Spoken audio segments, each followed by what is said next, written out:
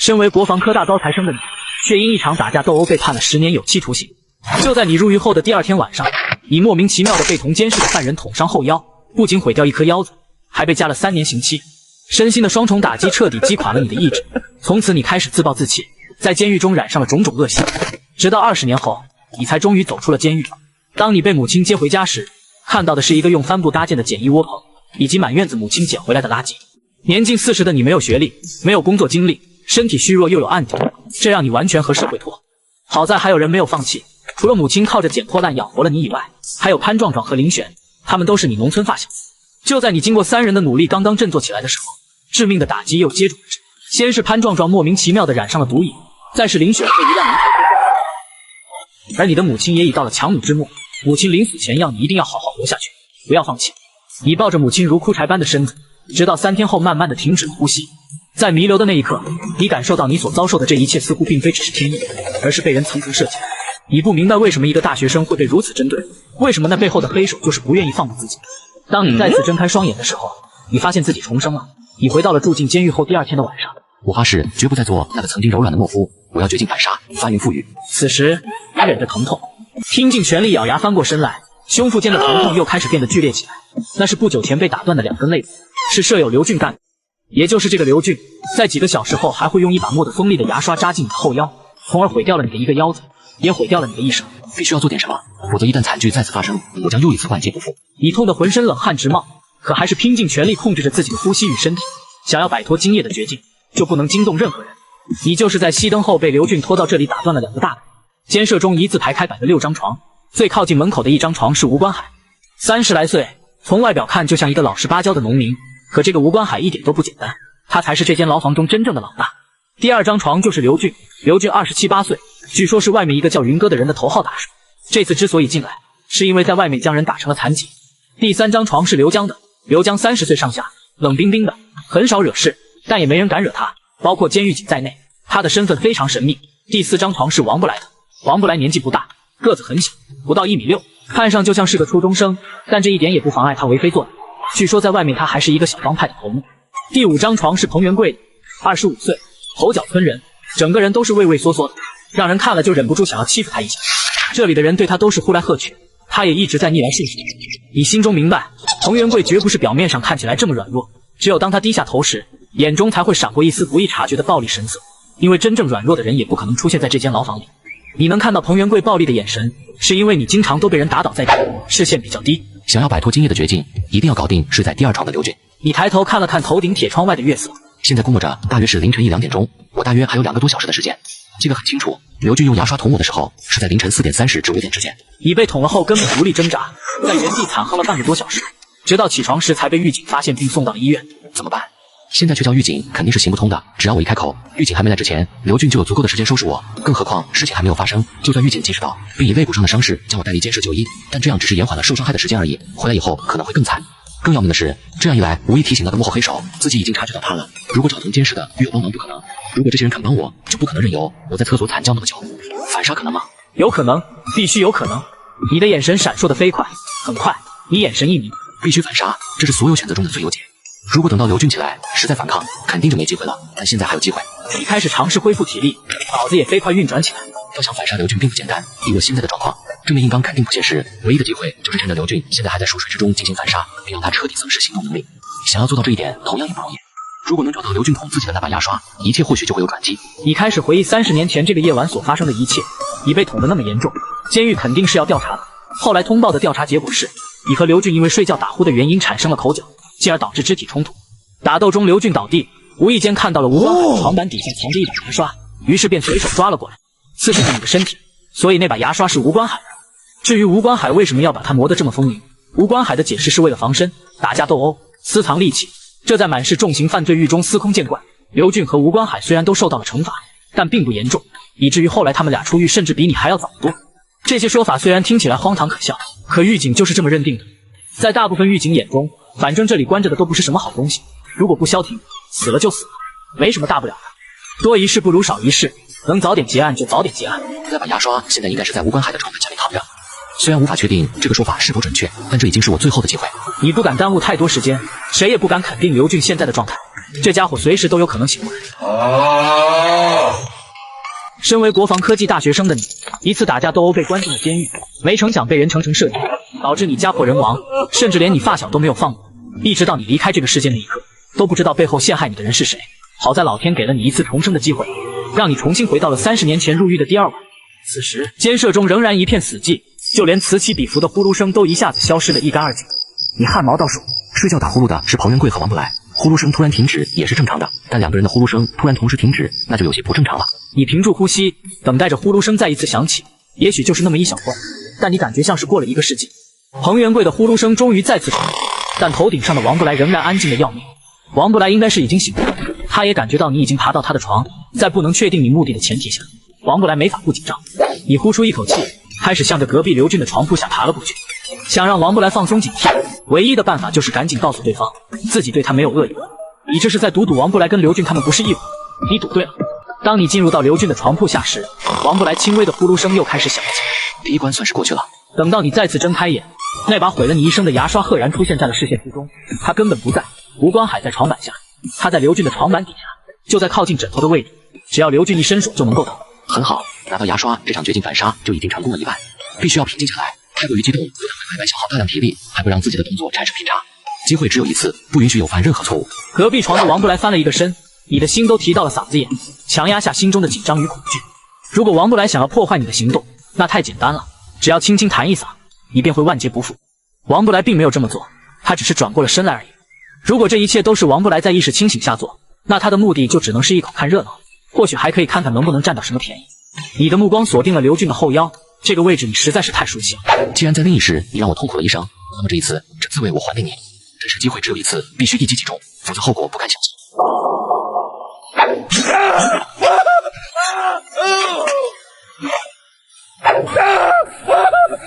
冲向了电池的位置，扑倒在地后，将右手伸进了电池内，将手卡进管道内后一仰，狠狠一掌，咔嚓，手骨断裂的声音顺着手臂传进你耳中，你浑身颤，管道中还有一些残余的水，你眼前一阵阵发黑。这时候还不能晕，你不断咬着自己的舌尖，让自己保持清醒。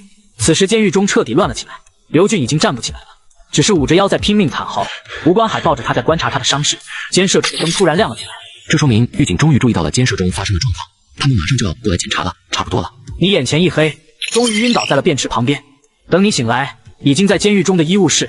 你感觉了一下自己的身体，除了肋骨和手骨传来阵阵剧烈的痛楚外，浑身上下也是酸痛非常，但还好腰子还在。你闭上眼睛，贪婪地呼吸着，生平第一次，你深刻地体会到了能自由地呼吸空气，真好，哪怕是在这不自由的煎熬之中。察觉到你已经醒来，护士过来看了看，一句话也没有说，谈不上温柔，但你还是给了他一个大大的微笑。接下来的2天里，除了医生和护士，没有任何人出现，你显得格外的安静，大多数时间都在发呆，睁着眼睛或者闭着眼睛发呆。这不是梦。这2天中，你已经无数次确认过，这既不是梦境，也不是自己的臆想，这就是活生生的现实。确实是重生吗？重生成了30年前的自己，虽然无法解释，但这就是现实。这2天中，你已经慢慢说服了自己，接受了这个现实。2天后，病房的门被推开，2名穿制服的狱警走了进来，手上还拿着文件夹。你知道自己的第2轮考验马上就要开始，来的是一男一女2名狱警，你当然都认识，2人都挺年轻的。男的叫刘聪，刚刚警校毕业没多久，是个满身正气的小年轻，还没有被这座复杂的监狱所腐蚀。女的叫孙俪，年纪应该要比刘聪大那么一点，平时做的是文职工作，你与她的接触不多。对于刘聪这位正直的狱警，你心中还是很感激。如果不是因为有他的存在，你的日子还不知道会是多么的黑暗。于是你对着刘聪努力地挤出了一个笑容。说吧，你是怎么做到的？经历了20年的牢狱生涯，你早已经很清楚，不过这只是一种审讯技巧。如果换做另一时，你会惊慌失措，会极力撇清自己与刘俊事件的关系，这就正好中了对方的圈套。如果那样回答的话，刘聪第2句问话问的就会是你当时昏迷着，怎么会知道监舍中发生的事？这一次你的情绪甚至没有一丝波澜。报告，我是自己摔的。我问的不是你自己的事，是刘俊的事。刘俊的事？刘俊有什么事？我跟他不熟，他做了什么都与我无关。刘聪和孙俪对视了一眼，2人都能清楚感受到对方眼神中的疑惑与不解。你不知道刘俊发生了什么？报告，不知道。您看我这一跤摔得还挺严重的，当时就昏过去，连怎么到的这里我都不知道，又怎么会知道别人的事？安小海，我劝你老实一点，摔一跤能摔成你这样，你当大家都是傻子？孙俪的语气变得非常严厉，但这对你仍然起不到半点作用。报告，我确实是自己摔的，至于为什么会摔得这么严重，我不知道，也许是伙食不太好晕倒了吧。我们的伙食都是严格按照政府标准配给，你如果有什么不满意可以提，但这次我们过来是为了了解刘俊事件的情况。你如果知道些什么，一定要老老实实的说，老实说出来可以算你立功。等我们自己查出来就没有这种好事。我确实不知道刘俊都干了什么，我跟他真不熟。那好吧，你还有几天时间，你考虑清楚了，随时可以找我。刘聪显然仍不甘心，但却拿你一点办法都没有。医生的报道他们都已经看过，你不但肋骨断了2根，右手手骨也骨折了。在这种状态下，说是你刺伤的刘俊确实有些匪夷所思。同监室的几个人，刘聪他们也已经反复盘问过，所有人都只是咬死了，不是自己干的，同时也不知道是谁干的。嫌疑最大的当然还是因为你身上的伤就是刘俊干的，这一点是刘俊自己交代的。刘俊说他狠狠揍了你一顿，然后把你扔在了便池边。如果论动机，你的动机最大，但你的身体状况又不支持你做出这种行为。难道是他刺伤了刘俊后才又折断了自己的手骨？刘聪也曾想过这个问题，可最后还是否定了这个猜测。这太狠了，已经超出了正常人的范畴。刘聪详细了解过，并且非常为你感到惋惜。一个国防科大的高材生，就因为失手杀了人，落到了如今这种地步，一辈子都毁了，确实让人惋惜。从你入狱后这1-2天表现来看，你不可能是这种狠人。刘聪发现自己在面对你是很难做到心静如水，对你甚至还有那么一丝丝歉疚。毕竟你在监视中被人欺负成这样，刘聪认为自己也负有一定的责任。身为国防科技大学生的你，一次打架斗殴被关进了监狱，没成想被人层层设计，导致你家破人亡，甚至连你发小都没有放过。一直到你离开这个世界那一刻，都不知道背后陷害你的人是谁。好在老天给了你一次重生的机会，让你重新回到了30年前入狱的第2晚。妈妈，还有一个姓林的女学生生前来探监，你愿不愿意见？你点了点头。但我只想见林雪，暂时不想见我妈，请您转告我妈，我现在心情很不好，请她1个月以后再来探监。你是怕她看到你这个样子？是的，我不想让她伤心，她已经够伤心了。你不想让你妈妈伤心，她就不应该到这里来。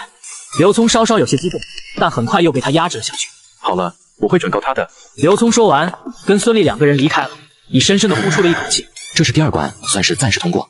接下来该怎么办？你再次闭上了双眼，大脑飞快运转了起来。想减刑或者逃脱法律的制裁几乎不可能。在另一世，我们一家人，包括2个最要好的发小，最后都落得那样凄惨的下场，这绝不仅仅是命运造成的，这背后一定有一只看不见的大手在操控着一切。到底是谁？但答案好像并不难找，多半就是与被我失手杀死的那个人有关。不过想在现在这种情况下找到答案太难了，只有等出去以后才有可能。我能顺利的出去吗？你的面沉如水，相对于他们来说，对方的能量实在太大，否则也不可能完成那一切。有这样一双强大到可怕的眼睛在背后盯着你，想要翻案几乎不可能。难道要老老实实的做完这10年牢？也不可能。既然对方的能量如此庞大，想要平平安安的服完这10年刑期，同样只是一种奢望。在另一世，你已经卑微到了尘埃里，可来自明里暗里的却从未变过，以至于你在这暗无天日的监牢中整整度过了20年时光。对方为何一定要对我赶尽杀绝？这其中一定隐藏着什么我不知道的秘密。你深吸了一口气，强迫自己不去回忆那场意外的细节。现在想这些没用，当务之急是摆脱眼下的困境。以现在伤势来看，还能在医务室处待10天左右。10天后回到那间监舍中，刘俊肯定是回不来了。但那里还有一个吴关海，刘俊的针对来得莫名其妙，这背后一定是有人指使。而那间牢房中真正的老大是吴关海，所以对方找的很可能是吴关海，否则吴关海不可能为刘俊提供凶器，更不可能在事后还承认那牙刷是他的。这一点很重要，牙刷是吴关海防身的，大不了就是一个私藏利器的罪名，加不了多长时间的。而如此一来，刘俊捅伤我就只是个意外。如果牙刷是刘俊的，那他的罪过就大了。过失、激情、伤人和有预谋的迫害，量刑的标准是完全不一样的。所以刘俊是在吴关海的指示下这么干的，这个可能性非常大。既然对方冒着这么大的风险下了手，那么他们就没有理由停止。刘俊栽了，但是他自己的问题，吴关海很可能仍然不会收手。只有千日做贼，哪有千日防贼的道理？你很明白，如果不解决吴关海这个隐患，那自己迟早还会再次跌入那无尽的深渊之中。第2天一大早，你才刚刚醒来，病房的门就被推开，是林雪儿，这个为了你一辈子没嫁人的傻女人。小海，都是我不好，都是我不好。林雪儿哭得梨花带雨，已经无法说出一句完整的话，只是不停地责怪自己。你之所以会失手捅死人，就是为了林雪。不久前你放暑假回村，正在村头跟人打麻将，潘壮壮急匆匆地跑了过来，说林雪儿被人欺负。你想也没想就跟潘壮壮2人一起冲了过去。阿婆角村是个渔村，大部分都是渔民，村尾有一个不大不小的鱼市，林璇放假时就会在那里帮家里人卖鱼。这天鱼市中来了一群二流子，领头的是隔壁沙头村村长。这家伙是远近出名的混蛋，平日里就仗着自己的村长老爸横行霸道。林雪儿是远近闻名的小美女，这群二流子自然少不了要上前调戏一番。林雪儿虽然长得很软萌，但作风却很彪悍。当你和潘壮壮赶到时，林雪儿正举着踢鱼的尖刀与这帮家伙对峙，不过对方人多势众，林雪儿已经被他们逼到了角落，你哪受得了这个？二话没说就混乱中，一把尖刀不知道怎么的就到了你手，而你也不知道尖刀。事情发生的太早，等到警察赶到时，还没回过神来，而被刺中的那个家伙却已经断了气。这就是你进监狱的原因。雪儿不哭，我很好。林雪儿很快便控制住了自己的情绪。刘警官，求求你，让雪儿在这里陪我几分钟好不好？就几分钟，求你了。你望着刘聪，眼神恳切地恳求道：“这不符合规定。”刘警官，就3分钟，3分钟好不好？求你了。你再次恳求，如果刘聪肯答应，你除了可以与林雪儿待上一小会儿外，还是一次绝佳的求生机会，你不能错过。那好吧，但我必须在场3分钟，你们只有3分钟。刘聪终于还是松口了。对于这个大学生囚犯，刘聪始终抱着一丝同情。谢谢你，刘警官。雪儿过来。听到你招呼，林雪儿再次扑倒在你怀中，放声大哭起来。刘聪看了两人一眼，在边上找了个位子坐了下，并且低下了头，看起了手中的登记本。那登记本没有什么好看的，他只是给了你和林雪儿最大的尊重。你轻轻搂住林雪儿，用脸颊蹭着林雪儿的头发，并且在不经意间将嘴巴靠近了林雪儿的耳。雪儿，你继续哭，但要听好了，你要帮我做几件事。林雪儿继续啜泣着，但抱着你的手臂却轻轻紧了紧。第一，告诉我妈，让她不惜代价准备3万块钱，然后去巴丁西街的万寿行找老板定中还烟，把钱留下就走，不要拿烟。还要记得把我的名字和复兴监狱写张纸条夹在钱。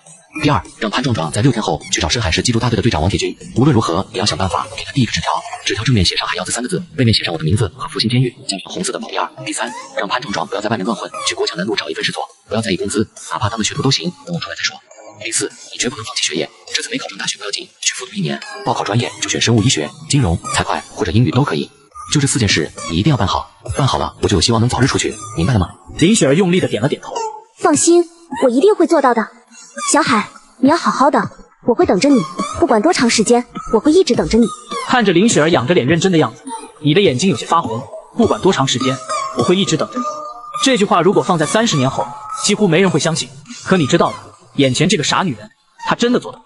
林雪儿等了你整整20年，20年后，她毫不犹豫地将整个身心都交给了你。只不过那时的你太过混浊，以至于彻底辜负了她的一片情意。这次不会了，我会一辈子照顾好你。你再也控制不住自己的感情，一把搂住林璇吻了下去。林璇浑身一震，但马上开始热烈地反应着。可3分钟已经到了，一旁传来了刘聪的提醒：“你不怪刘聪，刘聪能通融到这个地步已经相当不错。”你轻轻地推开了林雪儿。雪儿，时间到了，去吧，你要照顾好自己。好的，我会照顾好自己，你也一样。林雪儿咬了咬嘴唇，强忍着没有再次落泪，干净利落地转身离去。林雪儿从小就崇拜你的话，对于她来说就是真理。你拜托她的事，林雪儿下定决心一定要做到。林雪儿很清楚，你这是在自救，她绝不能坏事。值得吗？看着林雪儿离去的背影，刘聪忍不住问道：“你的事他很了解，很清楚你与林雪儿之间的纠葛。”值得，肯定值得。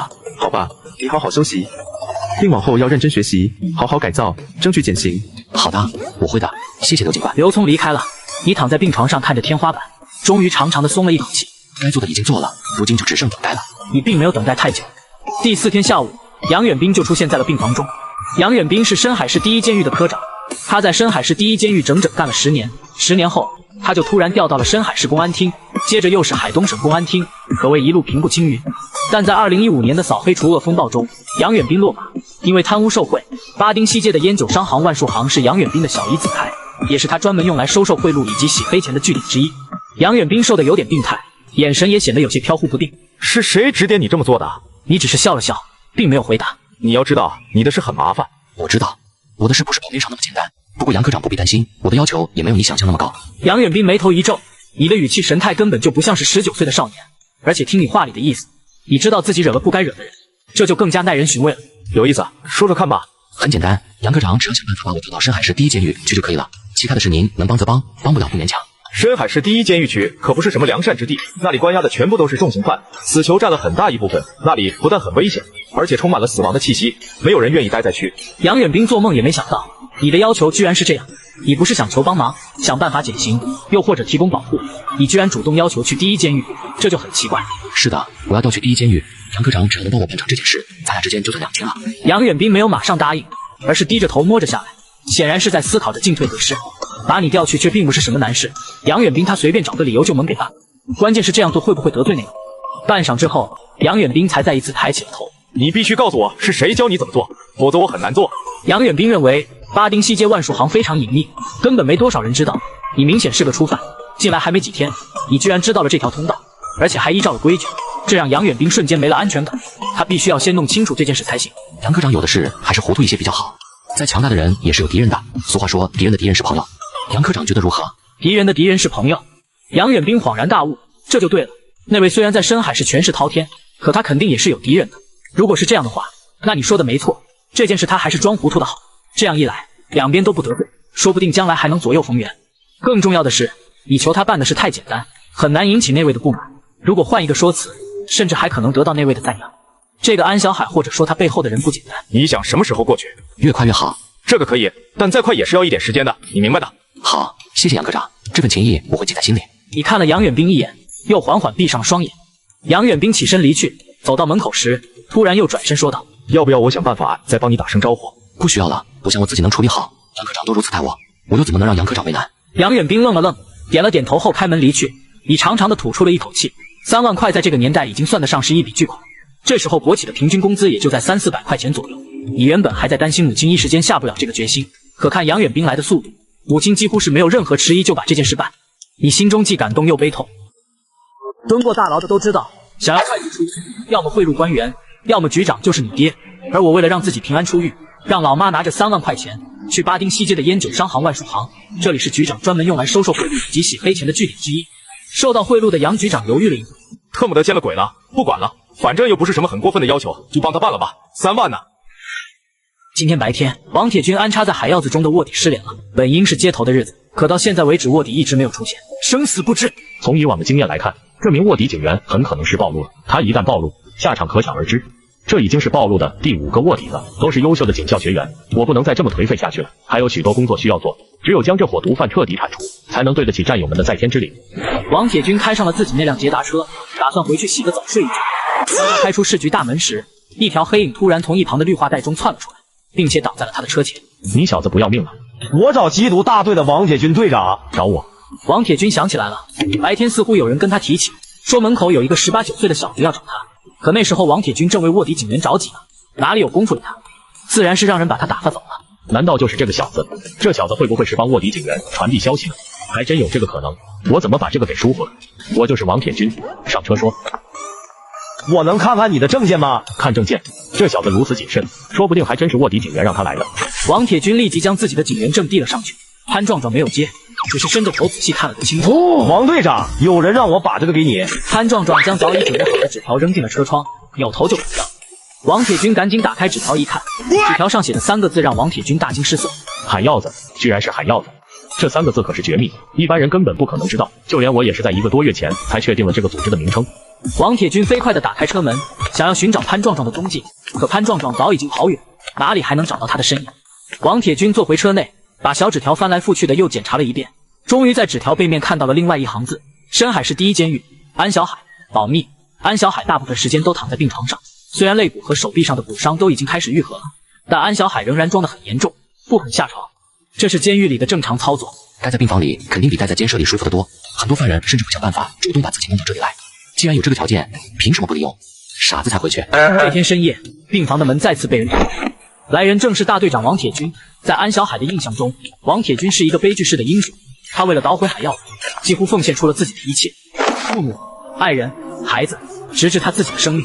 如果要在深海市找一个可以完全信赖的正直的警察，王铁军是最合适的人选。王铁军就是我为自己找的第2层保险。只有记录了王铁军的视线，才能拥有一定的力量，对背后的那个大人物进行反制。因为王铁军是绝不可能跟他们沆瀣一气的。但是与王铁军关系的尺度拿捏，必须要分外小心才是。王铁军没有马上开口，而是盯着安小海看了许久后，才把那张纸条掏了出来，在安小海眼前晃了晃后，才掏出打火机将它点燃。你是怎么知道他们的？听说的。听谁说的？我在监狱里，还能是听谁说的？具体是谁？我要名字。对不起，说。你觉得这会由得了你？没办法呀，给你名字，你不一定能问出来什么，但我肯定会没命。而且就连王队长你也保护不了我，这一点王队长应该很清楚。王铁军沉默了，因为安小海说的是事实。我抓到过海鹞子集团的人，可无论如何也撬不开对方的嘴。那家伙宁愿判死刑也不肯开口，并且很明确地说明了原因。他不开口只是一个人死，他一开口就是全家死，他没得选择。安小海如果真的给了我名字，还真不一定能问得出来什么消息来。但只要我前脚离开，安小海肯定小命难保。既然如此，那你找我有什么目的？有一个大人物想要置我于死地，我想得到你的保护。就凭你知道海鹞子3个字？不，凭你是一名人民警察，保护人民是你的职责。我不敢保证，我是市缉毒大队的队长，监狱不在我管辖范围内，我就算有心，也没有这个能力。王队长有心就足够了，我不求别的，只求如果有一天我莫名其妙的死在了这监狱里，那一定是被人害的。我希望王队长能为我沉冤昭雪。可我是一名缉毒警察，所以作为回报，我会充当你的线人，帮助你打掉海鹞子。就凭你？对，就凭我。说服我。我听说海丰镇一带2号很泛滥，你们是不是一直找不到他们的运输路线？我觉得不要老是盯着那些蜀道，有时候摆在明面上的通路才是最容易被忽略的。你的意思是说？我也只是猜测，具体是不是这样的，还需要王队长自行求证。不过如果他们能走明面上的线路，那说明线路里有人在帮他们。知道了。如果你提供的消息是真的，我可以考虑接受你为线人，但我更希望你不要想那么多，要相信政府。我可以用保密的方式给你报功，这对你减刑非常有帮助。我相信政府，我只是信不过那些隐藏在政府中的极少数的害群之马。王队长，我还是要提醒你，这件事最好不要搞得大张旗鼓的，容易走漏消息。还有，你跟我见面的事，也最好不要有任何人知道。这个用不着你提醒，我知道该怎么做。走了。王铁军离开的很干脆，看样子是急着去调查那条2号运输线。这些其实是上一世安小海看新闻知道的。如果安小海愿意，他甚至可以将活跃在海东省的大部分毒贩全部直接告诉王铁军。可是不能这么做，因为无法解释，过犹不及。如果被王铁军怀疑上了，那就更麻烦了。我确实有能力救更多人，但前提是我必须先救自己。王铁军虽然没有给我任何承诺，但给我的感觉却要比杨元斌靠谱得多。接下来又只有等待了。上一世我唯唯诺诺，被人重重陷害，导致临死前都不知道陷害我的人是谁。这一世我重生归来必然重拳出击。我重生归来第一件事就是找到陷害我的幕后黑手。凭借上一世记忆找到了几个靠山，一是警察局局长，二是缉毒队队长。此时缉毒队队长通过我提供的信息，他的行动已经有了结果。说说你的条件吧。我的条件我上次已经说过了，就那些。对，就那些。这次行动很成功，收获颇丰，我可以打报告，想办法帮你减刑。不需要，你这样子我只会死得更快。你确定有人想要害你？王铁军纳闷的是，安小海一直说有人要害他，可他一个乳臭未干的小子，害他干什么？非常确定。能不能告诉我是谁？说实话，我也不知道，不过必然是跟我弄死的那个人多少有些关系。我可以帮你查。不用了，谢谢你。王铁军这个人太正直了，让他去抓毒贩没问题，调查这件事还是算了。一来是越界了，二来是安小海断定王铁军不是那个人的对手。王铁军万一给搞砸了，不但害了自己，更是害了王铁军。他的处境并不会比安小海更安全，这一点安小海是心知肚明的。你被判了10年，我没有那么多时间等你出来。想让安小海帮忙破获海鹞子集团，他等在监狱里肯定是发挥不出太大作用。王队长，你追查海鹞子恐怕已经不止10年了吧？王铁军再次一愣，紧接着表情迅速冰冷。其实王铁军追查海鹞子已经不止10年了，在这段漫长的岁月中，王铁军失去了许多，包括4名他亲手挑选、培训的卧底，以及一个与他亲如兄弟的战友罗向阳。你知道的太多了，这让我很怀疑。王队，不管你信不信，我暂时只知道这么多。我已经申请调监区了，应该很快会调到 A 区去。A 区？是的，那里都是重刑犯，跑腿了不少。多花点心思的话，应该能为你探听到不少消息。你仅仅是为我探听消息？当然也是为了我自己。每个月我向你汇报一次。当然，具体要怎么汇报，我还得再想一想。主要是这件事知道的人越少越好。你不用反复强调这一点。你真正的用意是让我每个月都关注你的情况，一旦你发生了什么意外，我会很快知道，对不对？果然什么都瞒不过王队。可以，还是由我来安排我们沟通的方式吧。我还会想办法安排你进行一些必要的培训。我可谢谢你了，王队。但是培训什么的，真的不用了。不用了，你要清楚，你将面对的是一群什么样的亡命之徒。正因为我很清楚，所以不需要了。你们身上有一股特殊的味道，我怕沾染上，那样更危险。安小海说的不无道理。卧底警员正是因为接受过长时间系统的警察培训，所以无形中身上会背负许多枷锁，这让他们看起来多多少少会与真正的犯罪分子有所区别。这或许正是他们会暴露的原因之一。你家人递交的上诉，法院已经受理，真的不需要我做些什么？不需要。如果王队真想帮我，也不是不可以，但一定不能通过正规的渠道，最好能做成开后门的样子。我想，这个王队应该不擅长吧？王铁军没有回答，又看了安小海好一会儿后，转身离去。听着王铁军逐渐远去的脚步声，安小海深深地呼出一口气。看王铁军的神态表情，他肯定不会袖手旁观的，这一点我深信不疑。王队长啊，但愿你不要坏事吧。就在这时，医务室的门突然又被推开了。当看清楚病床上的那人后，安小海的眉头突然皱了起来。哎，是你啊，偶像哥，你怎么也在这里呀？好巧啊，巧飞机啊！偶像哥，原来你不认识我了。自我介绍一下，我是徐天佑，幸会幸会。安小海虽然没动声色，但心中已是惊涛骇浪。他终于认出了眼前这个人，徐天佑是海佛业贩毒集团的公子哥，他的老爸就是海西省大名鼎鼎的毒枭海佛业徐崇华。多年后，就是徐天佑一伙人，他们被警察包围在了一座海岛上。这些人仗着手上有各种的轻重武器，负隅顽抗了将近1个月。等到他到被抓住时，已经瘦得皮包骨。这场战斗的最后有现场直播，徐天佑被从藏身的山洞中拖出来时，有一个正面特写。偶像哥，你给点面子啊，跟你握手呢，别不理我啊！安小海深知徐天佑的可怕，别看他说的笑嘻嘻，如果真的不顺他的意，说不定他就能笑着给你来上一刀。这家伙就是个疯子。多一事不如少一事，配合一下就配合一下吧。哈哈哈，终于跟偶像哥我到手了，开心！哈哈哈。徐天佑，你老实点。那位跟过来的警察用手铐将徐天佑的2只手全部铐在了胸口，离开前还狠狠瞪了安小海一眼。房间中安静了下来，一夜飞快过去。安小海迷迷糊糊的清醒过来时，总觉得哪里有些不对。刚一睁开眼就看到了徐天佑的大脸，原来徐天佑这家伙将一边床栏杆给掰断了，然后拖着整张病床凑到了他边上，这就离谱。你要干什么？偶像哥，你是不是就快要出去了？我看你好像已经好的差不多了。是啊，我这2天应该就要回建设了。我舍不得你。尼玛，这家伙怕不是个弯的吧？就在安小海还在想着该如何应对，说时迟那时快，徐天佑突然爆出，大头狠狠向前，直接砸在了安小海的右臂上。偶像哥，你忍一下，很快就好了。我把你的手再搞断，咱们就可以多在一起待几天。我带你妹啊！安小海勃然大怒，这徐天佑就是个变态。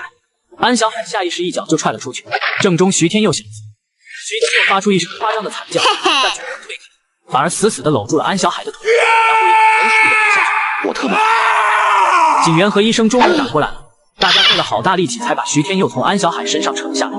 徐天佑满脸都是血，腿上的伤口更是完全迸裂，血流了一地，可他的眼神和表情却没有半分痛苦，反而全是兴奋。这场景看得安小海浑身都是鸡皮疙瘩。他为什么要攻击你？攻击我？没有啊，我俩就是闹着玩而已。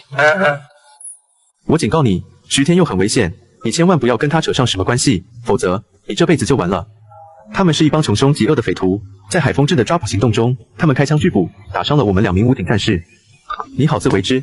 谢谢刘警官，我心里有数的。这些话刘聪本不应该跟他说的，这是犯纪律的。可刘聪还是说了，这位正直的年轻狱警是真的想要拯救他。原来这个黑暗的世界中是真的有光的。接下来的几天，徐天佑都不消停，整天除了躺在床上哼歌以外，就是跟安小海吹牛皮，讲他的各种风光事。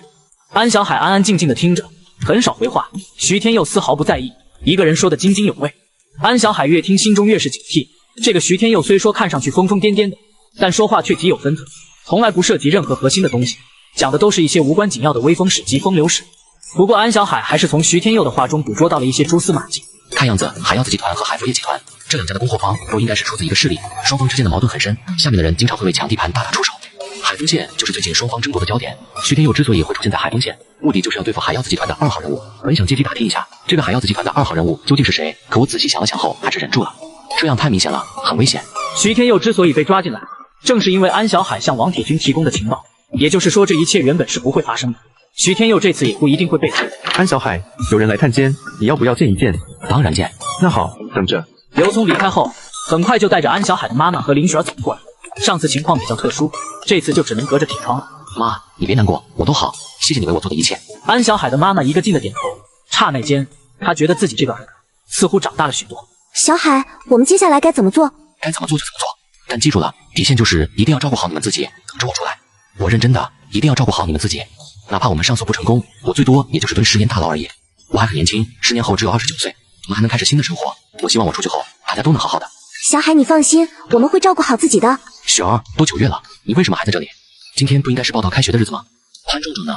怎么一直不见这家伙？我请了假出来的，反正今天只是报道，没有课，我下午就会赶回学校。潘壮壮听了你的话，他去了国强南的电子市场打工了。林雪儿把潘壮壮公司前台的电话告诉了安小海。深海市第1监狱档案室，王铁军正在翻阅档案，这次他是光明正大的过来，调取是在押毒贩的档案。王铁军的真实目的仍然是安小海，可惜了。不过因为这个被判10年，似乎也有点过重了。周铁，王铁军又翻了翻周铁资料上显示他是沙头角村村长周维光的儿子。一个村长能有这么大能量，要陷害安小海，并不是那么容易能做到的。至少公检法各个机关，包括监狱系统都得打通才有可能。小小的一个沙头角村村长能有这么大能量？怎么了，王队？有什么问题吗？没有问题，我就是有点好奇，原来安小海帮的这个女孩也只有18岁啊，这明显就是早恋啊。对，确实有早恋的嫌疑，不过18岁不算小了，放在以前都可以当孩子妈了，也就是现在提倡晚婚晚育而已。呵呵。行了，我走了，帮我看好这些家伙，尤其是那个徐天佑，这小子极其不老实，只有放在你们这里等候审判我才安心。那肯定的，王队等一等，我送你。杨远兵的心情很好，他刚刚才去见过那位，装作不经意的把安小海调去的事汇报了上去。那位刚开始时还有点不快，可想了想后反而表扬了他一番，而且他对安小海的态度似乎也发生了些许转变，似乎是没有那么急着要弄他了。安小海一旦去了 A 区域，成日里跟那些毒贩、杀人犯混在一起，还能有什么好结果？就算将来放出去，多半也会走上邪路。这些人还真是不把他弄死不肯罢休啊！而且还是要让他不得好死，至于吗？这究竟得有多大仇多大怨？杨远兵忍不住摇了摇头，这些都不关他的事，他本人对安小海并没有恶意，做这一切也只是为了巴结那位，为了将来平步青云而已。在安小海背后帮他的人又是哪位呢？敌人的敌人是朋友，那安小海背后的人一定就是那位的政敌了。政治斗争最可怕了，但愿我不要被卷入其中。特么的，这王铁军不会是另一边的吧？不是，应该不是。王铁军是出了名的茅坑里的石头，这样的人是不会轻易站边的。撕不过也难说，鬼知道王铁军这个样子是不是伪装出来的？好可怕！算了，还是明哲保身吧，都得罪不起啊。杨远兵打定了主意，以后对安小海也要好一点，反正那位也不知道，最好是两边都别得罪。坐在车里的离去的王铁军，此时却是笑得前仰后合。呵呵，有意思，小子，谁告诉你说我王铁军不会开后门的？我这就去开个后门给你看看，而且还是光明正大的开。铁军，今天怎么舍得到我这儿来串门？到你这里当然是无事不登三宝殿。你呀，除了工作就没别的了，真是服了你了。要不然呢？你是检察长，我是缉毒队长，除了工作，咱哪敢跟您套交情？你呀，你说吧，什么事儿？我是为了一个案子来的。王铁军把安小海的案子讲了一遍。这案子我听说了，那个安小海还是个高材生，是挺可惜的。是的，很可惜，所以我想来跟你求个情，看能不能同情处理。今天这是怎么了？太阳打西边出来了，我没听错吧？咱大名鼎鼎的王大队长居然开后门，还开到我这儿来了。不过你似乎是找错人了吧？我这是检察院，不是法院。我知道这里是检察院，也知道高检察长是出了名的铁面无私，但是老高，你知不知道安小海为什么会失手杀人？听说是为了帮一个小姑娘出头，一帮小流氓调戏这小姑娘，这才引发了这起案件。那你知不知道这小姑娘是谁？这不知道，没注意。我告诉你吧，老高，这小姑娘的名字叫林璇儿。林璇儿啊，我记得林建国的女儿就叫林璇儿，难道是她？是的，就是她。正因为这案子涉及到林璇，所以我特别关注了一下案情。我发现这案子有很多疑点，尤其是从案发到立案再到审讯、宣判，直到人进了监狱，整个过程才短短1个月不到。这个效率太吓人了，又不是什么大案要案，要特事特办，有这么高的效率，说明事情肯定不简单。不行，铁军，走！上哪儿去？当然是去法院找老邢啊！我倒要当面问问他，这究竟是怎么回事？我看他怎么跟我解释。走，一起去。男人只是让缉毒队队长走个后门，本以为只是随口说说，没有抱太多希望，没想到他真的去找到了检察院长。孙秘书怎么说？上面的意思是让你们接受赔偿，尽量解书。接受赔偿？那安小海？放心，他坐牢是跑不了的，应该会被判个3到5年。什么？才3到5年？这怎么能成？这可是一条人命！孙秘书的脸色马上变得难看起来。这里可是市委的内部办公室，这女人在这里大喊大叫的像什么话？周维光马上制止了自己的老婆撒泼。孙秘书，您别生气，这乡下女人什么都不懂。孙秘书，要是赔偿的话，咱该要多少？上面的意思是要4万吧？什么？才4万？我看最少得要10万。周维光的老婆才刚刚开口，就被周维光狠狠地瞪了一眼，于是只能又闭了嘴。4万不错了，我们算过他家的财产了，他们把所有房子全部卖了，然后再向亲戚朋友借上一圈，估计能勉强凑齐4万。可以了，4万足够让安家彻底破败了。你们想多要也行，到时候人家给不起，宁愿多坐几年牢，你们也不可能得到想要的数目，甚至连4万都没有，自己看着办吧。孙秘书说完就想离开，这两夫妻他是够的。自从联系上周家，就一直是他在跟他们打交道，太难受了，多跟他们待一刻都难受。孙秘书，您等等，要是我们拿到了钱，这钱你们自己留着吧，毕竟你们也养了他这么多年，还有什么事吗？没有了，就是觉得太便宜安小海那小子了。哈哈，你家的周铁是什么人，你们心里很清楚，他现在人没了，那位比你们可在意的多，你觉得会如此轻易的就结束了？行了，见好就收吧。孙秘书已经到了爆发的边缘，可一想到周家夫妻的人品，还是耐着性子多解释2句。这次只能这样了，市公安局和检察院都已经插手了，不好办，你们就不要操心了。好了，不要再出什么幺蛾子了，话我已经给你们带到了，要怎么选择你们自己考虑。如果因为你们把事情搞砸了，那位的脾气你们也很清楚。那是，我们不会乱来的。行了，你们回去吧。孙秘书说完逃也似的走掉了，两人也从小门熟路的离开了深海市委。安小海很快迎来了2审宣判，安家赔偿周家4万元，安小海的刑期缩减至了3年0.6个月。当法官宣读完判决书，安小海的视线看一下了旁听席上穿着便装的王铁军，王铁军此时也在意味深长地看着安小海。回到医务室，安小海开始收拾东西。徐天佑在这里待了没多久就被转走了，他的案子还没有宣判，借用监狱的医务室养伤也是为了安全起见。安小海正收拾着，杨远兵来了。给你在 A 区安排了232号房，那间房比较小，一共只能住4个人，空的一个床位给你了，应该还算舒服。谢谢严科长。不客气。你的2个狱友，一个叫胡建明，35岁，贩毒进来的，还有1年就可以出去了，他应该不会轻易惹事。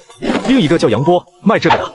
这个杨波比较危险，我跟他的老大打过招呼了，只要你别去主动去惹他，他应该不会无缘无故为难你。明白了，杨科长的情谊，我绝不会忘记的。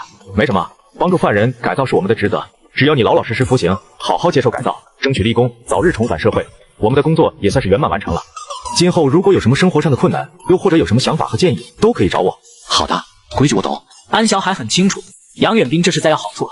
呵呵，收拾好了就跟我走，我送你去原来的房间，那边你也再收拾收拾，然后我送你去 A 区232号房。其实也没什么东西好收拾的。杨远兵之所以要这么做，无异于是在告诉这些人，安小海有他罩着。海哥，你可以出去了。王不来站起来问道：“哪有这么好的事儿？我换房了，我要换这区。A 区啊，厉害厉害，那边都是大佬。这座监牢对于安小海来说是前途尽毁，是无尽的黑暗。可是对于像王不来这样的人来说，却是一个刷声望的绝佳场所。怎么称呼啊？叫你王哥还是来哥？你才是真老大，不用叫我哥，叫我阿来就行。我得叫你哥。哈哈，你那一手很牛逼，教我呗。哪里比得上你？切别小气啊，我觉得你那一手挺适合我的。你看我这高度正好。海哥，你知不知道？我听说刘俊那个沙雕现在还爬不起来，天天在尿血，太他妈过瘾了。尿血再正常不过了，不尿血才怪。在另一室，安小海3、4年后还在不停尿血，照准了捅就是了，没什么难度的。说的也是，捅就是了。海哥果然是念过书的，真有水平，哈哈。安小海知道王不来在外面砍掉了别人一只手才进来，据说是收了5000块钱。为此，王不来的家人赔了人家可不止5000，但王不来不在意，在他看来，钱不在他手上，就不算是他的钱。阿来，要不我给你介绍个生意吧？行啊，用谁？要是人在外面，你至少可得整3年。不过要是海哥出价高的话，我也可以叫外面的兄弟们去办。不用，人不在外面，就在这里。就他2只手2只脚，加起来我可以给你2万。安小海很随意的指了。安小海，你想干什么？我跟你无冤无仇的。闭嘴，我们无冤无仇。有种再说一遍。敢做不敢当是要被人看不起，在外面还无所谓，但在监狱中如果被人看不起，后果就有点可怕。我只是收钱办事，确实跟你无冤无仇，冤有头，债有主。男人重生归来，第一件事就是让自己上一世受到的委屈全部还给对方。吴端海这是真的怕了，他这话的意思很明显，如果安小海愿意放过他，他可以出卖他的雇主。出卖、背叛，这是道上最忌讳的事。虽然许多人都是这么干的，但他们绝不敢如此明目张胆地说出口，摆明了说出来，那就是在找死。海哥，你说的都是真的，断了他的双手双脚，你真能给2万？是啊，不过现在没有啊，得等我出去。明白的，这活儿我接了。这不太好吧？我都答应要来了。我无所谓，大家凭本事赚钱，我不介意的，不过可以单卖的吧？了解，黑飞，你不要嚣张，你家就快完了，别到时候付不起钱，把自己玩没了。呵呵，你知道的还不少。安小海心中冷笑，这下子更不能放过这家伙。吴关海这个仇，我安小海报定了。我受罪之前的煎熬，就当是收些利息吧。如果换作是另一世，这时的2万块钱对于他来说确实是一笔不敢想象的巨款。可对于现在的安小海来说，2万块不值一提，而且还不犯法。来到一区，安小海一直在想，害得他家破人亡，甚至把帮他的2个最好的朋友都牵扯了进来的事情。对方这么做的动机是什么？他为什么要几10年如一日，如此对付我和我的家人朋友？这得多大仇多大恨啊！我一个普通渔民家庭，爷爷奶奶也很普通，家里的长辈们都非常老实，平日里与人为善，没听说他们得罪过什么人。这样的一个家庭，又有什么理由让人花费如此大的力气，让他支离破碎呢？安小海想不通，因此他更倾向于是因为周铁的缘故。只要顺着周铁一家查下去，大概率就能查到那个黑手。但如果是最严重的那种情况，那唯一的线索就是递刀子给自己的那个人了。又过了10来天，232监舍来了一次严格审查，232监舍中的3个人都将被带到监狱的审讯室单独问话。走在路上时，安小海就知道，这很可能是王铁军来找他。进入审讯室，在里面等着他的并不是王铁军，而是一位从未见过的年轻女警。狱警将安小海固定在审讯椅上后就离开了，还顺手关上了门。安小海瞟了一眼年轻女警身后的摄像机，摄像机的灯没有亮，说明她并没有在工作。我是市禁毒大队的警员，我叫夏晶，以后我就是你的联络员。最近你探听到了什么消息，可以直接跟我说。对不起，我不明白你在说什么。开玩笑，这监狱里危机重重，还有一只看不见的黑手在背后操控着一切。就凭夏晶这一番话，就想让安小海相信他，怎么可能？你不用这么谨慎，是王队派我来的，他也一起来了，现在正在审问胡建明。之所以让我来与你对接，是怕引起别人的怀疑，这不是你自己要求的吗？我要求的吗？我怎么不知道？对不起，我不明白你在说什么。眼前这个年轻女警漂亮是够漂亮的，但能力实在是太差了。如果真是王铁军让她来当自己的联络人，安小海绝对不会同意。半晌之后，夏晶拿安小海完全没了办法，只得起身开门离去。怎么，对夏晶不满意？没有什么满意不满意的，她太嫩了，我信不过她。确实是有点嫩，刚刚毕业的。你知不知道，我把她要到缉毒大队来，有很大一部分原因是因为你，我想让她来当你的联络人。她不合适。为什么？她太漂亮了，太打眼，很容易被人记住。你说的也有些道理，不过我找她有我的理由。夏晶是你的师姐，刚刚从国防科大毕业，品学兼优，能力出众。她的理想是当警察，所以参加了警队的招聘考试。正因为夏晶是你的师姐，所以很合适做你的联络人。掩护的身份是你的女友，你们在学校的活动中相识，双方都互有好感，所以她毕业以后就来了深海市找你，你们接触联系也就顺理成章了，不容易引起外人怀疑。她比我大，这很重要吗？夏晶是一个大美女，一个美丽的女人，往往会让人忽视她的年龄，而且她并不会比你大太多，也就2岁而已。你看上去倒是比她沉稳了太多，我倒是觉得你们俩站在一起看着挺合适的。我说了，不合适。夏晶除了太打眼以外，还太嫩，跟她合作，我怕会被她害死。还有，王队，你想过没有？这事儿要是被雪儿知道了，会是什么后果？会是什么后果？雪儿会把她生撕了的，不要给我找麻烦，而且是这种大麻烦。安小海，我知道你为什么要来找我，一方面你是想让我能在暗中保护你，让你顺利的度过这几年的牢狱之灾，另一方面也是在为出狱以后做打算，对不对？你想通过我，通过立功，抹去你的犯罪历史，至少让它不再成为你人生的障碍，我说的对不对？安小海，你真的很聪明，这确实是一个非常不错的选择。但是我更要提醒你，我们的工作很危险。如果你真的要当我的线人，我劝你最好跟林雪儿先做个了断，否则你就是在害她。在这方面，我们有过许多血的教训。对不起，我不能这么做，我必须跟林雪儿在一起。雪儿是我活下去、战斗下去的最大力量源泉之一，我不可能放弃雪儿，除非她放弃我。但这样你会多出一个巨大的软肋。人都是有软肋的，我当然有软肋，还不止一个。王队，你难道就没有软肋吗？王铁军再次沉默了。是啊，他也有软肋，他的妻儿父母都是他的软肋。可是为了工作，难道要把他们都放弃吗？算了，这个问题我们先搁置吧。你不接受我的方案，那你的方案是什么？潘壮壮，就是那天晚上给我扔纸条的那小子。可我觉得他好像有点不太聪明的样子。不需要太聪明，可靠就行。你确定要把他也拉下水？那好吧，你们打算怎么做？潘壮壮现在在国强南一家电子公司打工，那里的前台有电话。我每周有一次机会给家人朋友打电话，我会在电话里把消息传给他，你定期去他那里取就好了。如果有特别紧急的事，我会让他去送给你。也行吧，我能去找潘壮壮，跟他商量一下传递消息的方式吗？不用这么麻烦，你把你的传呼号给他就行了，他会把密码发到你的呼机上，用密码本的方式把页数、行数、字数3个数字一组。你还懂这个？王队忘了，我曾经是国防科大的学生了。是啊，你曾经是国防科大的学生，还是海东省高考前10名。我承认，我小看你了。那密码本用什么书？就用87年版的《基督山伯爵》吧，深海市出版社出版的。好吧，先这么着吧。如果我有什么紧急情况需要找你，我还是会派夏金过来。我老是自己过来，有点太招摇了。他以什么身份过来？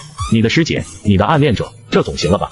可他已经穿着警服在这里露过脸了。这你就放心吧，他来的时候戴着口罩，没人见过他的脸。他只要穿上便装，再化个妆什么的，应该不会有人认出来的。放心吧，这只是为了防止意外发生留的后手而已，不一定会用得上的。行了，时间差不多了，有没有什么消息要告诉我的？有，我偶然间听到一个消息，有人买了武器，准备打劫深海市精密仪器厂。知不知道是什么人？知不知道时间？什么人不清楚，但时间大约可以确定，应该就是这个月。他们打算在精密仪器厂发工资之前动手。知道了，还有什么消息吗？那好，我得先走了。据我所知，精密仪器厂发工资的日期就在后天，我得赶紧回去找相关部门布置一下。身为国防大科高材生的你，一次过激伤人让你吃了10年免费的。可是你万万没有想到，对方的老爸既然是深海市一手遮天的风云人物，以至于你在未来的30年过得如履薄冰，甚至还牵连了你的父母。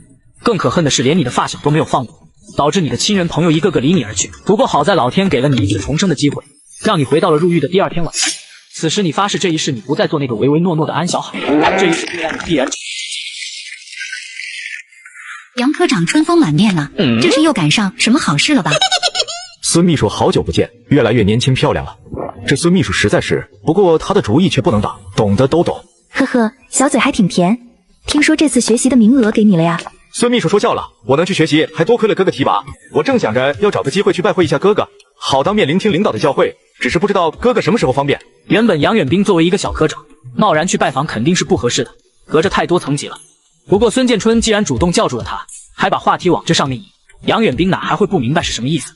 他现在就有空，他刚刚还提起你呢，说你工作做得很不错，如果你想去拜会他的话，现在就是个好机会。那太好了，我现在就上去。进来。两人跟他聊了许多，但让杨远兵没想到的是，话题最终兜兜转转，却是来到了安小海身上。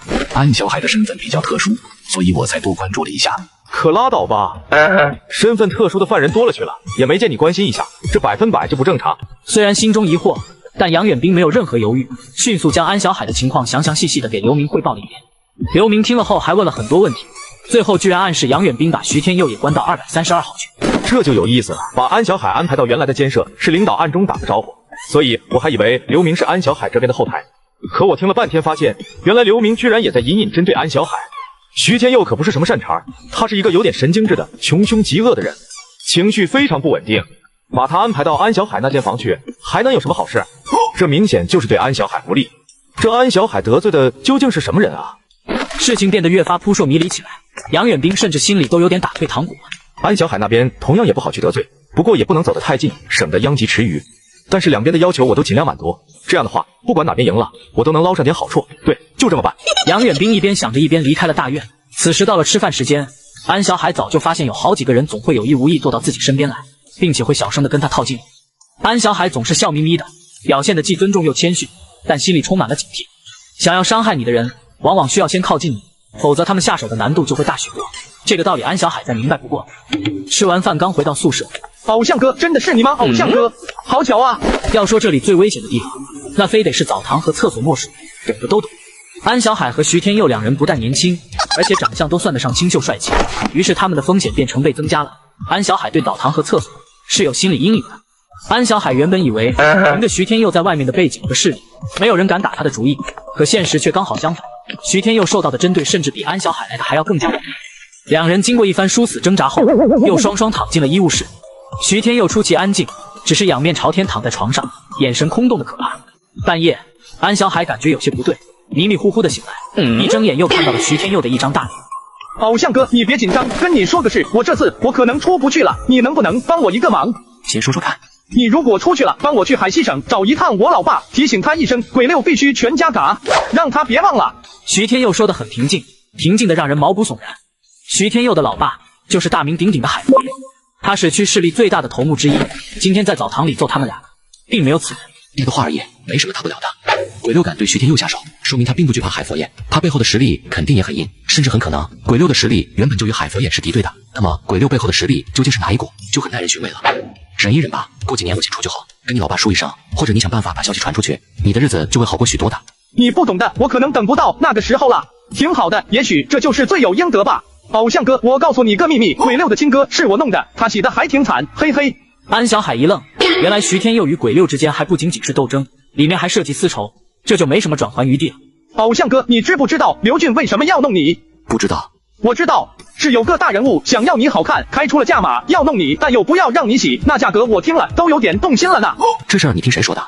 前阵子听一个粉仔说的，具体是谁不能告诉你，你懂的，但消息是真的。我一直很好奇，这个大人物为什么要对付你？你把人家老婆女儿都那个了，还是咋的？安小海轻轻一笑，到现在为止，能肯定的是，想要他洗的，除了周铁的村长老爸以外，安小海真的想不到其他任何人。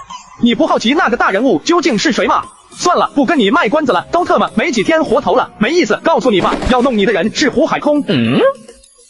算了，不跟你卖关子了，都特么没几天活头了，没意思。告诉你吧，要弄你的人是胡海空。胡海空是深海市海空房地产有限公司的老总，海东省首富，这人就是黑道起家的。原来是他，怪不得在深海市手眼通天，一个出面的人都是这个级别的，那背后藏着多恐怖的人就可想而知了。接下来的2天，徐天佑仍然安静的厉害，也不知道他在想些什么。第3天，徐天佑被推去另一间房做检查了。杨远兵突然跑过来，你跟田巧光很熟吗？我知道他不一定认识我，我们不熟。田巧光是深海市第1监狱的狱警，主要是管理阅览室的。杨远兵为了这事儿特意跑这么一趟，肯定是有原因的。这样，那他就真是为了你的手艺了。田巧光打了个报告，说是要调用你一段时间去帮我们的合作企业解决一些技术问题，但他的报告被上面否决了。按理说，这事儿我不该跟你说的。我明白的，谢谢杨科长。好了，我还有事儿，先走了。对了，那个徐天佑，你离他远一点，他很快。算了，走了，你好好改造，不要有太多思想负担。杨远兵说完就离开了。家里人应该又去买烟了。杨远兵很明显是在投桃报李，告诉了我一些消息。从杨远兵欲言又止的神态来看，他很可能是知道了神魔关于徐天佑事，说话说一半，很可能是在暗示我把这个消息告诉徐天佑，他也好从中捞些好处。徐天佑的好处他都肯捞，这简直了。徐天佑很快被推回来了，仍然是两眼无神的样子。安小海什么也没说，他需要反复权衡过利弊之后再做决定。徐天佑背后站着的是海佛业集团，海佛业集团的势力范围在海西省，他们跟海妖子集团应该是对立竞争的关系。我一旦帮了徐天佑，就会同样站在海妖子的对立面，那样一来，不但会让自己身陷险境，更重要的是，想要实现对王铁军的承诺也会变得更加困难。那帮徐天佑有没有好处呢？如果有徐天佑罩着，至少在监狱中的这3年，我就会好过许多。徐天佑一方的势力至少能帮我挡掉大部分来自犯人一方的威胁。不过前提是徐天佑能保住自己，又或者徐天佑能出去，徐天佑在里面的话，效果会差许多。下午的时候，潘壮壮带着安小海的奶奶来探监了。在探监时，潘壮壮没有多说什么，只是告诉了安小海，他们给他送了衣服和钱，还有陈水芬的一封信。安小海立即就明白了，所有信息应该都在那封信里。东西自然是不可能直接交到安小海手里，而是先送去了安检室，等安检检查完后，安小海才能去领取。很快就有狱警过来押送安小海前往安检室领取送过来的物品。按理来说，监狱很少有这么高效率，难道是赶着换班吗？不大可能。我很清楚监狱中每个班次的换班时间，现在还远不到那个时候。前面就是安检室了，你自己过去领东西吧，快去快回，别耍花样。狱警突然停了下来，安小海心中警铃大作，这太不正常了。虽然这一段路是封闭的，我不可能跑掉，但是监区范围内，尤其是非固定区域，是绝不能让犯人离开视线的，这是监狱的铁律。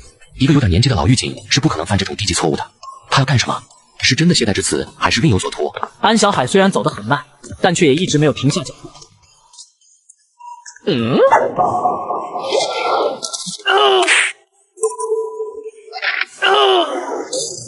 救命啊！杀人！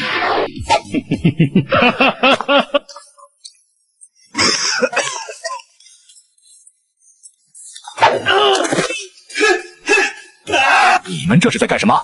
赶紧松手！那个中年狱警和安检室的狱警终于出现了，可他们对安小海浑身的血迹视而不见，反而掏出警棍指着安小海大声命令道。安小海牙关紧咬，一言不发，继续加大手上和腿上的力量。最先赶来的这两人明显是一伙的，我这个时候要是松手，地上的人爬起来再给我一下子，是非常有可能的。所以现在不能松手，必须再撑一下，撑到有其他人到场再说。我命令你赶紧松手！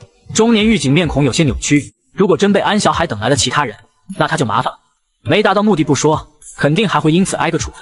安小海恍若未闻，只是不停加大力量，实际上他知道自己已经快不行了，眼前也是一阵阵的发黑。我命令你松手，听到没有？中年狱警咬牙切齿，可安小海却从他的眼神中看到了恐惧。安小海，你在干什么？赶紧松手！刘聪熟悉的声音终于传了过来。安小海咧嘴一笑，这下应该安全了。偶像哥，你醒了，我就知道你没这么容易死，哈哈。什么时间了？我昏迷了多久？现在差不多凌晨1点，那个护士刚刚来查过房，你已经昏迷2天了，嘿嘿。白天我试了一下，想看看能不能把自己的手臂崴断，没想到还真成了，哈，可是真他妈疼啊！不过值得，我又可以跟你单独多待几天了，怎么样？意不意外？开不开心？安小海挤出了一个笑容。突然间，安小海觉得眼前这个徐天佑似乎没那么可怕。在这座暗无天日的牢笼中，徐天佑一直都在口嗨，可也真没做出过什么伤害他的事来，反倒是那些个道貌岸然的人，好几次把他推到了死亡边缘。八竿子打不着的两个人，一个混混头目，一个科大高材生，两人既然聊起了家常。徐天佑，你的朋友们都是怎么叫你的？朋友？我没有朋友，外面的人明面上叫我天哥，背地里叫我颠老。至于偶像哥你嘛，你想叫我什么都行，我都开心。颠老挺形象的，你是不是念过很多书？没有，我小学都没毕业。安小海立即闭上了嘴。每个人都有不愿意触碰的角落，徐天佑这样的性格，估计不愿去触碰的角落只会更多。如果摸不清他的性格，最好就是选择少说话，说多错多，万一触动了徐天佑的痛处，这家伙又发起癫来就麻烦了。喂，偶像哥，你别停啊，接着聊啊。你为什么要叫我偶像哥？别跟我说我就是你偶像这种话。这是一个秘密，嘿嘿，当然不能随便说给你听了。再说了，说出来很丢人。不过等我洗的那一天，如果你还有机会问我，我就告诉你。不过偶像哥，你不用急，说不定快了，我感觉我很可能活不过这个月。就因为鬼六？屁的鬼六，他就是个小人物，啥都不是。你别问了，这事儿你知道了，对你没好处。聊点别的吧，比如说你跟偶像嫂啥时候弄个小偶像出来什么的。偶像哥，你不用这么紧张，我对偶像嫂没半点歪心思，我的心里只有你。要是换做以前，我满身鸡皮疙瘩，可现在已经有些无感了。徐天佑的性格我已经慢慢的能摸到点风了。徐天佑口中说的是，如果听着像笑话，那基本上都是认真的，而他说的很认真的，就很可能真实的笑话。粉丝仔，我跟你做个交易好不好？交易当然好了，能跟偶像哥做交易，我求之不得。不过贞操不行，人家不是那么随便的人。滚蛋吧你！我帮你想办法出去，而且我还能给你介绍几个妹子。真的？你有路子。哇操，太刺激了！偶像哥，你是我的真偶像。越狱，太特么刺激了！偶像哥，如果越狱的话，你跟不跟我一起？当然一起。你只需要蹲3年多月了，有点亏呀。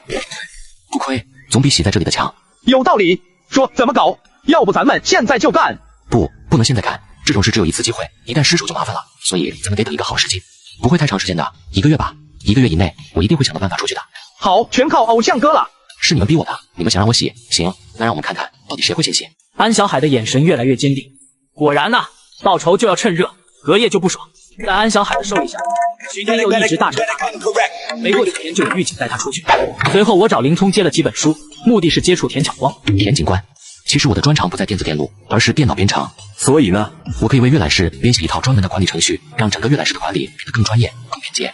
甚至只要时间足够，我还可以编写出更加复杂的工作管理程序，提升整个监狱的现代化管理水平。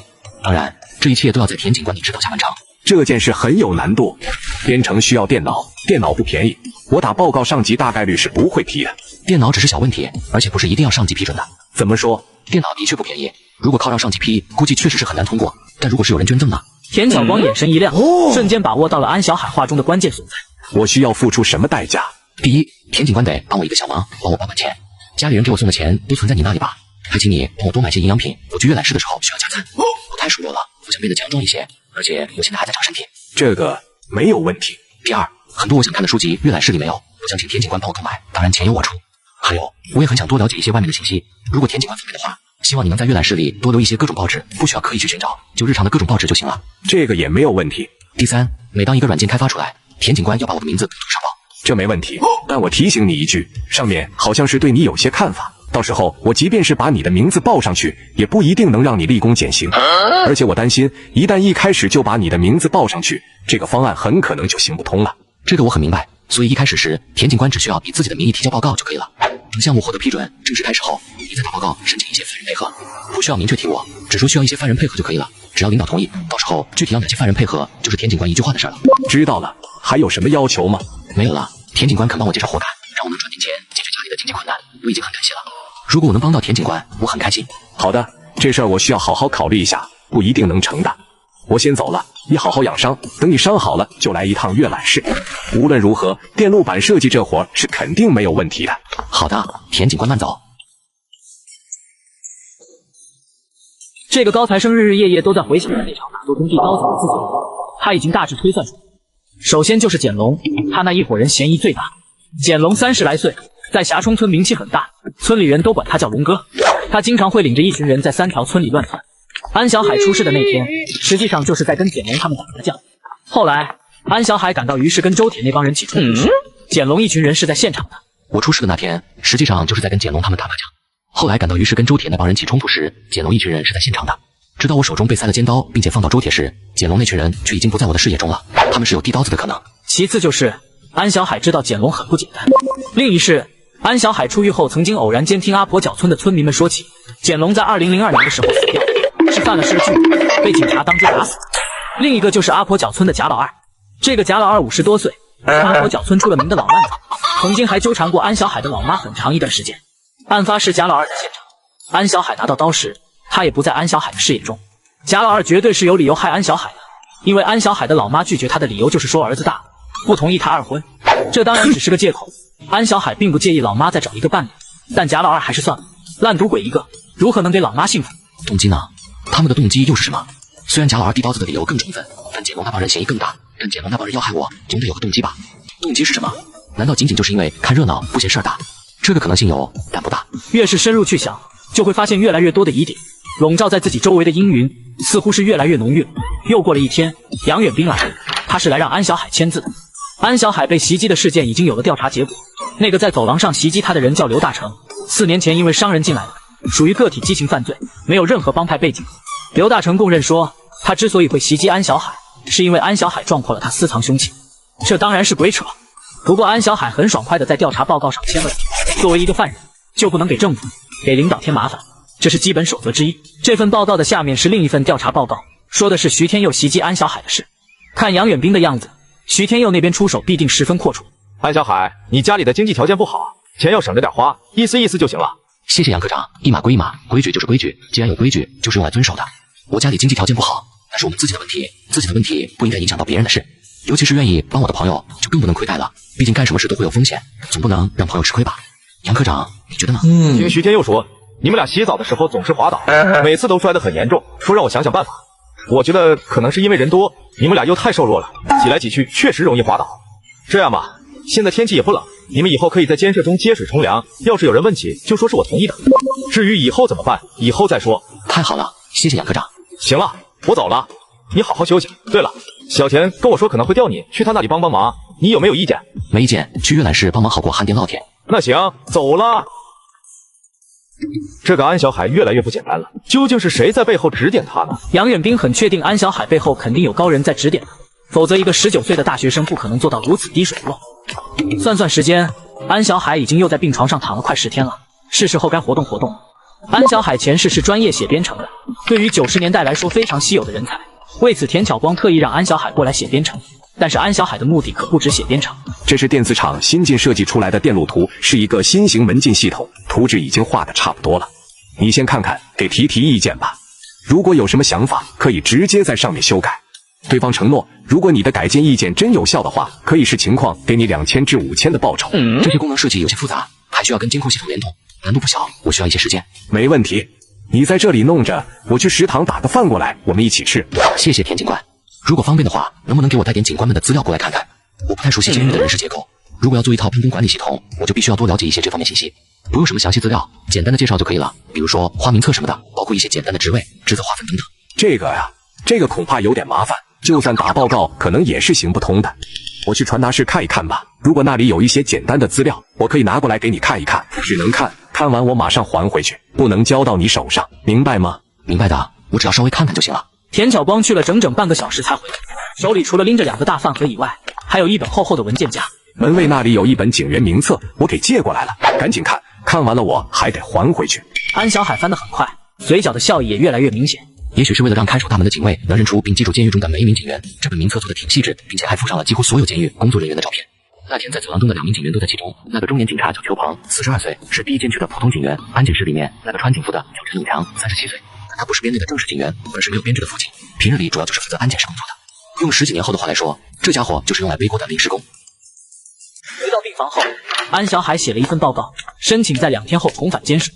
只剩下不到20天时间了，必须离开这里做些准备，这样才好推进计划进度。又过了1天，又是凌晨，王铁军出现在了医务室。你怎么回事？怎么又到这里来了？你让我去弄这段时间监狱的排班表是什么意思？为了保命。保命？你说清楚一点。安小海把几天前遭遇袭击的情况仔细跟王铁军说了一遍。这确实很不正常，我要想办法查一查那2个警察。别，您千万别。先不说你能不能查出什么东西来了，你只要一调查他们，咱俩的关系肯定曝光，到时候我肯定得比现在惨。安小海说的很对，任何跟王铁军扯上关系的囚犯，绝对落不到什么好下场。更何况他只是缉毒大队的队长，根本没资格调查监狱内部的贪腐问题。这跟你要监狱排班表有什么关系？当然有关系。第一，我想弄清楚那天的2个警察究竟是谁。第二，我需要知道他们的排班时间，惹不起我躲着总行了吧？王铁军盯着安小海看了很久，这才从包里拿出了一个文件夹扔在了安小海面前。看吧，只能看，不能给你。当然不能给我，谢谢王队。安小海赶紧拿起文件夹，开始翻阅了起来。王铁军一直没吱声，只是死死地盯着安小海在看。眼前这个年轻人越来越有些看不懂了。同一时间，人间天堂夜总会包房。韩局，这是我同学从国外酒庄带回来的好酒，您尝尝。杨远兵对面的这个中年人是深海市监狱管理局的副局长韩建宇，也是现阶段杨远兵着力巴结的主要人物之一。将安小海跟刘俊安排在一起，就是图他的收入。好，韩局好酒量，我再敬韩局一杯。洋人的酒也就这样了，赶不上咱老家的杏花村。那是，只不过一般人哪有韩局的海量，所以也只好喝这度数低的洋酒了。下个月我刚好要去西山那边出差，到时候一定给您弄几箱正宗杏花村带过来。小杨啊，那个刘俊究竟是怎么回事？你们监狱出了这么大的事，调查了这么久，有结果没有？这事挺奇怪的，我们已经反反复复审讯过许多次了，可一直查不出来究竟是谁下的手。他确实是不知道，凶手自他之前用毯子盖住了他的脑袋，他没看到究竟是谁干的。刘俊的左肾已经坏死了，前几天刚刚做了摘除手术，现在还没有完全脱离生命危险，他这辈子估计算是毁了。有没有嫌疑对象？嫌疑最大的是吴关海。为什么是他？不知道，我们问刘俊最有可能是谁干的，他最怀疑的人是吴关海。哦，原来是这样，难道没有可能是其他人吗？为什么不能是那个安小海？这个不大可能，法医已经确定攻击刘俊的人用的是右手，当时安小海右手骨折了，他想干也有些无力，况且他根本不知道刘俊床底下藏着牙刷。难道他就不能先行凶，然后再折断自己的手臂？这不大可能吧？韩局长这么搞，这得跟安小海多大仇啊？怎么不可能？你们不能被他的外表所蒙蔽。打架斗殴，伤人致死，这是普通的大学生吗？不能掉以轻心，不要犯经验主义错误，一定要严查。是，我们一定会严查的。这就好。这个安小海调去一监区，还算老实吧？老实倒是挺老实的，只不过最近又出了点事。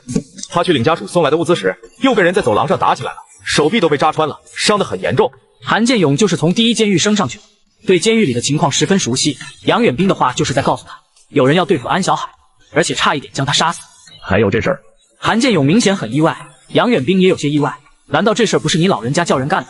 太不小心了！你们监狱是怎么回事？还能让犯人在走廊上打起来？这事儿怎么没有上报？这不是还没来得及吗？月底应该会报上去的。韩局，前阵子我去市委那边开会学习，市委那边好像对这个安小海也挺关心的。咱是出来放松的，就不要一直聊工作了。我听说这里最近来了几个不错的小姑娘，要不然叫进来陪您喝几杯。听说还有1-2个大学生呢。真的？那可得要见识见识，叫进来吧。好，您稍等。杨远兵立即起身，开门跟门口的服务员小声交代了几句。不一会儿，一群穿着清凉的年轻女孩便鱼贯入。2个不行，我要3个。不得不说，最纯洁的友谊就是一起同过窗，一起扛过枪，一起分过赃。杨远兵和韩建勇除了第一项，其他算占全了。这样的友谊可以说得上是坚如磐石。要想办法放消息出去，就说刘俊那事是安小海干的，这就有点太下作了。这是要把安小海往死里整啊！不但是要把他往死里整，还要祸及他全家。说实话，杨远兵并不想这么干，他认为自己是个有原则、有底线的人。怎么办？游走在官场之上，看似很风光，实则很危险的，一步行差踏错都有可能是万劫不复。杨远兵觉得韩建勇他并不是自己一定要对付安小海，而是有人授意他这么做，而且这个人韩建勇根本无法拒绝。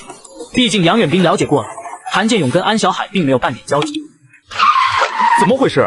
杨科长，监区封锁了，市缉毒大队来了很多人，说是要调查一些情况，正在找一些犯人问话。我们的人除了必要人员都先暂时撤离了，要不您等一等吧，他们应该很快就完事了。哦，这样，我不等了，喝了点酒，不敢回去睡，我去宿舍睡一觉。杨远兵摆了摆手，向一旁的宿舍楼走去。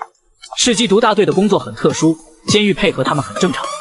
安小海仅仅用半个小时就记住监狱近300位犯人，而且还记住了他们哪一天在哪个区域从事什么样的工作。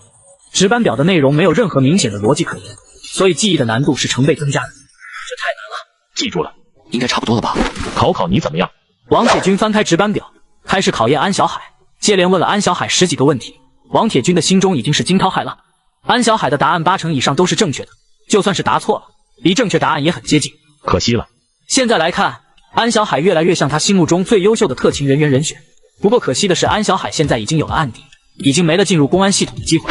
你提供的情况很有价值，确实有人打算抢劫市精密仪器厂，而且当时市精密仪器厂的保险柜里有近50万现金。2名罪犯是隔壁矿场保卫科的，手上还有重武器，要不是你提供的线索，后果不堪设想。加上上次破获运毒线路，我们大队立了集体2等功，我一共发了600块奖金，我会想办法都给你的。谢谢王队。能不能老实告诉我，你为什么一定要这个？王队，我已经告诉过你了，我只是为了保命而已，这是实话。好吧，还有什么事需要我帮你的？那好，那我先走了，下次我可能就不会亲自过来了。我的目标太大，我只要一来，动静就不能小，明白吗？好的，王队再见。半夜的时候，杨远兵醉醺醺打开了门。安小海，醒醒！杨科长，你怎么来了？这什么时候了？快天亮了，我来这里是有件事要告诉你。什么事？我最近听到了一点风言风语，有人在监狱里散布消息，说刘俊的伤是你干的。我来是想提醒你一下，刘俊排行老2，他有一个哥哥和一个弟弟，他们兄弟3人都是当地出了名的烂仔。如果监狱中这个消息传到了他兄弟那边，刘俊的2个兄弟说不定会找你家人的麻烦。爷爷奶奶、外公外婆的身体都不好，成天被这些人骚扰，他们撑不撑得住？如果这些人跑到邻舍的学校里去闹事，跑到潘壮壮的公司里闹事，会给他们造成多大的伤害？马拉戈壁的，这是你们逼我的。你不要太激动，事情也许没有你想的那么糟糕，总会有办法的。好了，这事儿我本来不该跟你说的，我先回去了。杨科长，我想求你一件事。你说说看吧，我愿意帮你，但我不保证一定能做得到。杨科长，能不能帮我把这件事稍微压一压，暂时不让这个消息传出去？可是可以，但我压不了多久。半个月可以吗？这个好吧，韩建勇让我散布这样的消息，我无法不去做，但拖上半个月时间，应该问题还是不大的。杨远兵点了点头，心中再次暗叹一声，转身离去。对于刘俊的报复，我没有太放在心上，毕竟一个在监狱中的废人是弄不出什么幺蛾子的。只是没想到的是，刘俊还有2个兄弟。杨远兵15天后在监狱中散布这个消息，消息传到刘俊兄弟的耳朵中，估计用不了太长时间，要想彻底解决这2个麻烦，眼前看来最合适的人选还是徐天佑。徐天佑如果真的约出去了，在一段时间里应该是没法露面的，他会被追得很紧，不见得就有精力能顾及到刘俊那2兄弟。看来还得加快进度才行。徐天佑早一天出去，就能多一天准备时间。我说偶像哥，你的计划想好了吗？实在不行就算了，省得把你也搭进去，反正在这里待着好像也不错。徐天佑不想出去是假的，我已经通过报纸上的消息知道了，徐天佑应该是被判了死缓。如果不出去，徐天佑这辈子很可能会老死在这里。我说粉丝仔，请对我有点信心好不好？我已经想好要怎么出去了，只不过一个人出去容易，2个人很难。偶像哥，你为什么这么急着出去？放不下偶像嫂吗？海鲜也不能天天吃啊。不是因为他，是有人要找我家里人麻烦。谁呀？就是你弄死的那刁的家里人。不是，那个麻烦基本上可以说已经解决了。是刘俊的2个兄弟，他被人捅伤了腰子，这辈子算是毁了，没想到他赖在我头上了。这本来就是你干的啊！怎么可能？你听谁说的？很好猜的好不好？那几个人里面除了你还会是谁？还有啊，那个王不来已经开始在外面接生意了，说是已经得到了真传，专捅人腰子。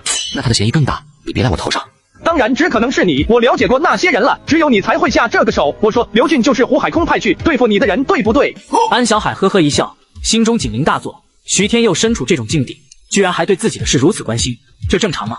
行了，不开玩笑了，你说说计划吧。我觉得我一个人出去就可以了，你别动，反正你判的时间不长。你家里的那点事儿就不是个事儿，我帮你摆平了，就是一句话的事儿。偶像哥，你不要这样看着我，我知道你对我的身体很感兴趣，但很抱歉，我不是那种人。不过说真的，偶像哥，以后请不要叫我粉丝仔了，听着像粉仔，很晦气。我靠，你不就是粉仔吗？还是粉仔头子？偶像哥，你要知道，干我们这行的粉仔是最没地位的。靠，原来是阶层不对。你叫我偶像哥，我当然叫你粉丝仔，关我屁事。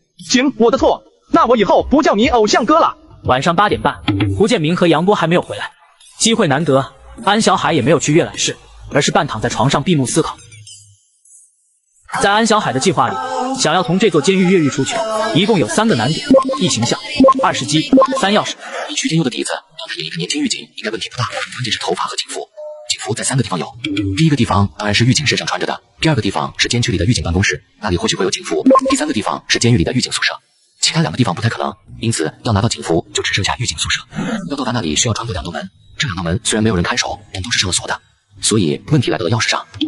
安小海趁着田巧明外出打饭的时机，在一张打印纸上画下了6枚钥匙的图形，其中5枚钥匙是监狱的内务道，另1枚钥匙是狱警宿舍钥匙。也不知道等秋黄发现徐天佑是穿着他的警服大摇大摆地走出第1监狱时，他会是一个什么样的心情？如果秋黄将这情况上报，他就一定没好果子吃，但如果他隐瞒不报，呵呵，我敢保证，这将会是他噩梦的开始。至于那个叫陈永强的临时工，不着急，小人物而已，以后有的是机会对付他。怎么样，今天的进展如何？挺顺利的。对了，那张电路设计图我已经思考的差不多了，再有2-3天时间应该能修改好。修改过后能解决会误报的缺陷，还补上了一些可能被破解盗刷的漏洞。但是小问题还是有一些的，想要彻底解决所有问题，就还需要1-2个月左右的时间。可以了，能解决这2个问题就已经非常不错了，其他的问题不着急的。一会儿我先把这个给人家送过去，剩下的问题咱们慢慢解决。这张图对于整个乔宇电子设备有限公司来说实在是太重要了，没想到还真被安小海在这么短的时间里就给解决了，这下解决了他们公司的大问题了。放心吧，这图一旦测试通过，报酬方面绝不会让你失望的。嘿嘿，你是管理阅览室的小田吧？来，抽烟。对不起，我不抽烟，你有什么事吗？没事，我能有什么事？我这不刚从监狱长办公室出来，看到这里有一个阅览室，挺好奇的，所以就起来看看。你们的工作也够辛苦的，这大热天的，办公室里连个空调都没有，真是的。但这都快11月底了，天气已经很凉了，这人还拿空调说事，显然是在刻意显摆。小田，你还真是平易近人啊，居然会跟犯人在一张桌子上吃饭。啧，听说你在忙一个大项目，年轻人了不得呀，有前途。我确实正带领监狱中的犯人们进行一个信息化项目，只是个很小的项目而已，没什么了不起的。可算不得小项目了，我刚才听监狱长打电话向上面汇报了，说是只要这个项目完成了，就可以算是第1监狱一个先进典型，前途无量啊，小伙子。这人3句话不离监狱长，用脚趾头想也知道这是什么人了。呼，终于走了。这人谁啊？这人姓方，都管他叫方总，听说路子挺野的。咱们监狱做的预制板单子就是他的，据说他跟上面很有些关系。当然，他那活钱给的不少，也是通过正规渠道进来的。原来如此，怪不得呢。我只是觉得他挺张扬的。谁说不是？你是没见过他那个儿子小方总，上次我在街上碰巧见到他俩，那小子才18、19岁。算了，不说这个了。今天你早点休息吧，编程的事儿咱们慢慢来，不急这1天2天的。和上面的人有关系，不是应该越低调越好吗？为什么刚才那个人会如此张扬？这个不是有句俗话说的好吗？阎王好惹，小鬼难缠。但是他这样做不会给监狱长拉仇恨吗？监狱长能让他这么干？拉仇恨？呵呵，拉不了多大仇恨的。而且跟他有关系的那位很可能是巴不得他这么干。这又是为什么？很简单，测试。单位就是一个小型的世界，里面什么类型的人都有。领导也需要知自己的手下都是些什么人，而这个方总就是一剂最好的试剂。方总狐假虎威，到处乱窜，下面的人必然就会有各种反应。有的事不关己，高高挂起；有的会当面顶回去；有的当面满脸堆笑，背地里议论纷纷；有的会到处告状，甚至向上面反映。当然也会有人想要通过巴结此人向领导靠拢。这样一来，所有人的性格和立场就会在领导的眼中暴露无遗，这是领导最愿意看到的。原来是这样，那领导不怕他给自己惹麻烦吗？不怕，有什么好怕的？如果没麻烦就这么着了，如果真的惹到麻烦了，就跟他撇清关系就是了。反正受损失的不是领导。至于方总，他一点都不傻，反而是一个聪明人，而且是一个做脏活累活的聪明人。从这些事里，我们也能大致判断出来，这个方总跟监狱的领导究竟是什么样的关系。我只能说到这里了，为了生活而已，大家都不容易。行了，你赶紧吃吧，今天早点休息。明白了，田警官真厉害。小海，这真是监狱门钥匙。准确的说，这不是监狱门钥匙，只是钥匙的图形。这也牛逼大发了。除了钥匙、假发，其他东西是什么意思？为什么要花衬衫和大金表？这是想让我演个啥？小混混还是暴发户？什么小混混暴发户？老总演老总，准确的说是老总的混账儿子。这次你一共要演2个人，混账儿子和狱警。我觉得混账儿子好办，对你来说没难度，要演的像狱警，可能还得培训一下。你这话听着怪怪的，像是在骂人。行了，不开玩笑了，时间很紧，我们现在就开始。必要这么拼命吧？你没有理解错，咱们确实是在拼命。时间很紧，只有不到10天了。从站姿开始，站直了，腰板挺直，挺胸抬头。对，就是这样，脚后跟要靠拢。安小海开始训练徐天佑，徐天佑很聪明，几乎一教就会。安小海心中有些感慨，如果徐天佑的老爸不是海佛爷，他说不定能拥有一个完全不同的人生。不过我总觉得我又欠了你的了，欠的还是一条命。你别在这里发骚了，出去了以后才算。不过为什么要说要？这你别管，反正人情是越欠越多了。我徐天佑最讨厌欠人人情了，我倒是有个办法，既可以保护你，又可以让我的敌人不针对你。不过这个办法可能得让你付出些代价。什么代价？能不能不动手？当然不能，咱们不动手，说出去谁信？那可不可以不打脸？不打脸的话，谁能看得出来？我丢你啊！好小子，居然敢骂大爷我，看招！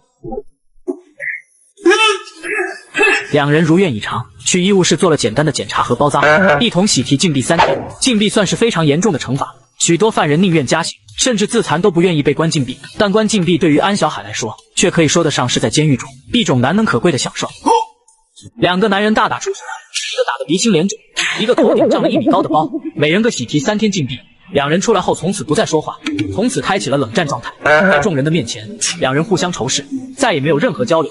只因为徐天佑的仇家太多，如果跟安小海走得太近，必然会给安小海带来一种投诉。钥匙、时机、警服和钥匙算是有解决的方式了，如今只差时机了。明天就是一个好时机，因为是邱鹏负责监区巡逻的时候。小海，明日一别，也不知什么时候才能再相见。此时此刻，我好想吟诗一首。我特么，你这是什么屁话？3年后我就出去了，你说的我好像要关一辈子似的。别扯这些没用的了，抓紧时间把重点再跟我复述一遍。不必了吧，我都记住了。非常有必要，再复述一遍，不能漏掉任何细节，任何细节都可能导致失败。好的，遵命，我的安大哥。徐天佑无奈，只能开始复述安小海告诉他的所有行动细节。这天是自由活动的时间，胡建明和杨波又不在，这给了2人难能可贵的练习时间。好了，我复述完了，有错漏吗？没有，但是请再来一遍。徐天佑越狱的计划，安小海在脑海中已经推演过无数遍了，应该是行得通的。想到徐天佑明天就要离开了，安小海心中居然有了一丝不舍。终于到了午饭时间，安小海等人在狱警的押解下来到了食堂，胡建明和杨波已经在吃饭了。徐天佑不在，徐天佑不在，说明他的第一步已经成功了。哎呀！对不起，管教，对不起，管导，我不是故意的，真的不是故意的。邱鹏难受至极，饭菜虽然不烫，但犯人打的菜是有辣椒的，辛辣刺激的邱鹏泪水瞬间就涌了出来。犯人还在一个劲儿的道歉，邱鹏却顾不得那么多，挥了挥手让同事去处理他，自己则是向卫生间冲了过去。他要赶紧去洗洗眼睛。都是人才啊！那个跌倒的犯人当然不是无意的，那是徐天佑安排的。没想到这家伙的演技也堪称影帝，简直甩了后世的小鲜肉们几十条街。等了10来分钟后，犯错的犯人被带走，邱鹏仍然没有出现。看样子计划的第2步已经成功了。徐天佑啊，现在就看你的了。与此同时，徐天佑已经掰开了攻防厕所窗户上的那条被磨得差不多的钢筋。特么的，就不能多磨一点，搞得老子差点没掰开。徐天佑飞快地脱掉了身上的囚服，换上了事先准备好的金色闪光夹克、花衬衫、大金表以及金色假发。这特么的是不是太招摇了？顾不得去想这么多了。徐天佑找出墨镜戴上，按照安小海所说，大模大样的从藏身之处转了出来。很多外面来的工人并没有感到意外，反而点头哈腰地对他打招呼。徐天佑按照安小海的指示，没有任何回应，趾高气扬。特么的还真管用。到达指定地点后，徐天佑停了下来。邱队长，您是邱队长吧？我是小方啊，方总的儿子，咱们见过的，您还记得我吧？徐天佑一边问候，一边热情地递上烟。鬼才记得你。小方总，找我什么事？我现在有点不方便，你看到了，我得回去换身衣服。我找邱队长当然是有好事商量了，是监狱长指点我的找您的，嘿嘿。邱队长您这是怎么了？有个犯人毛手毛脚的，把饭菜弄到我身上了，我得回宿舍洗把脸，顺便换身衣服。太不小心了，这犯人一定要好好惩罚。不过邱队长，咱的事儿还挺着急的，必须马上商量一下。主要是错过这个村就没这个店了，而且一次就可以赚这个数。您看，8000还是8万？方总这么大个老总，总不至于为了8000块钱这么急切的跑这来找我吧？应该至少是8万。可以是可以，但我现在真的不方便，要不等我去宿舍处理一下再说吧。我得冲个凉换身衣服，然后我们再找个地方好好聊一聊。不用找地方了，就去您的宿舍吧，那里反正没别人。这事儿一快不宜迟，对方还在等着我回话呢，我怕耽误的时间长了会出岔子。那行，只要小方总不嫌弃就行，跟我来吧。邱鹏将徐天佑领到宿舍后，说了一声就立即去冲凉了，甚至连茶都没来得及给徐天佑泡。徐天佑飞快地换上了邱鹏脱下来的警服，然后便轻轻打开房门闪了出去。走廊上静悄悄的，没有人。出了铁门，徐天佑径直就向小门走了过去。路过大门时，徐天佑还对看守大门的狱警微微点头示意。与此同时，狱警宿舍中，邱鹏手里抓着徐天佑换下来的衣服，浑身都是冷汗，刚刚冲的凉又白冲。枪，我的枪，还好枪还在，怎么办？我该怎么办？找人对付安小海的事让我给办砸了，上面虽然对我很不满意，但念在我冒着巨大的风险办了这事儿，还是给了一个提小队长的机会。但这件事如果捅出去，一切就全都完了。难道要隐瞒下来？瞒得住吗？也许能瞒住。一个一个的问题出现在邱鹏的脑海中，邱鹏再次心乱如麻。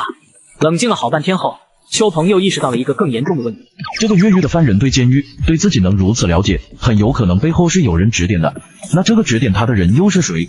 肯定是监狱里的人没跑了。如果真是这样，自己这件事就不是神不知鬼不觉的，至少那个指点的人是一清二楚的。不过这兴许是件好事，那个指点犯人逃跑的人肯定也会料到自己能意识到这个问题，这个人肯定也是不希望自己把这件事捅出去的，这样大家都没好日子过。这个人抓住了我的把柄，可我何尝不是也抓住了他的把柄？也许能相安无事的。人呐，往往就是这样，他们更愿意相信自己所倾向的猜测。此时的邱鹏正是如此。至于那个小方总，随他去吧。如果有人问起，就说是与他在回宿舍区的路上聊了几句，然后他就自己离开了。这个麻烦就留给黄监狱长去收拾吧，谁叫方总一家是他的关系。对，就这么办。直到这时，监狱中终于响起了警报声。一时间，深海市监狱系统内部掀起了轩然大波，整个深海市几乎所有警力都被撒了出去，明法按照公社往下，是要将徐天佑两人抓捕归案。只是由于案件的特殊性，这件事并没有公之于众，毕竟徐天佑太过于危险，让群众参与太容易引起不必要的损失。逃脱的另一个犯人叫罗辑，罗辑就是那个磨断卫生间铁窗钢筋的人。罗辑本来应该是在2天后越狱，他可能是返回厕所磨钢筋时，发现钢筋已经被人掰断了，这意味着罗辑的秘密已经被人发现，并且这个人已经利用磨断的钢筋逃了出去。既然事情很快要瞒不住了，罗辑情急之下只能立即实施了越狱。也不知道是不是沾上了徐天佑的运气，罗辑这次越狱剧成功了。当天下午王铁军就来了，逃跑的是2名毒贩，还都是王铁军送进来的，他自然需要跑一趟。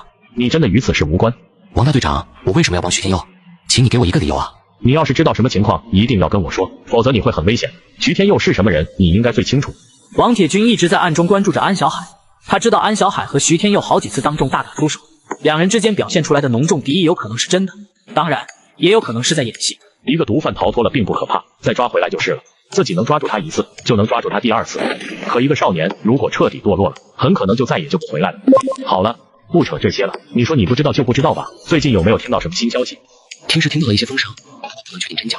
我听说月光国际会所里有人在卖粉，而且量不小。不过这消息是个分在被人嘲笑后无意间说出来的，不知道真的还是气话。知道了，还有吗？没有了。监狱放风的时间太少，我并没有太多的机会跟他们接触，能打听到的消息有限。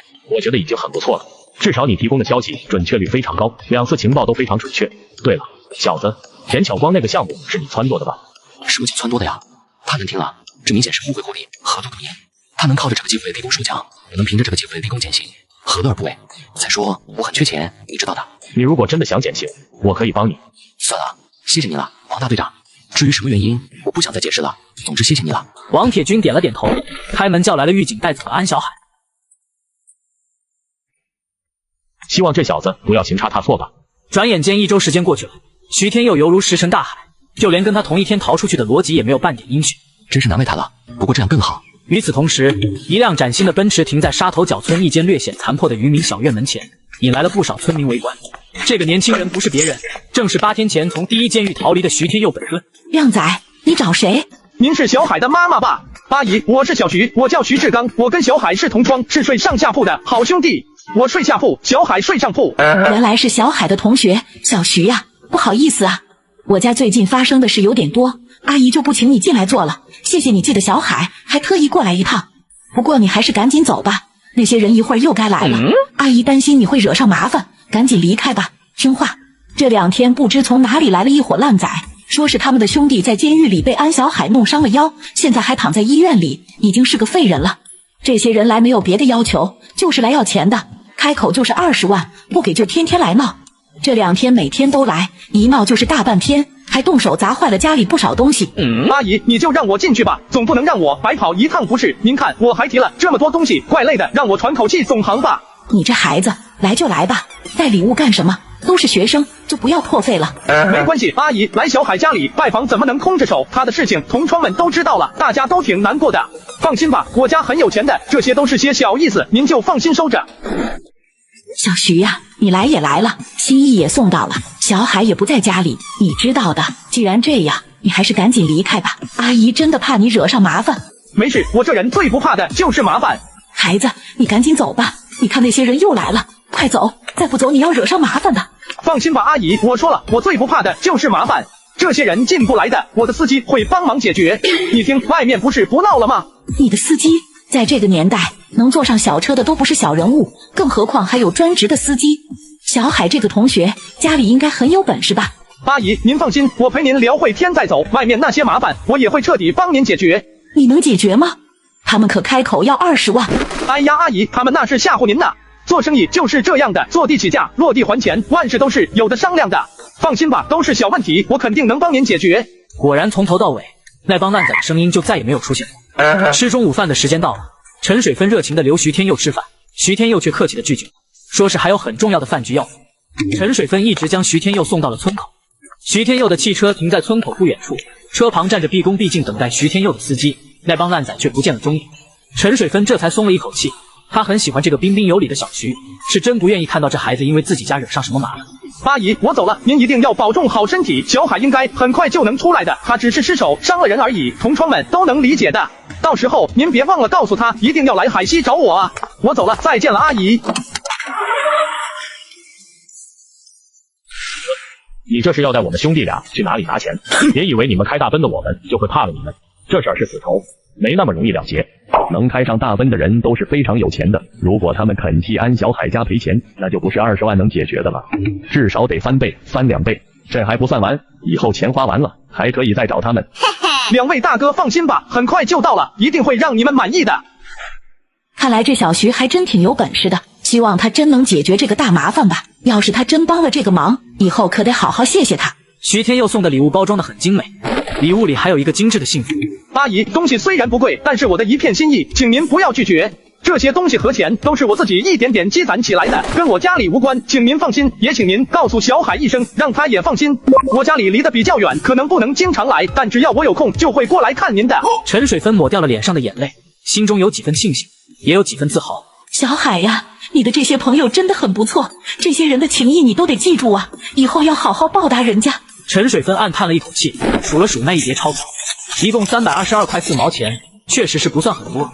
陈水芬已经很满足了，毕竟这是小徐一点一点攒起来的，钱不多，情谊无价。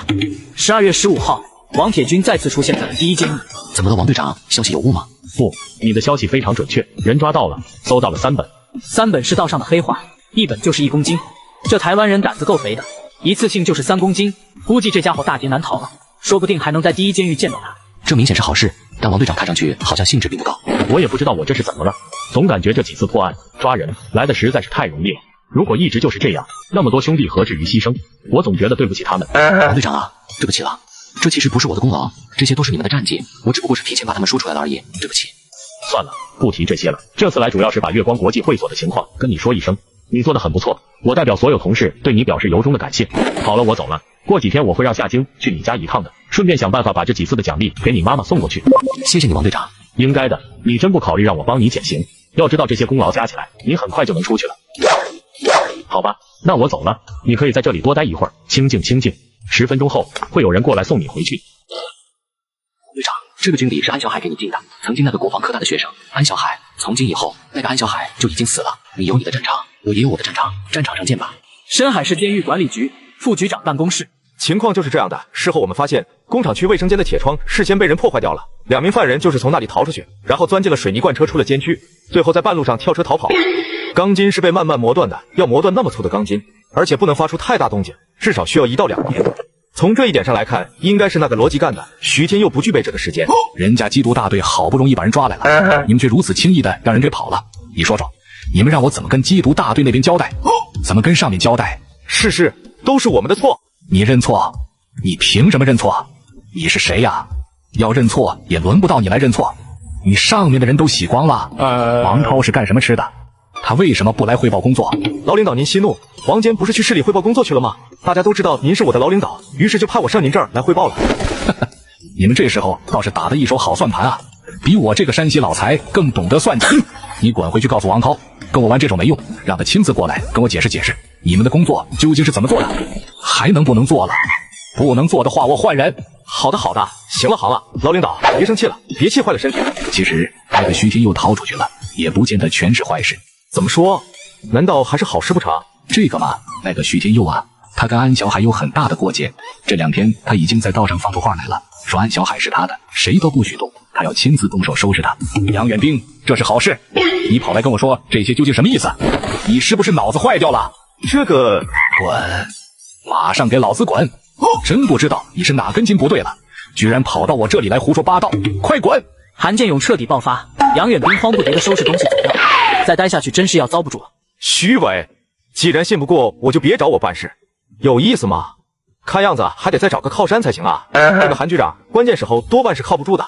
深海市委副市长刘明办公室。胡董事长，您这个大忙人今天怎么舍得光临我这清水衙门啊？我这里的茶可没有你那里的好，您就将就着喝喝吧，呵呵。刘明身为深海市副市长，之所以会在胡海空面前显得有些谦卑，并不是因为胡海空有钱有势，一个商人再有钱有势也是斗不过关的。刘明真正在意的是站在胡海空背后的那位。我的刘大市长啊，您就别编排我了，咱们都是有苦自知，不过都是替人跑腿而已。咱不扯这些了，胡大董事长这次过来究竟有什么指教？也没什么大事，就是来探望一下老朋友，顺便来问一声刘大市长，有什么事情需要在下效劳的，又或者有什么好事能帮衬在下的。胡海空的话刘明听明白了，他这次过来就是特意为那一位来打探关于第一监狱、关于安小海的消息的，也不知道那位究竟是听到了什么风声。可那胡大董事长来的可不是时候，这2天第一监狱出了件大事，为了这事儿把我都弄得有些焦头烂额的。哦，究竟出了什么事，还能让咱们的刘大市长如此为难？有2个犯人越狱了，很危险，逃走的是2名毒贩，尤其是其中一个叫徐天佑的。犯人越狱，这可是了不得的事，怎么会发生这种事？逃出去的2个犯人究竟是什么人？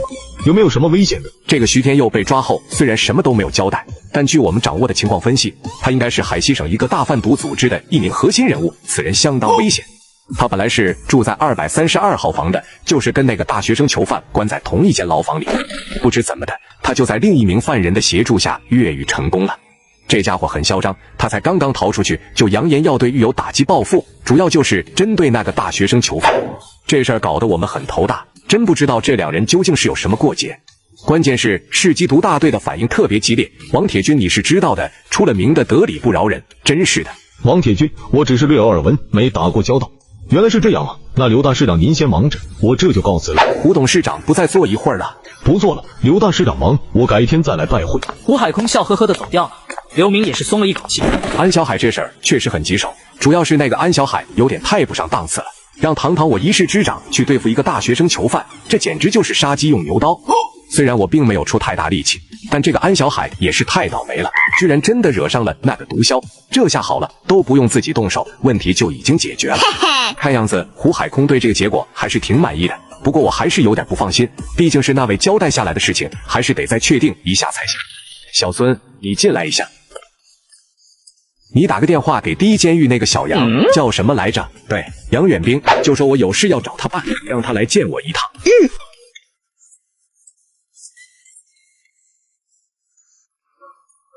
犯人安小海马上起来，听到了没有？立即起床，跟我走。打开审讯室的门，里面坐着的居然是王铁军，还有女警夏金，气氛有些不对头。一旁的摄像机，这一次摄像机的红灯是亮的，这说明摄像机正在录像，同时说明王铁军这次不是私下约会，而是正规的审讯。姓名、年龄？安小海，19岁。安小海，你要老实交代，你跟徐天佑究竟是什么关系？我跟他能有什么关系？关在同一个监狱里的囚犯而已。只是这么简单吗？就这么简单。安小海，我劝你说实话，如果你跟徐天佑只是普通的狱友，他为什么要叫人放火烧你家房子？什么？安小海，你不要激动。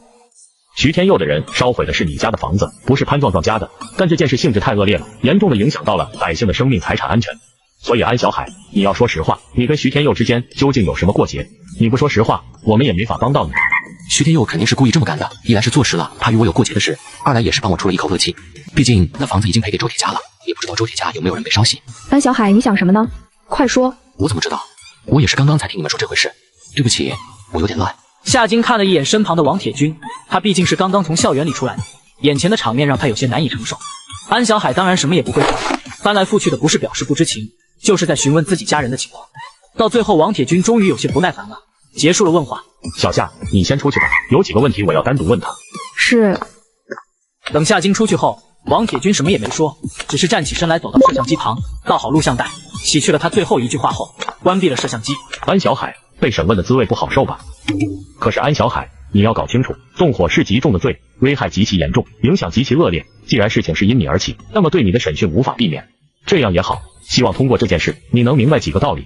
第一，类似徐天佑这样的毒贩是没有任何人性的，你不要对他们抱有任何幻想。如果你跟他有什么纠缠，我希望你能实话实说，这不是开玩笑的。第二，这件事也算给你提了个醒，也好让你明白，你将来要面对的敌人会是如何丧心病狂。怎么样？现在你还认为你让你两个朋友参与其中是理所当然的吗？对不起，王队长，我现在脑子还很乱，我需要时间静一静，再好好想一想。也好，那你慢慢想吧，我先走了。还是老样子，10分钟后我会让人过来带你回去。手铐我就不帮你解了，希望你借着这个机会好好体会一下，记住这种不好受的感觉。我不希望有一天还要像今天这样，像审问一名真正的犯人那样再次审讯你。你是个聪明人，好自为之吧。王队长，那我的家人？放心吧，我们的人已经在24小时保护你的家人了。谢谢你，王队长。不用谢我，我们第一次见面的时候你不就已经说了吗？我是一名警察，保护人民群众的生命财产安全是我的职责，我不会忘记我的职责。王铁军离开了，临走前拍了拍安小海的肩膀。徐天佑啊，徐天佑，我真是谢谢你了。元旦这天晚上，监狱没有按照常规组织学习，并且将自由活动的时间延长到了4个小时，算是难得的新年福利。这个年代正是港台流行音乐大爆发的时期，一众明星轮番出场演唱，可以说得上是神仙打架。此时此刻，安小海感到了一丝孤单，不经意间，徐天佑那张讨厌的脸居然毫无征兆地出现在了脑海中。偶像哥，安小海这才意识到，自从徐天佑离开后，他在犯人中连个说话的人都没有了。不过徐天佑还是算了，如果有可能，最好一辈子也别再见。第二天，久未露面的杨远兵突然找到了安小海。有个事要提前跟你说一下，232你可能住不下去了。不过你不要多想，这次不是什么特殊情况，是监狱整体的安排。黄监高升了，新来了个李监，新官上任3把火，第1把火就烧到你们头上了。李坚认为犯人居住的太过于分散，容易造成管理盲点，所以所有的小监舍都被取消了，小监舍的在押人员全部要并去大监舍，小监舍会另作他用，你们只能挤一挤了。怎么样？有没有什么想去的监舍？我可以尽量给你安排。谢谢杨科长，这里我认识的人不多，去哪里都是一样的，不过最好能清静点，我不喜欢太闹腾。大监舍和小监舍的区别还是非常大的，这一点安小海心知肚明。每多一个人，就会多一个江湖，自然也会多一份复杂。那行，那我就替你做主了哈，给你找个相对安静的大监舍。行了，走了。看来从今以后很难再过上现在这样舒适而惬意的日子了，还有2年零11个月，慢慢熬吧。随后杨波跟着安小海2人被安排的监舍是27号，监舍的门被打开，仍在监舍里的犯人集体起立，列队立正。安小海在犯人中看到了一张他非常不愿意看到的脸，桂志伦、大名鼎鼎的鬼六、徐天佑的洗涤。监狱就是一座黑暗丛林，有他自己的生存法则，用世俗的生存法则想在监狱中好好生存，寸步难行。在监狱里就必须遵循监狱里的规则，想要日子好过，就必须要用犯人的思维逻辑和价值体现。安小海刚刚收拾好自己的床铺，监舍的门再次被打开，被带进来的居然是个熟人，竟是原先与安小海同监舍的彭元贵。这究竟是怎么回事？难道是那背后的黑手再次出手了？好在彭元贵并不傻，并没有立即跑过来跟安小海打招呼，才刚刚到了一个新环境，还是先把状况搞清楚再说。我说这位小兄弟，这张床是我大哥的好兄弟睡过的，我大哥发话了，你把东西放在这里没问题，但要是晚上你敢睡上去，呵呵。原来这个床位是属于一个死囚的，他现在大概率已经被执行死刑了，否则那个凶神恶煞的家伙不可能是这个状态。安小海的目光变得越来越凝聚，嘴角的笑容也变得越来越明显。我跟你说事儿呢，你听到没有啊？笑什么笑？有病啊！安小海没理他，向那所谓的老大走了过去。哟，快看快看，这小子过来了。他过来干什么呀？想打架？好嚣张啊！嚣张个屁！你好好看看他那个样子吧，我看他就是来给老大磕头求饶的。安小海没有去理会这些人，径直走到了那老大的面前，并且大模大样的在他对面的床铺上一屁股坐了下来。小子，你找死吧！让你做了吗？滚！赶紧站起来，不然弄死你！这位老大，能不能商量的？我身体不是很好，长期睡地板，承受不起。要不我跟你换换，你兄弟的床你来睡，我睡你的床怎么样？你在跟我开玩笑吗？被执行死刑的犯人睡过的床是很晦气的，那就是没得谈了。你说呢？我也觉得没得谈了，所以只能丢你个死保街了。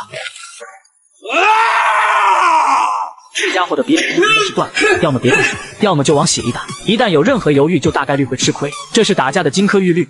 我给你1万。安小海冲着彭元贵大吼一声，一群小弟根本没听清安小海吼的究竟是什么。彭元贵从大声呼喊冲了过来，整个人高高跃起，接着冲势一头砸进了人堆之中。这时狱警已经冲进了房间，大部分人在狱警的呵斥下已经停了手。岂有此理！你们这是要干什么？说是谁挑起的？算了，先不要问这些了，先把这几个处理一下吧。行，你们几个抬着伤者跟我去医务室，回来再好好收拾你们。医务室中，医生正在给安小海上药。医生名叫刘雪梅，40来岁的样子。小莫呀，这个犯人究竟是怎么回事？他是刚刚换监舍过来的，一来就跟赵的那帮人打起来了，我还没来得及调查情况。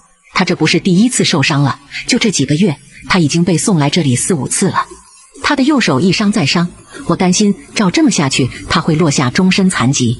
如果真的出现伤残，对大家都不好，对不对？医务室的条件和设备毕竟有限，还是去市医院看一下比较稳妥。小莫，你是一名监狱警察，我们大家都很清楚，要看住这些犯人并不难，难的是要看好他们，管好他们，影响他们，感化他们，带领他们重新做人，这才是一名优秀狱警应尽的职责，你说是不是？行吧，我这就去准。处理结果很快就下来了。安小海记大过一次，在医务室住满3天后，等待他的将是3天禁闭，其他参与打架的人一律记录。安小海被带到了禁闭室，巧得很，还是上次那一间。阿海，一人退一步吧，这样闹下去不是个事儿，对大家都没好处。你不在这里的时候，莫管教都说了，要是咱们27号再发生这样的事，包括他在内，大家都要跟着倒霉。就当给我阿水一个面子，这件事情到此为止，怎么样？有什么不给你面子？水哥，我都说了，我只想安安静静的坐牢，是他们先找事的。这也怪不了他们，你睡的这个不是阿强的，阿强跟阿德是好兄弟，阿强走了，阿德心里当然难过，做人要讲义气的吗？那我为这事儿加的刑就这么算了？当然算了，那还能怎么办？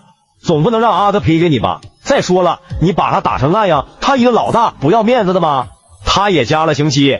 哎呀，好了，大家各退一步，这事就这么算了，给他一个面子，也给我一个面子，给大家一个面子，好不好？阿德，你觉得怎么样？说句话，实在不行的话，让阿海睡我的床，我睡地板，这样你就有面子，行不行？赵德没有表态，只是避开了安小海和郭祥水的目光，显然他是准备服软了。不过他想说话也说不了，喉咙还肿着呢。行了行了，多大个事儿呢？和气一点多好，这天长日久的，何必？好了，说好就这样了，行吗？行，我替水哥的。不过如果他们要是再惹我，那就不死不休了。哈哈，不死不休。听听，念过书的就是不一样。像我们就知道说奥特曼的弄死你之类的，听到了没有？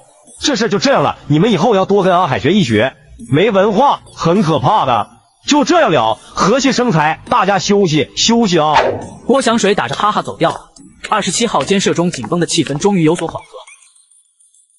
陶云贵，钱你借不借？着急的话，我可以想办法让外面的朋友给你家里人送过去。不急的，我这里长的东西很危险，说不定随时会丢命。你就是为了治病才这么需要钱的？能治好吗？一共需要多少钱？说是能治好，也不算很贵，开刀一共要2万。我不打算治了，随他吧。医生说开刀风险很大，不一定能下得来的。我要钱不是为了这个，我就想多赚点钱留给儿子，总不能人走了什么都不给他留不是？你一共欠我1万5了，出去以后记得要给我1万5。你把无关还给搬了？是的，嘿嘿。上个月上工时，我用石头把他的膝盖砸碎了，他应该是再也站不起来了。如果他给治好了，我保证再砸他一次。总之，一定让你的钱花的值。你就是因为这个搞到 A 区来的？是的，还加了刑。加了多长时间？2年。安小海，你家里人来看你了，吃完饭过去见见他们吧。好了，妈，我们每个月才能见一面，别光顾着哭了。好久没跟你说话了，我想跟你说说话。雪儿要来的，是我坚持不让她来的。我知道你肯定又受伤了，不想让她看到你这个样子。妈，是不是发生什么事了？如果发生了什么事，你一定要跟我说，不要让我胡思乱想，不要让我猜，明白吗？小海，这事说来很奇怪，贾老二这几天老是跑来家里骚扰我，有时候还一直赖在家里蹭吃蹭喝的。我拿他一点办法都没有，就只好这么忍着了，只希望他不要闹出什么更大的事来。我特么的！可昨天还真出事了，出事的是他自己。前天他在家里吃过中饭后就走了，直到晚上也没出现。我正觉得奇怪呢，换作是之前，他肯定还要来吃晚饭的。今天一大早我才知道，贾老二洗了，洗在了陈家的稻田里。后来派出所就来人了，把那里围了起来。据说贾老二是被人害死的，是中了毒。可贾老二昨天是在我们家吃的中饭。我明白了，妈，你听好了，我说的每一个字你都必须记好。不管是谁问你这件事，你只需要回答不知道，不要多说任何话，说多错多。反正就认准了，贾老二确实是在我们家吃的中饭，但你要下毒，也不知道他为什么会中毒。不管对方问什么，就这么回答，一直这么回答，对着也不用试图去解释什么，明白了吗？明白的。小晶也是这么跟我说的。既然你们都这么说，我听你们的就是了。还有你的同学夏晶啊，这阵子他来家里看过我好几次了，每次还送不少东西。怎么你不知道吗？他说你都知道的呀。这个我知道的，放心吧，老妈，我跟夏晶没什么的，只不过是好朋友罢了。她那么漂亮，追她的人都可以从咱们家排到尖沙咀了，哪里轮得到我？放心吧，她看不上你儿子的。那就好。当晚，王铁军很适时的出现。小子，我现在有点相信你了，可能真有人要害你，不但要害你，他们还想害你的家人。你现在不要想太多，放心吧，我会关注这件事，绝不会让你的母亲平白无故被冤枉。希望如此吧。希望如此。我知道你在想什么，但到此为止。这个世界没有你想象的那么黑暗，正义和公道还是存在的，这一点你务必要相信。放心吧，这事儿于公于私我都会跟到最后，一定会查个水落石出，彻底还你母亲一个清白。你等着看吧。好，我等着看。行了，我知道说什么也没有用，你就安心等我消息，什么都不要做，明白吗？还有，你跟那个赵德究竟是怎么回事？为什么都搞到家刑这么严重了？你们之间究竟发生了什么？没什么，只是被欺负了而已。我不反抗，就只能一直被欺负。我不愿意这样，所以就只能那么处理了。行吧，我知道你不是一名警察，我也无法用对警察的要求来要求你。不过安小海，我希望你一定清楚自己究竟在做什么。挺过了这一次劫难，你还能拥有光明的未来，这一点你也一定要清楚。我很清楚，谢谢王队长。时间过得飞快，转眼间大年30到了。过年这几天是允许亲人探视的，算是一个难得的额外福利。林璇来了，背着他的吉他来的。只要看到林璇的笑脸，安小海就止不住笑。这次唱什么歌？还唱我们的歌吗？这次不唱这个，我学了一首新歌。小海，你猜是什么歌？哈哈，就知道你猜不到。我先唱给你听，唱完再告诉你歌名。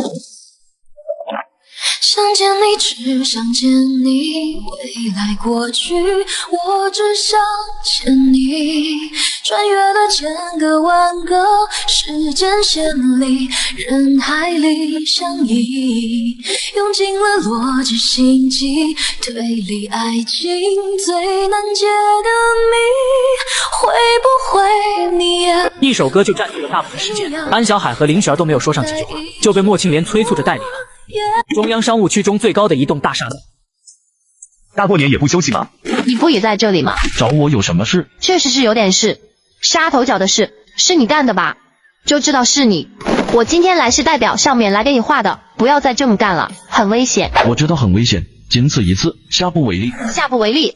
呵呵，安哲浩，你要搞清楚，你既然选择入了这一行，早就该斩断一切世俗情感的羁绊，否则会害死大家的。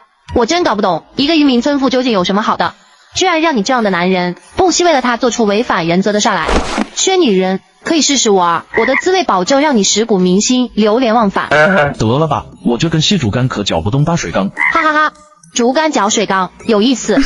上次你说的还是泥鳅入海，这次又成了竹竿搅水缸，倒是被你说小了。行了，别跟我来这一套了，这事儿我会亲自去跟他们解释的，用不着你跑来这里演戏。我倒是要问问你，安小海的事是不是你们捣的鬼？安哲浩，怎么一沾染上这两个人你就变傻了？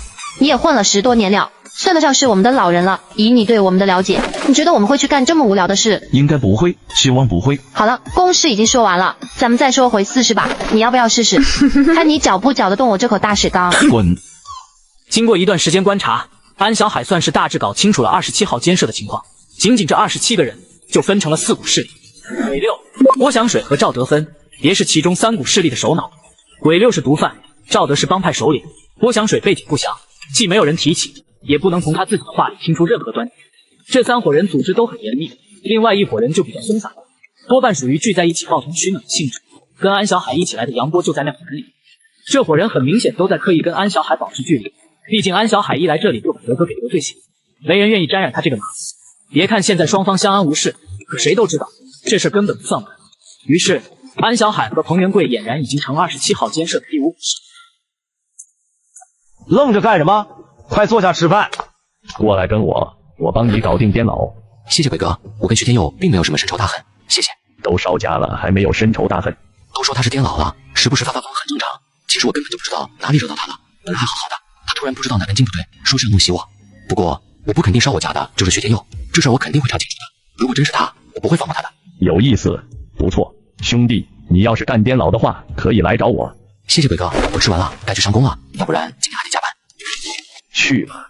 换到27号监舍已经有2个多月了，今天还是跟鬼六的第一次接触。2人前后加起来不过几句话，但安小海却从中得到了许多信息。首先，鬼六以及他在外面的手下应该是一直在关注着我，他们不可能知道我家的房子被烧掉了。其次，鬼六应该是真的想收我当小弟的，说帮他弄徐天佑只是一个幌子而已。我并不相信鬼六能奈何得了徐天佑，如果鬼六真有那么大本事，徐天也不至于现在还是活蹦乱跳的。我也感觉到，当自己拒绝鬼六时，鬼六实际上是开心的，这是一种直觉，没有证据也不一定准确。真能忍啊，这些人真不能小看。鬼六确定是徐天佑的死敌，他同时也是一名毒贩，所以他很有可能就是王铁军要找的海药子。要想办法接近鬼六是必然的，但是还是什么都不做比较稳妥。怎样接近他们才能不引起他们的怀疑？肯定是不要主动去接近他们，而是要吸引他们来接近自己。只有这样才能将对方的怀疑降低至最低点。人就是这样，太容易得到的往往就不会去珍惜。所以面对鬼六的招揽，安小海绝不能表现得很迫切，必须要显得抗拒才行。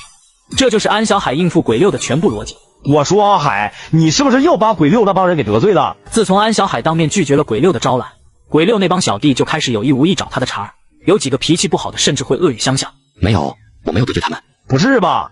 我看他们老是在故意找你麻烦。真没有，我觉得他们可能是在这牢里待得太烦了吧，估计就是找点乐子而已，能理解。没有就好，那帮人跟赵的他们完全不一样的，你一定要小心些。我会的，谢谢水哥。郭祥水一边说着一边四处瞄了瞄，见没人注意到这里，就从怀里掏出了一张相片递给了安小海。阿海，这就是我女儿，你看年纪跟你差不多大，怎么样？漂亮吗？是挺漂亮的。我就说吧，就是很不听话，我要她往东她偏往西，头疼。她小时候挺乖的，谁知道长大了就完全变了个样子。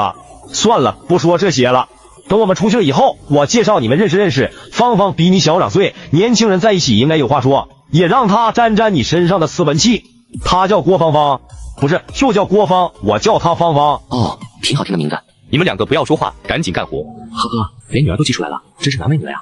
安小海心中感慨，郭祥水对他可谓是用尽心思，也不知道他这么做的目的究竟是什么。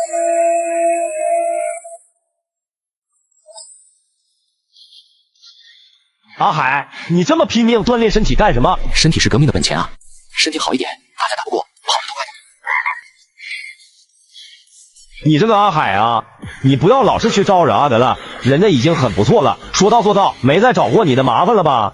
算了，都过去了，大家现在不是挺好的吗？不打不相识吧？行吧，听你的。再过20分钟就是观看新闻时间，每天这个时候，田巧光会过来带安小海去阅览室编写程序。可就在这时，我朝你。我丢雷龙木啊！你们要造反吗？都散开，退到一边去！你们都到自己的床边站好。赖东林，你不要叫了，立即停下来！我叫你立即停下来，听到了没有？为什么？为什么要害我？我的精算模型没有错啊，风险是必然的，也是相对的。胡总，你为什么就是不肯放过我？赖东林几乎已经失去了意识，嘴里不断喃喃念着，好一会儿后才终于彻底昏迷。白小海，你看什么看？有什么好看的？低下头站好。你想吃警棍是不是？报告管教，我不想吃警棍。警棍我吃过，就在这个位置，也是一名管教打的。别人要杀我，我跟他扭打在一起，他的警棍打在我头上。那一次我防了6针，把我的管教名叫球王，打过我后，他上了管，现在是第1监区第4小队的队长。安小海，你什么意思？小莫，先别管这些了，先把赖东林处理一下吧，其他的事以后慢慢说。可惜了，居然忍住了。安小海刚才确实是在故意激怒他，只要莫庆莲对他动了手，安小海就能让他吃不了兜着走。安小海之所以会这么做，一方面是因为莫庆莲用警棍打赖东林的场景勾起了他的回忆，另一方面也是因为赖东林在意识模糊不清时说出的那些话。精算模型，原来你不是普通的会计啊，精算会计师，真有你的。精算会计师跟会计根本不是一个级别，他们之间的区别就像小兵和将军的。在这个年代，精算会计师的资格极其难以取得，国内的精算会计师屈指可数，总数可能都不会超过1-2千人。一个精算会计师，他是帮胡总做事的。安小海，你为什么要帮他说话？没什么，我只是看不惯他们欺负我们而已。看不惯他们欺负我们，我们有意思。鬼六这个手势是犯人们之间表示尊敬的手势。水哥，我发现我好像真的有点喜欢这个家伙了。怎么打算跟我抢人？抢人谈不上，这叫什么来着？公平竞争，对，就这个词儿。你讨好这小子这么久了，不是没什么用吗？既然如此，不如换我试试。呵呵，阿慧，我劝你死了这条心，想都不要想。怎么了？有什么说头吗？阿海到底跟谁？你说了不算，同样我说了也不算。水哥，不就是一个大学生吗？又不是没见过大学生。阿慧，打住吧，不要再说了，为了你好，真的。阿海的事没你我想象的那么简单，我们不该管也管不了，他怎么说我们怎么做就是。监狱里的水太深，如果你想要顺顺利利的蹲完，你得有智力，还要有强壮的体质，重要的是遵守规矩。怎么这么晚才回来？他们也不能逮了一个有用的就往洗里用啊！安小海有些愕然，郭祥水怎么睡到自己旁边的床位上来了？我前2天打了报告申请换了床位，今天批准了。你知道的，我那边几个家伙睡觉打呼噜，吵得人脑壳疼。还是你这边安静点。对郭祥水这些话，安小海一个标点符号都不信，心中对他的警惕再次升级。很多时候，站在明面上的敌人是很难对你造成致命打击的。想要不动声色的害到一个人，第一步要做的就是先接近他。郭祥水明显就是在刻意接近我。阿海，像你这样的人怎么会捅喜人呢？是不是被人害了？这还用说？肯定是被人害了呀！我是无辜的。不过那个沙雕敢欺负我麻子，我迟早也是要弄他的。说的也是，连自己的女人都保护不了，算什么男人？换我也咽不下这口气。不过你也太冲动了，要弄死他方法多的是，你不该当着那么多人面弄死他的，也算是倒霉吧。不过年轻人嘛，冲动很正常。那个小靓女蛮幸运，有你能这么对她。如果有一个男人可为了我女儿嘎人坐牢，那我也放心了。可惜呀，他交的尽是些不三不四的朋友，没一个有担当的。一时间，安小海却摸不清郭祥水的真实意图了，只能用沉默来应对。对了，阿海，那个赖东林明显就是个水鱼啊，你干嘛要帮他？能不能告诉水叔一句实话？因为他是精算会计师。原来是这么回事，想不到这水鱼居然还是一个人物，我们都看走眼了。还好阿海你懂得多，嘿嘿。看来他对赖东林很感兴趣，毕竟他的资产绝对不少。如果有像赖东林这样的人不得出主意，或者直接帮他打理，对他来说将会是一个莫大的弊处。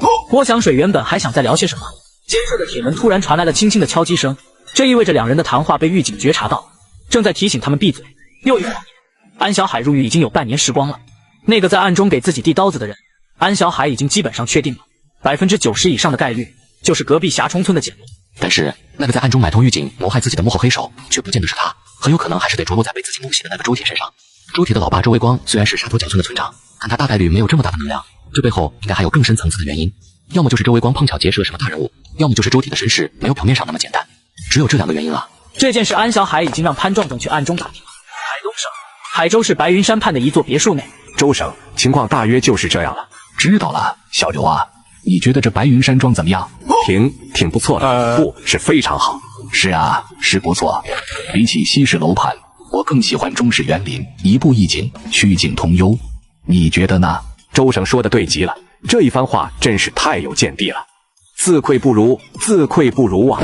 行了，你好歹也是一市之长，谦虚可以，但不能谦卑。是，大哥教训的是，小弟记住了。对了，刚才你说好像已经有人在暗中对付那个安小海了，这消息是谁透露给你的？是杨远兵说的。杨远兵，好的，我记住了。既然这个安小海已经沦落到这个地步了，那我们这边就先停一停吧。况且还有其他人也在对付他，我们不如静观其变。周大哥，我觉得另一伙人会不会是胡总安排的？不是，他怎么安排都会跟我详细汇报，那边应该不是他的人。那要不要我暗中调查一下对方究竟是什么人？算了，不用，还是静观其变吧。我听说高正去找过邢卫国，就是为了安小海的案子去的，而且还特地提醒他要秉公处理。这事儿是怎么回事？你知不知道的？难道说高正跟安小海有什么关系？又或者安小海的家人找到高正那里去了？这个我大概了解一些。事情是这样的，安小海是为了一个叫林璇的女孩跟周铁他们起的冲突。这个林璇的身份有些特殊，他父亲林建国是武警那边的人，多年前执行卧底任务的时候光荣牺牲了。就是因为这个原因，高正才会关注到这个案子的，要不然安小海也不会只被判了3年，有点可惜。这样啊，这样就有点麻烦了。高正是个死硬分子，这个人很不好招惹，而且他的关系和背景都有点不简单，很不好弄。既然高正关注到了这个案子，那我们以后就更加要小心谨慎了。这样吧，你去嘱咐一下那个杨远兵，让他最近一段时间不要动了。刚好也快开会了，省里马上要迎来一轮选拔和考核，这才是头等大事。等选拔考核完毕，定了岗位后，很快就会传导到市里的。这段时间就消停点吧，我会让老胡也消停点。是，我会办妥的，大哥请放心。都是我对不起他们母子俩呀，现在周铁弄到了一个这样的下场，都是我的错。等过一阵子吧，过一阵子看情况再说。无论如何，我也要帮周铁把这口气给出了。走出白云山庄时，刘明的脚步都变得轻快了许多。周省长果然是个仗义的人，帮他办事儿靠谱。老哥的意思很明确，只要这次改组过后，他的位置能稳住，以后必然也少不了我的好处。高正是一个巨大的隐患，可这个隐患也比较容易消除，关键还是在那个林璇身上。高正之所以会关注安小海的案子，就是因为他关注着林璇，而林璇又对那个安小海一往情深。不过这不是什么问题，年轻人嘛，没什么长性的，也很容易移情别恋。更何况那个安小海现在还在坐牢，根本没法有效的控制林璇。听说这丫头现在在寄宿学校复读，准备考大学，等她考完再说吧。到时候她行动自由了，想办法让她忘记安小海就可以了。只要林璇喜欢上了别人，高正自然就不会再去格外关注安小海了。就这么办。市委大院就有一帮成日里游手好闲的年轻公子哥，这些家伙别的本事一塌糊涂，泡妞个顶个的厉害。林璇长得又不差，只要给他们拱拱火，他们自己嗷嗷叫的就上了。就这么办。与刘明的好心情截然相反，此时的邱鹏冷汗淋漓。邱队长别来无恙啊，谢谢你的帮助，为了表达我的谢意，4月5号中午11点鸿运茶楼不见不散。天佑，鬼才要跟你不见不散。极度惊恐过后，邱鹏气不打一处来。这个徐天佑究竟想要干什么？难不成他还想借着此事要挟我不成？我没这么容易被你控制的，你别忘了，我好歹是个警察。邱鹏恨得咬牙切齿，想了想后冲到了办公室，拨通了一个电话。电话是打给市公安局的。邱鹏在那里有一个关系不错的朋友，他要通过这个朋友查一查，这条信息究竟是从哪里发过来的。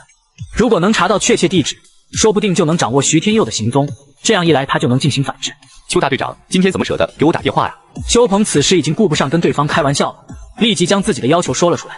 这个有点不好办啊。查，我确实能帮你查，但电信公司那边是要走流程的，我要调查发信息的人，总得有个理由吧。兄弟，你行行好，帮帮忙，这事儿对我太重要了，算我欠你一个天大的人情好不好？求你了，你一定有办法的，对不对？那行吧，我想想办法，你等我消息。对方显然是感觉到了邱鹏的焦虑，终于勉强答应了下来。4月5号，特么的还是我的生日，这是一个巧合，还是徐天佑故意这么干的？他又是怎么知道我生日的？安小海一边心不在焉地吃着饭，余光却在打量着不远处正在巡逻的邱鹏。邱鹏接到的信息是安小海让潘壮壮发的，故意将时间定在了4月5号，邱鹏生日那天。想要伤害我的人，我都会百倍奉还，哪怕他只是一个小马仔。我说敖海，你为什么一直在暗中留意那个邱队长？有这么明显？很明显，好不好？你都快笑出声来了。水叔，你忘了，这个邱鹏打过我，打到我头上缝了10几针。别人要弄死我，他不打那个人，反而打我。那你看着他有什么用？能看喜他？也许是可以的吧，万一成功了呢？放心吧，水叔，我看人很准的，我觉得他最近一段时间肯定会倒霉。你这不是看人，你这是在看相。安小海很清楚，今天这样的状况，除了自己拼命以外，徐天佑在中间肯定起到了不小的作用。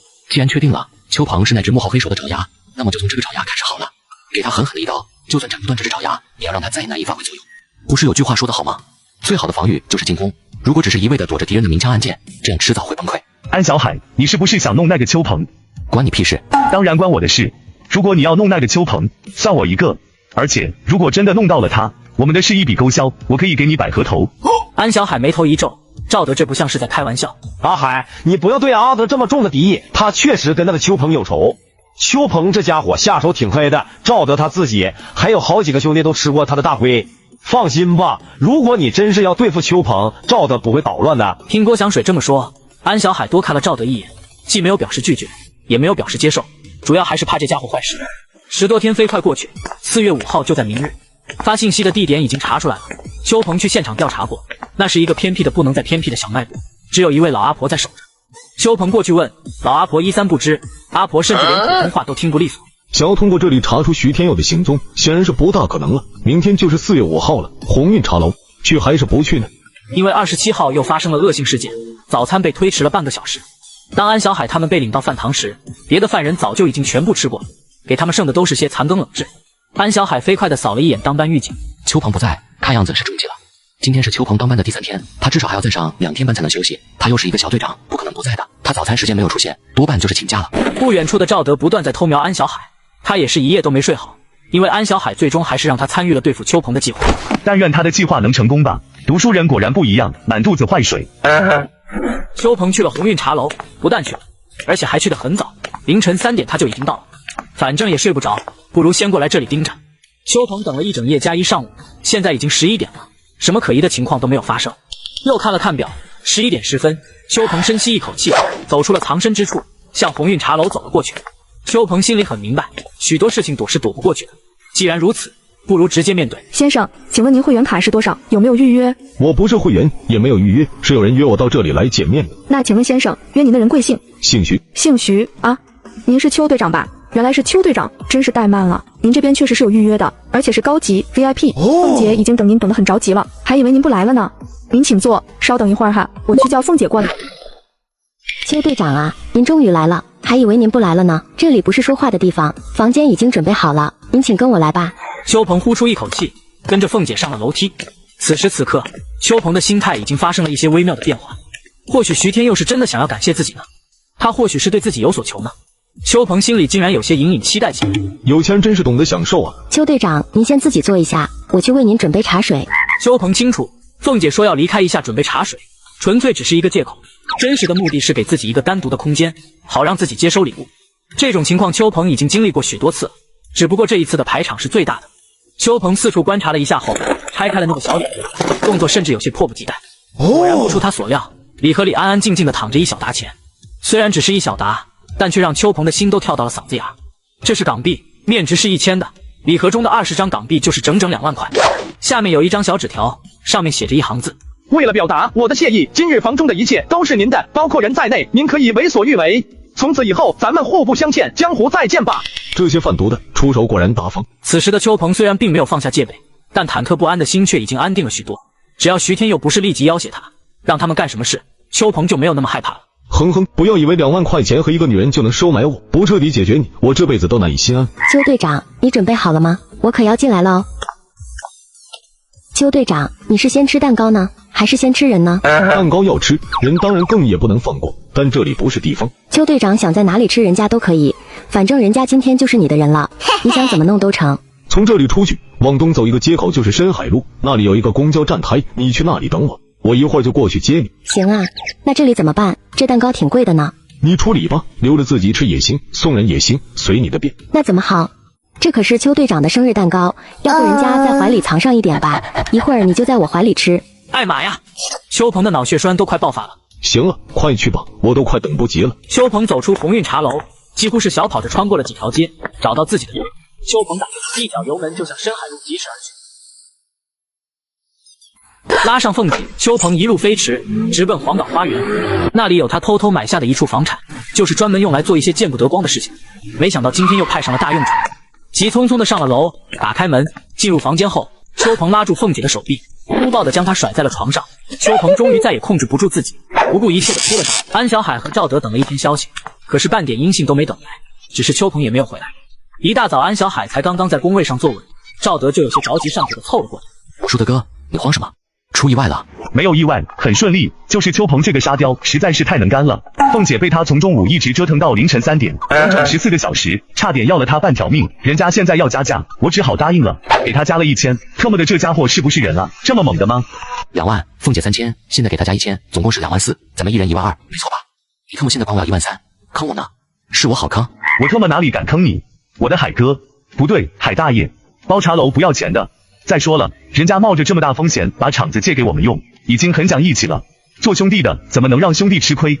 行了行了，算你有道理，之前我认了，不过早就说好了，我现在没有，得等我出去。知道了，我已经垫上了，真是怕了你了。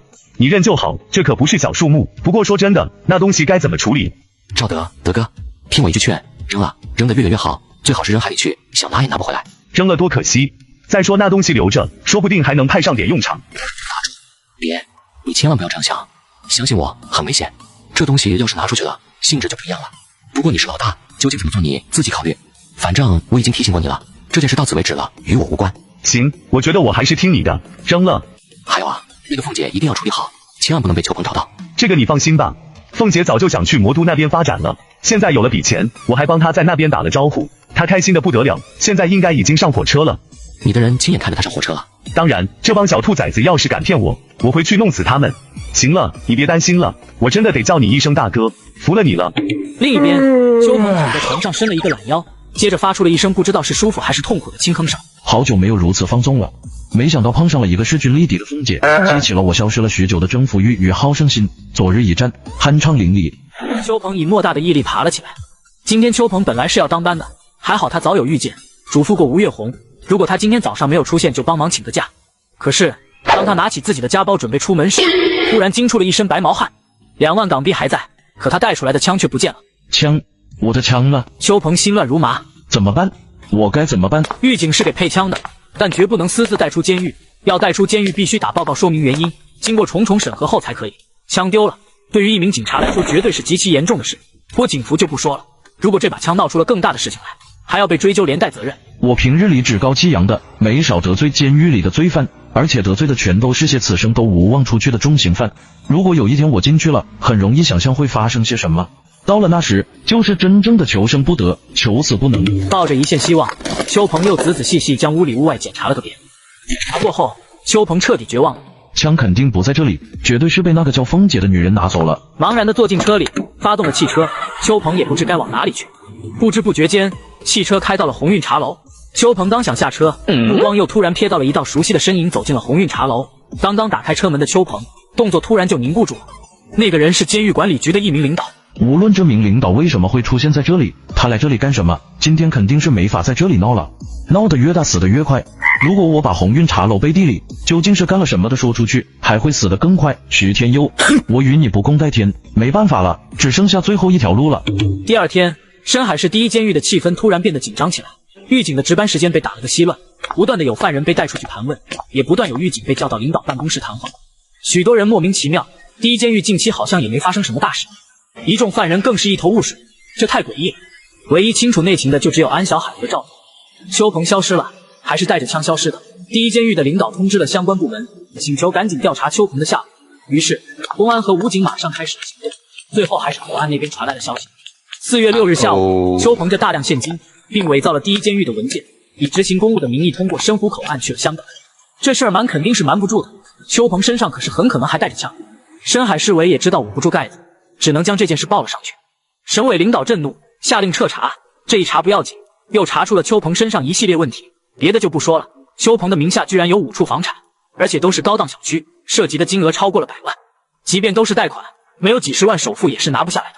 本台消息，海东省深海市第一监狱上个月发生了一起性质极为恶劣的警员贪污渎职并带枪潜逃的恶性案件。此案性质极其恶劣，影响极为严重，已经引起海东省领导的高度重视。在相关工作会议上，曾多次表示，一定要将涉事警员抓捕归案。涉事前警员邱鹏，男，43岁，海东省深海市人，离异。监狱大队长的失踪，不但惊动了整个监狱，甚至连市长都在大发雷霆。省电视台都连续播了3天。此时市长在会议室里已经火冒三丈。你们的宣传口都是干什么吃的？这事儿怎么会被人捅到海西省去，还被省台卫视给爆出来了？怎么能忍这种事情发生？没人敢接话，谁要是敢在这个时候触刘大市长的眉头，肯定没好果子吃的。查，给我仔细查，这件事背后肯定有人在推动，一定要把这个人给我找出来。那些带头闹事的犯人都给我仔细盘问，他们当中肯定是有人知道内情的。还有你们又是干什么吃的？都快1个月了，邱鹏人呢？人跑去国外了，我们没有执法权限啊。深海市公安局局长周正国满脸无奈地说道：人出去了，你们就束手无策了。他的老婆孩子呢？调查了没有？总会有点线索的吧？早调查过了，他们2口子离异多年，而且他儿子根本就不认他这个老爸，他们应该不知道什么的。这些都是表面现象，懂不懂？犯罪分子哪有那么老实的？查，一定要把他们调查得明明白白。这个邱鹏气死人了。行了，你们都走吧，该干什么干什么去，别在这里给我碍眼了。众人如释重负，灰溜溜地逃出了刘明的办公室。当门关上的那一刹那，暴怒的刘明很快就平静了下来。小人物看事情，大人物只看利益。第一监狱出了这种丑事，发脾气是解决不了任何问题的。最重要的是，他刘明能通过这件事捞到什么好处？韩建勇还真是个老狐狸呀，这邱鹏不是他的人吗？他居然会如此镇定，整个过程中愣是一句话都没有说，呵呵，真有意思。邱鹏不是什么好鸟，这老家伙的屁股肯定不干净，有意思。刘明摸着下巴思考了半晌，终于抓起桌边的电话拨了出去。我说海哥，你怎么知道海西省卫视就一定会发这条新闻？说给我听听呗。我猜的，这样的新闻能在海东省被报道出来，那就真是见了鬼了。如果这种新闻真被报道出来了，要么就是政法口的宣传部门集体抽风了，要么就是电视台的领导跟第一监狱的领导有仇。不过大概率还是宣传部门集体抽风，领导之间的仇恨是不会如此表面化的。这么做是在打所有人的脸，没有哪个傻子会这么干的。但是在海东省报不出来，在别的省可不一定。只要事情属实，外省领导又跟海东省的领导没有任何交情的话，这种事自然是乐的被爆出来的。看别人家的热闹多欢乐，说不定还能打击竞争对手。所以在新闻中，国内总是形势一片大好，人民安居乐业，国外则是处处动荡不安，人们生活在水深火热之中，就是这个逻辑。于是安小海跟赵德提议，他可以让小弟们去海西省试试。这一试果然成功了。海西省电视台调查清楚情况后，不但大大的赞扬了赵德那个小弟一番，还给了他100块爆料费。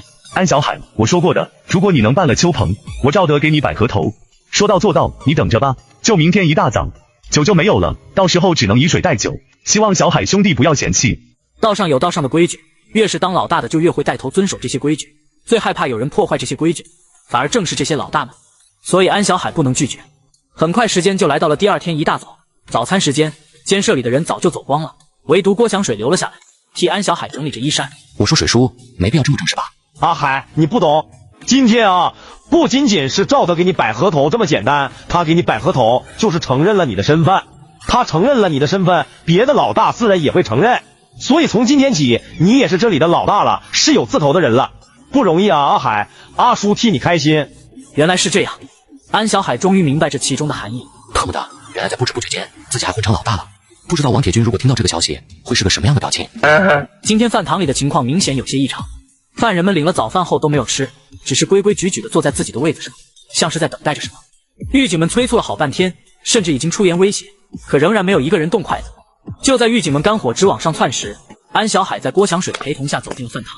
一时间，所有目光都望向了这边，而赵德则是站起身来。来的是谁啊？阿婆角村安小海。好，我是东门的赵德，所有兄弟们听好了，今天我赵德在这里给杀头脚的安小海兄弟摆盒头。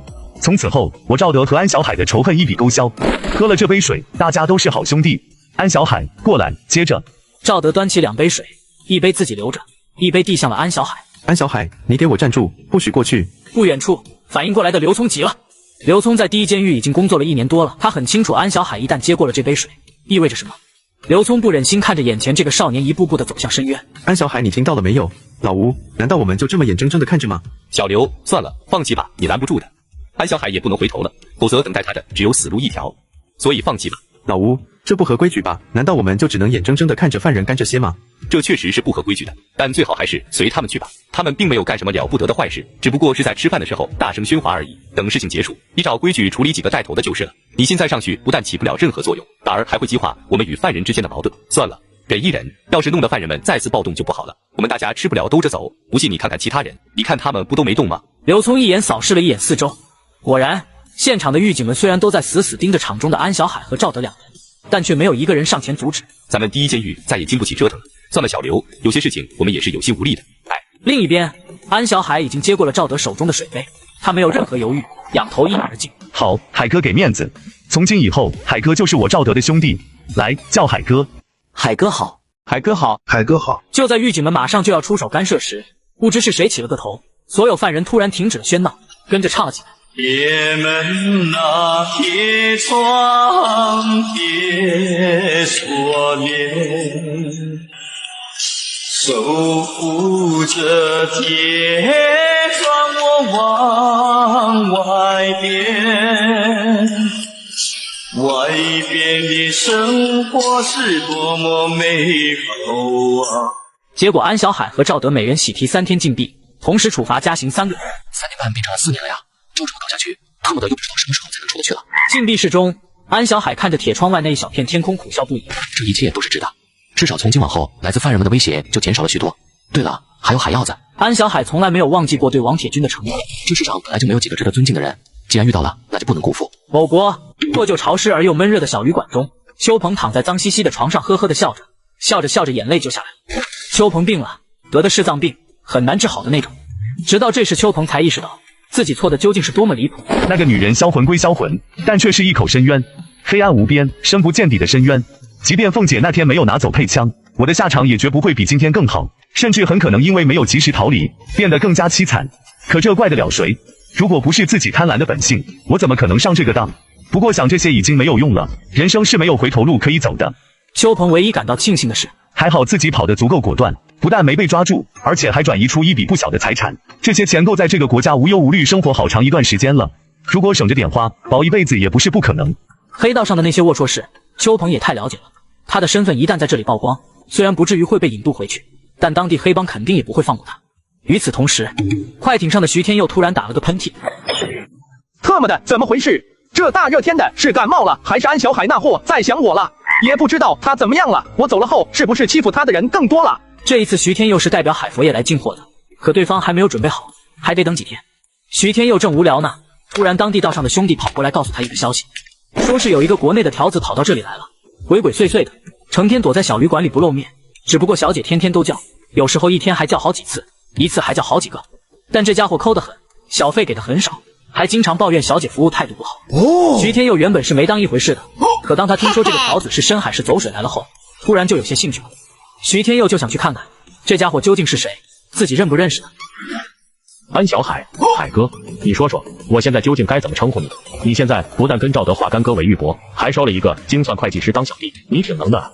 王大队长想怎么叫都行。安小海，你要搞清楚自己在干什么，这可是一条不折不扣的不归路。王大队长，我好像一直都在不归路上走着吧？王队长，你说，除了这样，我还有什么别的办法？天天被人打得鼻青脸肿，天天缩在角落，等着迎接来自各个方向的明枪暗箭吗？你告诉我，我该怎么做？还有，我答应过你的，要帮你灭掉海药子，我做过的承诺，我一直没有忘。可我怎么查呢？一个默默无闻的，在监狱里谁都可以欺负的水鱼，怎么去调查一个毒枭组织？谁会跟我说这些？王队长，你教教我吧。行，我都听你的，你让我怎么做我就怎么做，这样总行吧？安小海一连串的问题把王铁军问住了。是啊，如果单纯从查案的角度上来看，安小海现在的身份变化反而是极为有利的。至少安小海现在能接触到的罪犯等级完全不一样，能打听到的消息肯定也只会更多更重要。可与此同时，安小海变得越发危险了。这个危险不单单是指安小海的人身安全问题，更是指他本身的危险性。安小海，你现在的状态让我很担忧，我不得不考虑终止你的任务，或者说终止与你的合作。不过请你放心，你的事我会继续保持关注的。你说过，我是一名人民警察，保卫人民群众的财产和安全是我应尽的职责。这我也没忘。王大队长，你是在威胁我吗？不是威胁，这是反省。我承认，当我听到你可以帮我调查海药子时，我确实是有些冲动了。对不起，都是我的错。我是真想让你退出的，这样你才有机会拯救自己。拯救自己？王队长到了现在还认为我还有这个机会？当然有机会。这次我趁着外出办案的机会，找了几个老同学、老同事，把你的情况详细跟他们说了说。经过他们的指点，我帮你找到了一个突破口，我帮你确定过了。凭着你过去的履历以及3次提供重大破案线索的功劳，你是有机会通过特殊途径，经特批进入警校学习的。只要你通过了考试和体检，并且由我为你做担保就行。安小海有些明白为什么在另一个时空里，王铁军会斗不过海药子了。王铁军真实的内心实在是太过于柔软了，一个外表坚毅、内心柔软的警察，又怎么斗得过心狠手辣、毫无人性的毒枭？邪不胜正，不存在的。王铁军离开了，安小海最终并没有答应他的提议，坚持留在了监狱。王铁军虽万分错愕，最终还是尊重了安小海的选择。不着急，等我出去了，解决掉那只幕后黑手，然后再成功端掉海药子，再去走那条路也不迟。安小海还特地打听了一下郭祥水的情况。郭祥水进来的原因是走私，因为他的涉案金额并不算非常大，所以仅仅只判了5年而已。算时间，郭祥水还有2年多就可以出狱了。但我总觉得哪里不对，郭祥水不应该仅仅只是走私而已，否则他很难在第一监狱中混到如今的地位。走私犯不是没有，徐云那伙人里就有好几个，但这几个人都是处于团伙的最底层，平日里也总是被人呼来喝去的。郭祥水则完全不一样，他的地位非常高，无论是赵德也好，徐云也好，甚至是鬼六也好，他们对郭祥水的尊重是发自骨子里的，甚至可以用敬畏来形容，这就很不正常。很快1年过去了，小海，听说你马子考上大学了？是啊，他考上大学了，为了每个月都能来看我，这傻丫头考的是深海大学，真是的。以他的分数，其实可以选一个更好的大学的。那你可得小心点喽！我都听人说过，女人只要一进了大学，1年土，2年洋，3年忘记爹和娘。你可得看紧点，别到时候跟人跑了就划不来了。哈哈，如果他真的跟了别人，我想我只会祝福他。这是安小海的心里话。你可不能这么想，你都是当老大的人了，怎么能说这样的丧气话？赶紧的，重新说过。是，水叔教训的是。谁要是看到我麻子，3条腿都给他打断。哎，这才像个老大说的话。大家听到没？海哥说了，谁要是敢在外面吊他马的，3条腿都打断。海哥真有事儿，别忘了叫上兄弟们，兄弟们都挺你。与此同时，正在家中的林雪儿却是眉头紧皱。一报道，开学还有差不多1个月时间呢，可深海大学一名学长却突然找到家里来了，说是代表学生会来看看他这位很快就要入学的小师妹。这种事简直闻所未闻。可林雪儿就是看他很不顺眼，总觉得这个家伙看自己的眼神很讨厌。安小海，我好想你啊，想惨了。你还有889天，好难过呀。那个人是你，这么多年你杳无音讯。小海，我听人说坐牢的人也是可以结婚的，要不你现在就娶我吧，我等不及了。你这丫头是不是傻？囚犯是可以结婚，但不能洞房啊，有个屁用！我就知道，你就是不想要我，借口。怎么可能？你就是我的女人，你跑不掉的，这辈子都别想跑。不过结婚还是等我出来吧，我想给你一个完整的婚礼。再说了，你还要念大学，这时候结婚对你不好，你让同学们都怎么看你？我管别人怎么看我？哼！小海，你可答应我了，一出来就娶我，到时候可不许反悔。行，绝不反悔，否则天打五雷轰。算你了。这丫头好像有点不对，难道真被人敲墙角了？她今天这个状态，肯定是有什么事发生了。特么的，居然有人敢挖老子墙角！不要让老子知道你是谁，否则3条腿都给你打断。阿海，你这2天有点不对劲啊！你马子来看过你以后，你就有点不对了。阿飞，你说是不是？难不成被我们说对了？真有人打你马子的主意了？安小海有些烦躁的挥了挥手，这是不是又是那个幕后黑手在作妖了？不行，得推一下潘壮壮了。潘壮壮并没有打听到与周铁身世相关的事，反而意外的打听到了另一个消息。我还有一个叔叔，我怎么一点印象都没有？安小海的老爸当年下乡当知青，只不过他老爸是跟他的亲弟弟一起来的，兄弟2人同时喜欢上了陈水芬，2人都不肯退出，互不相让之下，这件事当时在村里闹得沸沸扬扬。最终，陈水芬选择了2兄弟中的老大，也就是安小海的老爸。经过这件事以后，2兄弟彻底反目成仇。后来国家恢复了高考，那个弟弟也许是化悲痛为力量，第1年就考上了大学，从此离开了阿婆家，再也没有出现过。难道折腾了这么一大圈，全是一家人在内耗？不会吧？这天监舍新来的2个人，一个叫李勇，一个叫马小伟，2个人被判的都是无期。各位兄弟，我兄弟2人落难至此，先拜个码头，还请各位兄弟下手轻些。来吧，我们准备好。新人来了什么也别说，先要挨上一顿揍，挨了揍才算是自己人。27号监舍的几个老大召唤都派了几个人上去调查一阵。谢谢各位兄弟抬举，我兄弟2人记下了。时间很快便过去了1周，李勇2人渐渐融入到徐云那帮人里面去。不过这天杨波突然跑过来，安小海，这2天你要小心点，李勇和马小伟2人可能要用你。昨天我听到他们跟云哥说起了这事儿，他们还想请云哥帮忙动手，云哥没有答应。谢谢了。不用，好歹相识一场，我也只能帮你到这里了。行，废话不多说，这份情谊我记住了，江湖再见。江湖再见。既然你们一定要这样，那就怪不得我了。要搞定李勇和马小伟这2个人太简单了，怕就怕搞定了他们2个，又回来2个，弄不好这就是一个永远也不会停歇的死循环。你这么急着找我，究竟有什么事？我们监舍新来了2个人，一个叫李勇，一个叫马小伟。他们一来就想找我的麻烦。这2个人我知道，2人都是列车劫案的主要案犯，判的都是无期徒刑。怎么，就这情况？我无意中听到他们说起，他们有一个同伙，好像是叫什么贾明的。这个人应该是逃去了海西省桂林市躲了起来。贾明就是主要案犯在逃其中之一。在另一个时空，贾明被捕的时候都已经是50多岁的人了。知道了，谢谢你。这事儿我们上下都很重视。如果你提供的这个消息有用，给你记一大功。不用，我有事想求王大队长，我想请王队长对外公布，说这条线索是李勇和马小伟交代的，并且最好能大张旗鼓的表扬他们一番。原来如此啊，你这是想要利用我吗？王铁军刚离开，安小海就装病进了医务室。刘雪梅告诉安小海放心，他回去就会写报告。安小海至少可以在医务室待3天。3天？王大队长啊，剩下的就看你的了。希望3天之内你能解决战斗吧，否则我还是逃不过这一劫。3天时间一晃而过，走进了监舍，安小海就已经感觉到了27号监舍中气氛的异样。难道是王大队长得手了？这也太快了吧！厉害了我的王队长！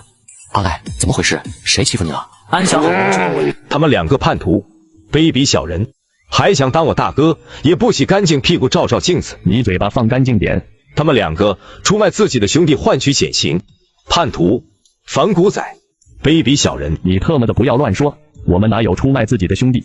你们有没有出卖兄弟我们不知道，我们也管不着，我们只知道你们被减刑了，无期改判20年，然后你兄弟就上新闻了，抓人的人还是王铁军。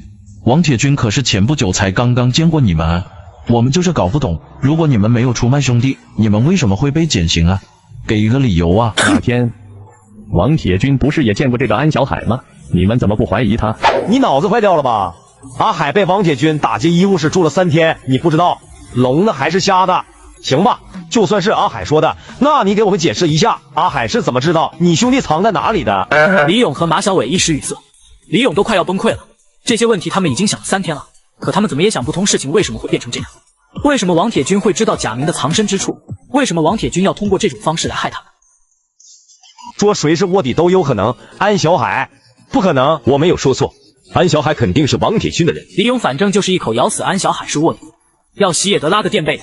我丢你个害！一直不声不响站在李勇和马小伟身后不远处的一个花臂大汉突然出现。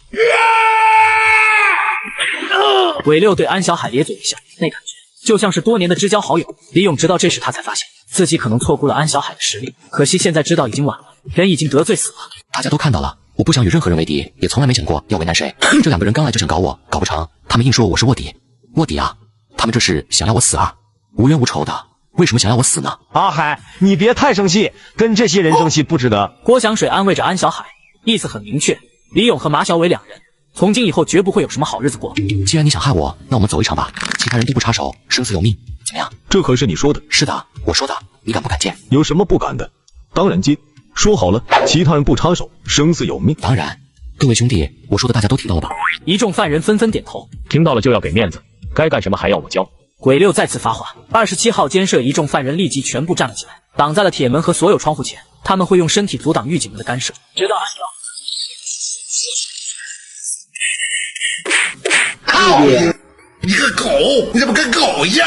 大队支援驱散了犯人们后，27号监舍的打斗已经停止了。李勇满脸是血，倒在地上生死不知。马小伟仍然在一旁痛苦地扭动着。刘聪他走到安小海面前，刘警官，不管你信不信，反正我什么都没干。不过我知道，反正是要关禁闭嘛，咱们走吧。你们要怎么处理我都没意见。为什么？告诉我为什么？你明明只有3年刑期，为什么不能忍一忍？为什么要变成如今的样子？为了活命。安小海在禁闭室蹲了2天就被放了出来。李勇和马小伟在医院里醒过来后，2人异口同声，打死也不承认是安小海打了他们，只说自己不小心摔的。回到27号监舍，所有人看安小海的眼神又不一样。尊重果然不会无缘无故的产生，他需要人们拼尽全力去争取。这天安小海在吃饭，突然一个人跑过来。海哥，我想跟你。跟我？你没搞错吧？你是鬼哥的人，怎么跟我？赶紧滚蛋，我当这事没发生过。海哥，我是真的很想跟你，只要你点头，鬼哥那边我来搞定，3到6洞而已，我挺得住的。给我个理由。他这种行为实在是可疑，3到6洞可不是闹着玩的。这家伙凭什么愿意付出如此大的代价来跟自己？难道是鬼六让他这么做的，让他来自己这里卧底？黑道中的二五仔。我觉得海哥是聪明人，非常聪明的那种。我想跟着聪明人混，这样才有出头的机会。跟着傻子混，迟早会被玩死的。我的意思不是说鬼哥是傻子，只是他跟海哥比起来差得太远了。我只是一个盗贼，我不喜欢打打杀杀的，我喜欢靠脑子吃饭的人。说白了就是坤季比较怕死，他觉得跟着鬼六迟早会玩完，而安小海则要安全可靠的多。坤季会开保险箱，多复杂的都能看。见安小海一直在犹豫，赖东林忍不住在安小海的耳边轻轻说了这么一句：这件事你提的有些突然，我需要一点时间来考虑。太好了，海哥肯考虑就好，我真的有用的，海哥一定要相信我。只要海哥肯收下我，从今往后我就再也不多想别的了，一心一直跟着海哥混。如果海哥发现我有二心，弄死我就行，我坤季绝没有半点怨言。坤季说完十分开心的离开了。阿赖，你这么想我收下坤季，是不是想找那个什么胡总报仇？我只想拿回属于我的一切。你的事我本来不想管，我也从来没有问过你相关的一切，但你现在已经是我的小弟了，心中又藏着这么大的怨恨，这件事我就不能不管了，你能明白吗？好吧，我都告诉海哥，我以前跟的胡总就是咱们深海市无人不知的胡海空，直到有一天胡总将一个跨国业务交给了我来处理，我的厄运从此就开始了。因为涉及的金额过于巨大，我一直都是非常谨慎的，光是项目的风险模型我都反复计算过上十次了，确定没有问题后才告诉胡总这个项目应该是可行的。所以后来这个项目出问题了，对不对？是的，出问题了，出了大问题，3000万啊，整整3000万，还是3000万美金，全部打了水漂了。不但如此，我们还被那家安国公司告上了法庭，海空又赔了对方1000万，同样也是美金。后来我就被公司告了，他们怀疑我联合对方制造假的财务数据，侵吞公司资产。我找了胡总很多次，想向他解释我没有这么做，我怎么可能这么做呢？海控也是我的事业啊，可是胡总说什么也不肯见我。后来虽然他们没有任何证据，但我还是被判了5年。5年啊，我好不甘心。行了行了，我们不说这些了，都过去了，看开点。你想我收下坤季，我可以答应你，也可以帮你完成你的心愿，但是前提是你也必须告诉我你究竟想干什么。我想让你收下坤季，一方面确实是想利用他的技能拿回曾经属于我的一切，另一方面也因为坤季他是个好人。好了，我不会说出去的，我答应你，我会收下坤季，哪怕鬼哥不同意，我也会出面跟他商量，借坤季过来用用。安小海还没有把自己打算收他当小弟的消息告诉坤季，坤季就已经把这事跟鬼六说了，可见坤季想要投靠安小海的心思非常坚定。阿海，能不能跟水叔说，坤季为什么宁愿3刀6洞也要跟你？我看你俩平时都没怎么说过话啊。也许我的魅力比较大吧。小子，我警告你啊，千万不要跟他们学坏了，你一定要保持你原来的人品和风度，要不然等你出去了，别说把芳芳介绍给你了，我们都不让你进。不是吧，水叔，你玩真的呀？什么玩真的？这种事能玩的？你现在有女朋友不怕，你那个小女朋友不是考上大学了吗？说不定等你出去的时候，她早跟别人好了。我觉得小不会这样的。行吧，走着瞧，别到时候被人甩了，跑我这里来哭啊！不对，不是说坤季吗？怎么被你扯到这里来了？臭小子！第二天中午吃饭的时候，鬼六坐到了安小海身旁。鬼哥，对不起，我也不知道会发生这种事，但人家都已经求到我头上来了，我也只能答应了。鬼哥如果需要什么补偿，尽管提出来，我安小海没话说。阿海，海哥，我就是觉得奇怪，你身上到底有什么吸引力，让坤季这么死心塌地的要跟着你？你能不能指点我一下，我向你学习？你说小子，要钱没钱，要是没事，也就是在这里面拽一点，出去了屁都不是，跟着你混个鸡毛啊！是啊，鬼哥，所以我觉得坤季这里少根筋，但是他想跟着我，就是看得起我，不想拒绝。鬼哥要什么补偿，尽管提出来，我一定尽量做到。补偿？你小子还欠阿德他们不少钱呢，我都不知道你要怎么还。说起这事儿就火大，你知不知道，猴子那孙子瞎了一只眼，都不敢回来了，死活请求调去了别的监舍，特么的，搞得好像阿德罩不住似的。前2天我还在嘲笑阿德，现在好了，我的小弟要跟你了，3刀6洞也要跟你，你让我以后怎么出去见人？这个鬼哥，我知道我们做的不对，要不这样吧，我给你摆个合同，当着各位老大人的错。补偿也无所谓，不需要。坤季好歹跟了我2年，没有功劳也有苦劳，他现在想换个老大，博个好前程，我也不会拦着他。我只有一个要求，只要你答应我这个要求，人就是你的了。鬼哥请说。告诉我，你跟阿德是怎么搞死邱鹏的？只要你告诉我这件事，咱们两清，怎么样？安小海只犹豫了1秒不到，就凑到赵德的耳边，用手遮挡住嘴巴，极小声的说出了方法。不是吧？你们玩的这么大？桂志伦、安小海，你们在干什么？吃饭的时候不许随意闲聊，赶紧吃饭。行，老子服了，人是你的了，但该有的规矩还是要有的，这个你明白吧？当然明白。3刀6洞，接下了，就今天晚上怎么样？没问题，就今晚。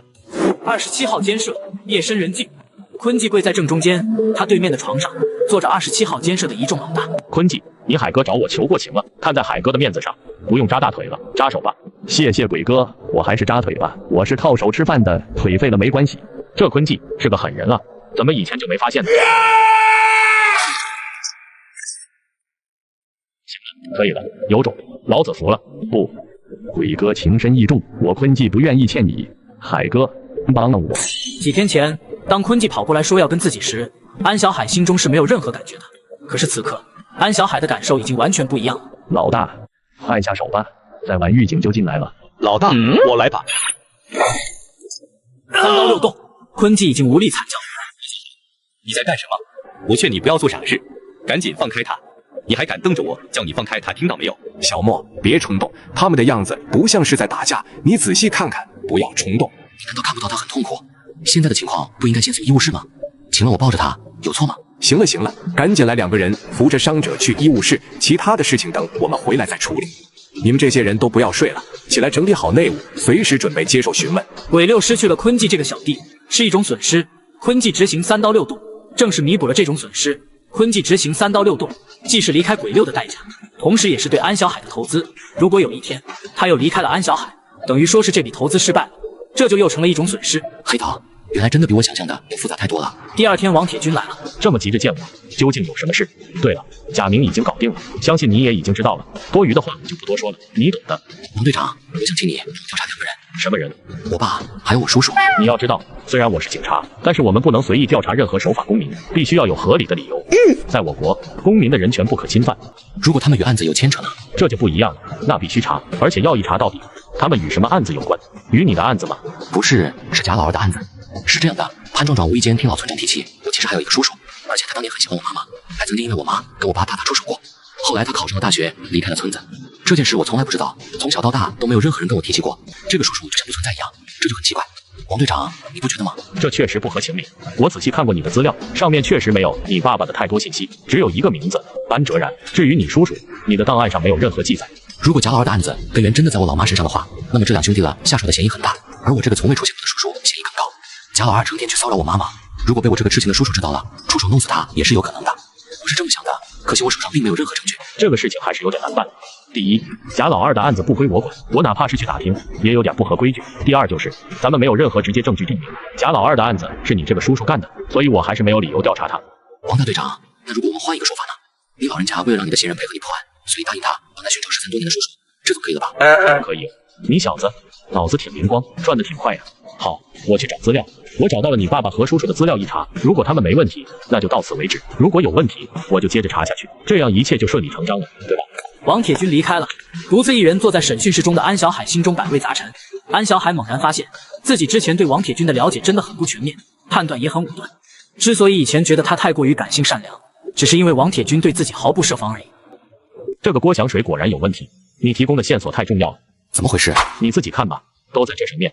这些文件都是郭祥水每一次走私的日期、方式和具体货物的涉案金额30万。原来郭祥水还是个村长，都这么有钱了，这家伙居然还带着整条村子的人搞走私。不过通过这份资料，安小海却看不出来郭祥水跟海耀子究竟有什么联系。时间，你看他走私的时间，海耀子虽然狡猾，但他们总是要出货的。就我们现在掌握的情况来看，海耀子出货的时间跟这个郭祥水走私的时间严重重合。你看，这一年8月3号，郭祥水走私了一批电子元器件，8月5号，市面上就出现了大量的1号。9月15号，郭祥水又走私了一批照相机，9月20号，同样纯度的1号再次大量出现。就我们现在掌握的情况来看，海耀子出货的时间跟这个郭祥水走私的时间严重重合。你看，这一年8月3号，郭祥水走私了一批电子元器件，8月5号，市面上就出现了大量的1号。9月15号，郭祥水又走私了一批照相机，9月20号，同样纯度的1号再次大量出现，这说明郭祥水很可能是海耀子的骡子。原来如此，他不但可能是海耀子的骡子，而且很可能是其中的某个核心人物。这家伙隐藏的太深了，也演得太像。你知道吗？他被捕的时候几乎没有任何反抗，被抓了后飞快的就供出了所有同伙，并且上交了一切赃款，缴纳罚款也很干脆。他判的并不重，才6年，还有2年他就可以出狱了。没想到啊，没想到，原来他的主业根本就不是走私。还好让王铁军查了一下郭祥水，如果不知道这一切，说不定真的会着了他的道。鬼六呢？他那边有没有查到什么情况？这个倒是没有。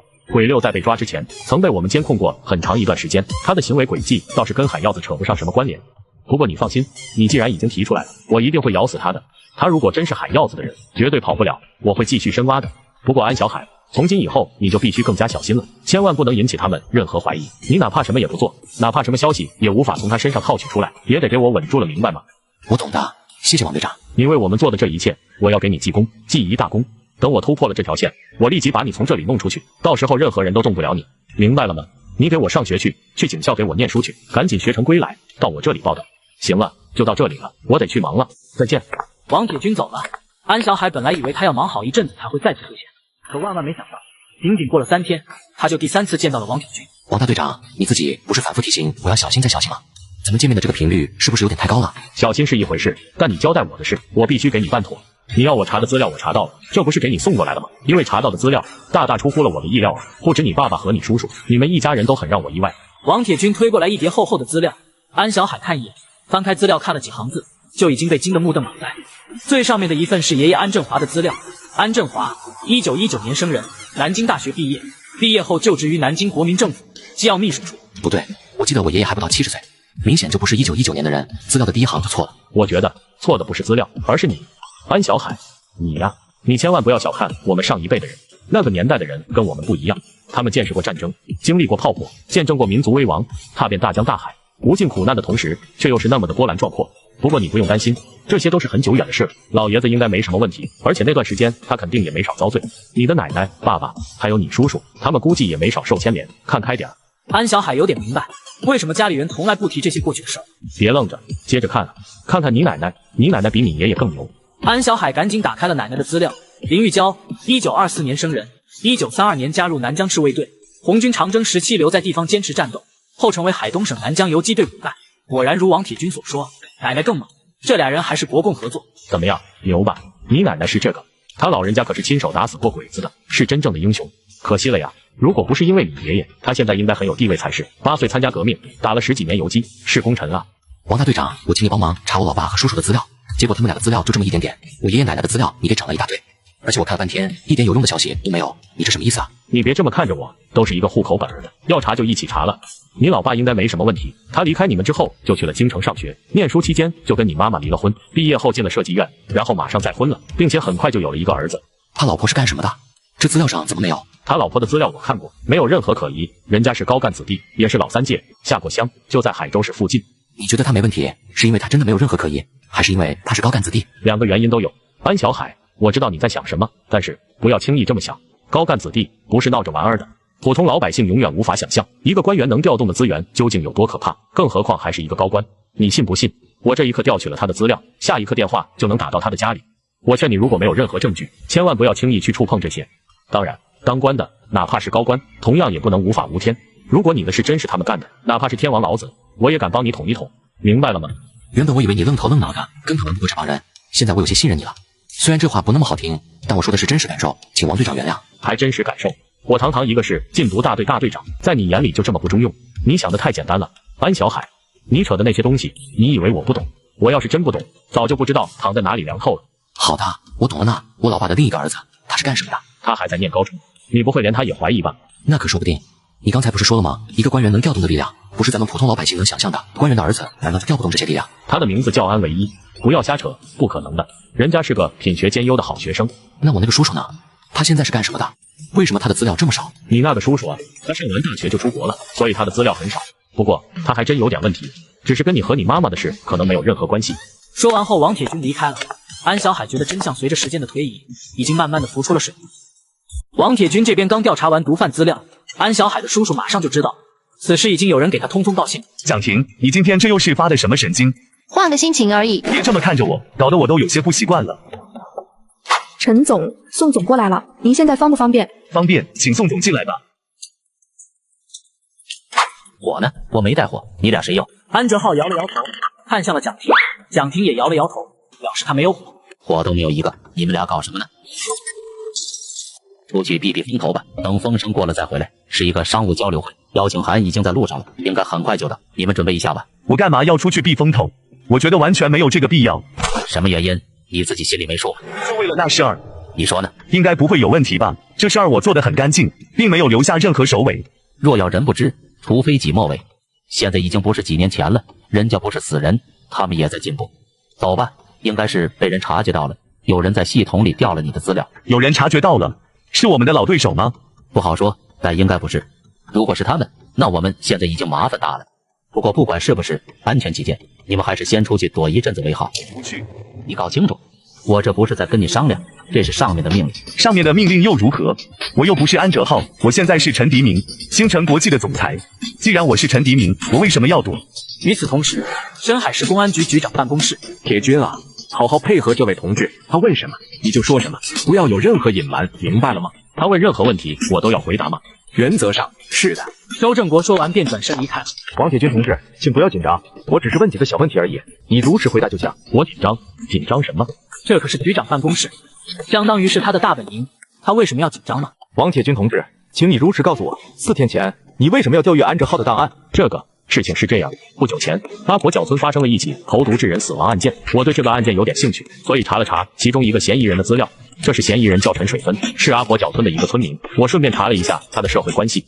等等，你没有说实话。我说的都是实话。我知道你有你的工作守则，你必须对你的人负责。但是我也有我的工作守则，我必须对国家负责。所以请你跟我说实话。我说的就是实话。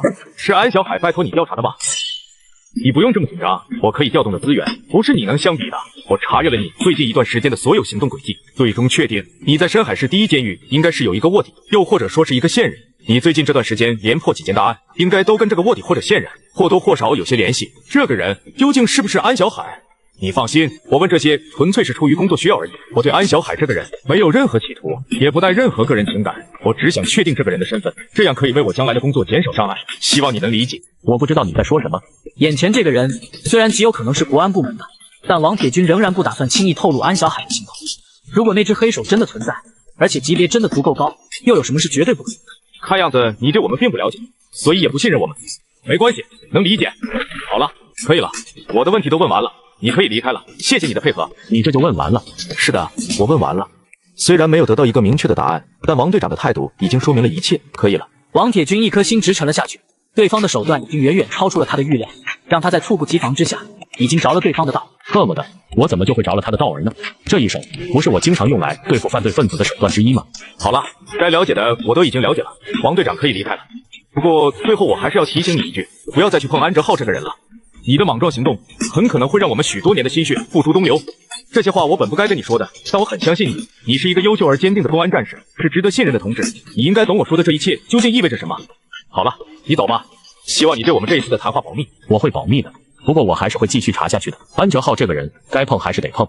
你说的也有些道理，可以，你可以保持正常的状态查案子，但一定要注意这个度。我懂的，都干这一行这么多年了，我会懂得分寸的。行了，我走了，挺忙的，莫名其妙。那人看着王铁军关门离去，脸上浮现出一个苦笑。这个王铁军还真的跟想象中的一模一样。安哲浩啊，安哲浩，我想你可能做梦都不会想到，安小海如今居然成了警方的线人，还把警方怀疑的矛头引向了你。如果我没猜错的话，你应该才是安小海的父亲吧？局长，这人什么人啊？怎么这么嚣张？国安的？哎呀，你就别问那么多了。你知道那么多对你有什么好处吗？多一事不如少一事，真是的。都这么大年纪了，还这么毛毛躁躁、一惊一乍的。你这个老同志怎么能这样？哪有你这样当局长的？我可是你的人，咱们共事这么多年了，你一句实话都不肯给吗？你别问了，人家不是国安的，但跟他们也差不了多少。这事儿你就别管了，好好配合，把人打发走就得了，何必惹这个麻烦呢？你身上的麻烦还不够多吗？先顾好你自己吧。我还没说呢，前阵子抓捕贾明，你带着人冲在最前头，算个什么事儿？大哥，你是缉毒警察，抓个在逃犯，你犯得着这么拼命？知道的是你王铁军嫉恶如仇，不知道的还以为你要抢功。上百号人对付一个人，难不成还能让他跑了？你说你这又是何苦？行了行了，你又来了，算了，我不跟你扯这些了，我忙着呢。见周正国又要开始碎碎念了，王铁军落荒而逃。嘿嘿，跟我斗，你还嫩着呢。这小子这么多年了，怎么一点都没变？老是这个样子，让我怎么放心把这公安局交给你？真是让人头疼啊！海州白云山庄，周大哥，究竟是怎么回事？怎么突然这么急着叫我过来？你最近有没有什么针对那个安小海的动作？没有啊，大哥，您不是说咱们要暂缓一下，等班子调整完毕之后再说吗？大哥的吩咐我当然是牢记于心。实际上刘明是有动作的，他在暗中挑动了几个公子哥去追林耍，不过这事儿在没出结果之前，他不打算跟任何人说。那就好，那就好啊。这个人暂时不要再去动了，他在监狱的整个期间都不要去动了，碰都不要碰。这个男人只是让缉毒队长调查一下自己的家庭情况，上一秒才调取的资料，下一秒就惊动了省长，只因为调查国安的人需要一个合理的理由，而且你权限还要够。安小海暂时不要再去动了，他在监狱的整个期间都不要去动了，碰都不要碰。这又是怎么回事？你别问了，这事很诡异，已经牵扯到保卫部门的人了。如果说哪个保卫部门能让这个副省长如此忌惮，很可能只有那一家了。算了，君子报仇10年不晚，咱们不急在这一时。那边办事还是非常有效率的，他们应该不会折腾很长时间。等风头过了再说，你等我消息吧。我们动不动手其实区别不大。安小海这小子在监狱里怕是学坏了，3天2头不是进医务室就是被关禁闭。听说如今还混成什么有字头的大哥了。前几天他还卷进了一场江湖仇杀，被人用匕首一刀扎中了胸部，差点就一命呜呼。现在还躺在医院呢，不知道抢救过来没有。还有这事儿，真是老天有眼，学坏了好啊，学坏了才能继续玩下去，长期玩下去。不过周大哥，上次咱不是说到还有一批人要对付安小海吗？这事儿您这边有什么线索吗？我是在想啊，如果这伙人跟国保部门对上了，说不定是要吃亏啊。我是这么想的，既然我们跟他们的目的相似，那就应该是自己人了，咱们是不是得想办法提醒对方一下？我这边已经确定了，确实是有人也在干跟我们同样的事，不过对方有点难搞，这事难办呢，我会想办法处理的，你不用管这个了，我可以跟你交个底，那边是自己人，以后如果对上了，客气一点好。明白了，谢谢大哥提点。对了，周大哥，第一监狱那边打了报告给监狱管理局，说安小海见义勇为，救了一个犯人的命，要给他报功减刑。这报告也抄送了一份到我那里，您看。批，马上给他们批了，不要阻拦他们，甚至可以暗示他们加大些减刑力度。我现在甚至有些期待安小海刑满释放了。不过咱们也不用太急，第一监狱不是还有一个小杨吗？你找找他，跟他详细了解一下安小海的具体情况，确保他能在一个合适的时机被放出去。明白我的意思吗？明白，明白，意思再明白不过了，就是要确保安小海能被那些犯人彻底拉下水。要做到这一点其实挺简单的，只要确保安小海是跟几个他特别熟悉的重犯差不多时间出狱就可以了。如此一来，安小海绝对很难摆脱他们的纠缠。对，就这么办，回去以后就直接约杨远兵，正好也有段时间没去人间天堂了。对了，还有得暗示一下大院那帮公子哥，是时候该收手了。国保部门可不是闹着玩的，万一被他们注意到了，那就麻烦了。深海市人民医院，此时监狱长王涛，2名副监狱长跟在他身后，一同来看安小海。犯人的情况怎么样？安小海，这一次你见义勇为，成功阻止了一场即将发生在第一监狱的伤人杀人事件，很不错，值得赞扬。有罪当罚，有功当然该奖赏。监狱已经替你请了功，领导也以最快的速度做了批示，你获得了半年的减刑，恭喜你安小海。特么的，没想到差因祸得福了。不过好像有些不对啊，是不是太顺利了一点？减刑的幅度好像也有点大了。那幕后黑手呢？是睡着了，还是出了什么意外挂了？领导们并没有多待，宣布完消息，接受完犯人家属的谢意后，很快便离开了。毕竟他们都挺忙的。杨远兵在离开前给了安小海一个眼色，并且还偷偷的将一听可乐放在了门口的柜子上。杨远兵此时的心情也很不错，他庆幸自己赌对了，两边都没有得罪。杨远兵昨天才刚刚跟刘明在天上人间见了面，刘明绕来绕去，最后的意思就是让杨远兵暂时不要再去动安小海了，具体什么时候再动手，等他们通知。还好赌对了，还好两边都没得罪，否则自己这个小人物肯定得完蛋。这个安小海真不简单啊，看来以后得改变一些策略了。从今以后，飞黄腾达说不定都指日可待了。想到这里，杨远兵的一颗心都有些飞扬了起来。安小海，外面有人说是你的朋友来看你的，你认不认识他们的？安小海看得眉头直皱，他不认识这个家伙，一点印象都没有。不过看他那一身打扮，绝不是什么好鸟。海哥，我是三哥的小弟二毛，我带着兄弟们来看你了。靠，原来是三哥的人。你们到底不认识的？认识，这不就认识了吗？三哥是我亲大哥，海哥是我亲大哥的好兄弟，那海哥也是我的亲大哥。嘿，这不比认识强。兄弟们，我见到海哥了，海哥是个大靓仔，你们快过来看看。安小海一个头两个大，三哥这个小弟有点不靠谱。安小海，如果他们是你的朋友，让他们赶紧走，这里是医院，不是菜市场。行，那个二毛，兄弟们来也来过了，心也尽到了，看完了就赶紧走吧。你们也看到了，不要让我难做。好了，兄弟们，海哥发话了，让我们赶紧滚蛋，东西放下，我们滚蛋。海哥走了。二毛说完，领着一群人放下东西，乌泱泱的离开了。没有过多久，狱警又打开门，这一次他的表情更加古怪了。安小海，陈志豪请了神父给你做祷告，你要不要接受他？什么？神父？是的，神父来了2个，其中一个还是老外，你要不要见一见？那见一见吧。行吧，你们进来吧，动作迅速一点，不要耽误太长时间。谢谢你，我的孩子，主与你同在。安小海正疑惑呢，可当他看清洋人牧师身边站着的那个年轻牧师时，是徐天佑。这货疯了吗？安小海先生，我的孩子，我们是应陈志豪先生的邀约而来的。这位女士以及这位警察同志，请你们离开一小会儿。接下来，安德烈神父将会单独聆听安小海的忏悔，并为他做最虔诚的祷告，以洗清他身上的罪孽，求得主的宽恕。阿门。看守的狱警虽然有些狐疑，但想了想后还是走了出去。毕竟这年头老外可不多见，对方又都是神职人员，再加上外面还有好几位同事在盯着，应该问题不大。我万能的主啊！你给老子闭嘴吧！安小海，你怎么能对主如此不敬？赶紧道歉，否则罪孽深重。深重你奶奶个腿啊！你看我是不是疯了？喂，你别不知好歹哈，我可是冒着天大的风险来看你的。你还知道这是天大的风险啊？你想死自己死去，别拉着我一起。滚！你给老子趴！那怎么行？你是我最好的兄弟，不拉着你拉着谁？不过我可提醒你啊，咱们的时间可不多，你要是老跟我扯这些，那可就白瞎了我一番心意了。行了，别生气了，我这不是化了妆了吗？没人认得出来的。拉倒吧，至少我认得出来。你又不是一般人，你可是我的安小海啊！你要再这么说话，我弄死你啊！行，我不这么说话了，怕了你了。听说你成了海哥了，终于可以跟我平起平坐了，你知道不？听到这个消息时，我开心的大醉了一场，还摆了几十桌来庆祝。你得了吧，自己摆酒，不要拿我来说事。喂，这老外不会是真牧师吧？你从哪里找来的？听不听得懂我们说话呢？会不会有危险？你放心吧，这些我都想不到，还混个屁！这傻帽儿刚来不久，啥都不懂，我花200块钱请来的。你确定？我刚才听他还说中文来着。那是我教的，他就会这么一句，笨死了，就这一句话，学了1天才记住，要不然我昨天就来了。你会英语？当然要会那么一点，我不是经常要去国外进货吗？不会点英语咋整？哎呀，你别老扯这些没用的了，好不容易见一面，说点有用的吧。你说什么有用？比方说前阵子我碰巧带到了一个人，你猜猜是谁？一点提示都没有，我哪里猜得到是谁？就知道你猜不到。告诉你吧，邱鹏，这家伙跑到杨国想躲起来，但好死不死在街上撞到了我。我一听他说的遭遇，就知道是你出手把他坑了，干得漂亮。这家伙还以为我俩是仇家，又怕我把他弄死，所以想着要忽悠我一起对付你。他跟我说了许多关于你的事。小海，你究竟是得罪谁了？邱鹏知道你所有资料，你妈妈、你爷爷奶奶、外公外婆还有大嫂潘壮壮都在他们的报复名单里。我也想知道那个人究竟是谁。怎么，邱鹏也不知道吗？他倒是说了2个名字，一个叫韩建勇的，是深海市监狱管理局的副局长，另一个叫梁文杰的，也是深海市监狱管理局的，好像是一个处长。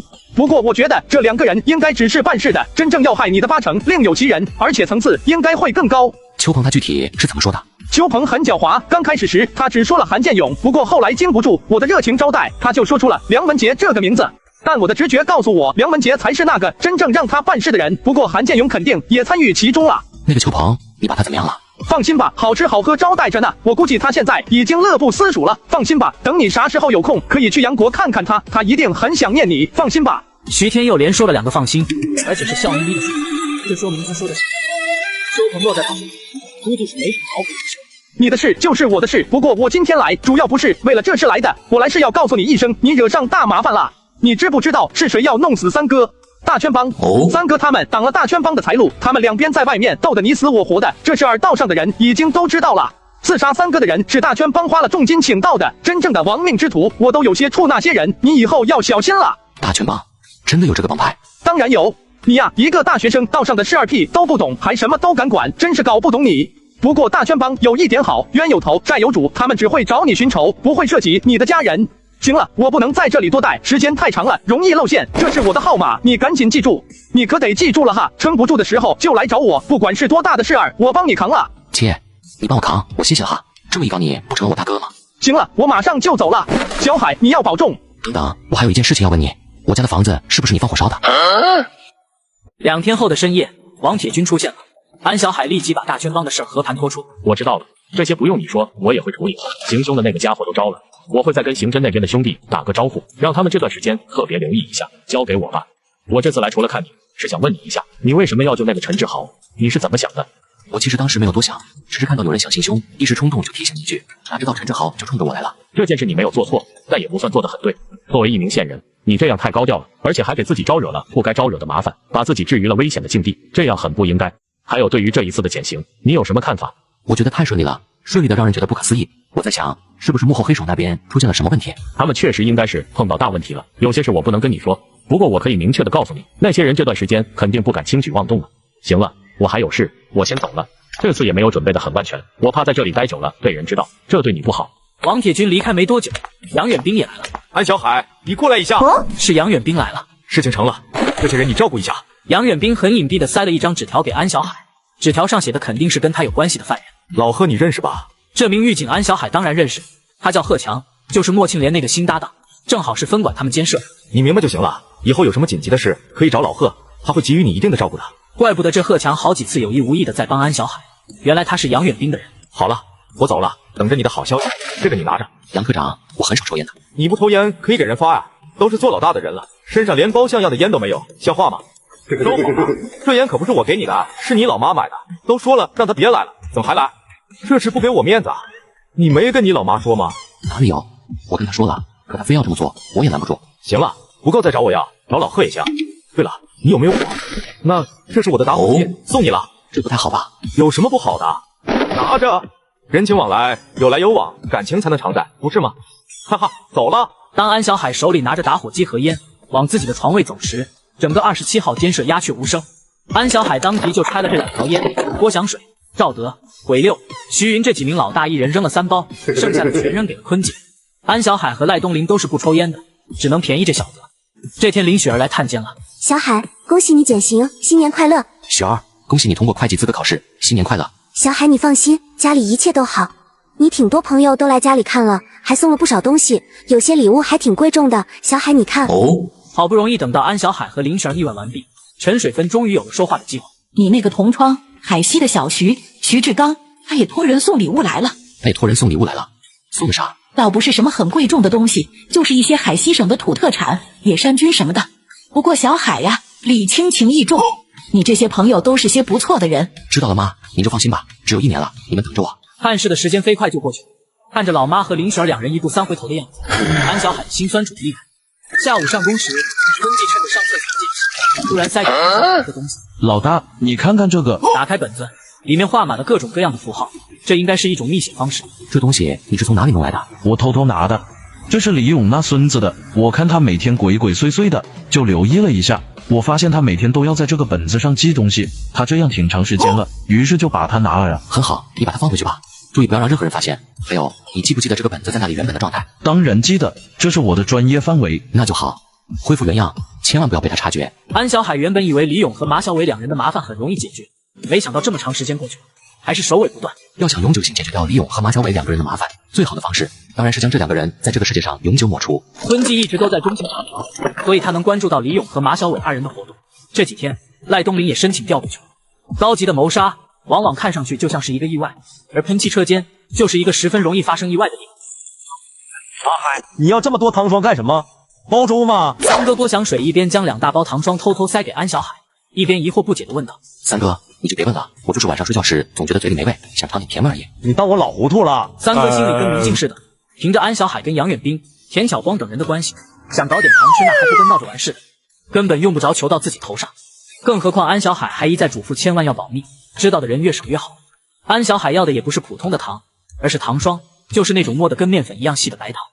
三哥都是第一次听说还有这玩意，深海市根本买不到，他是叫了自己的儿子去香港才买到的。小海啊，你还有差不多1年就可以出去了吧？还有11个月。出去了好啊，你呢？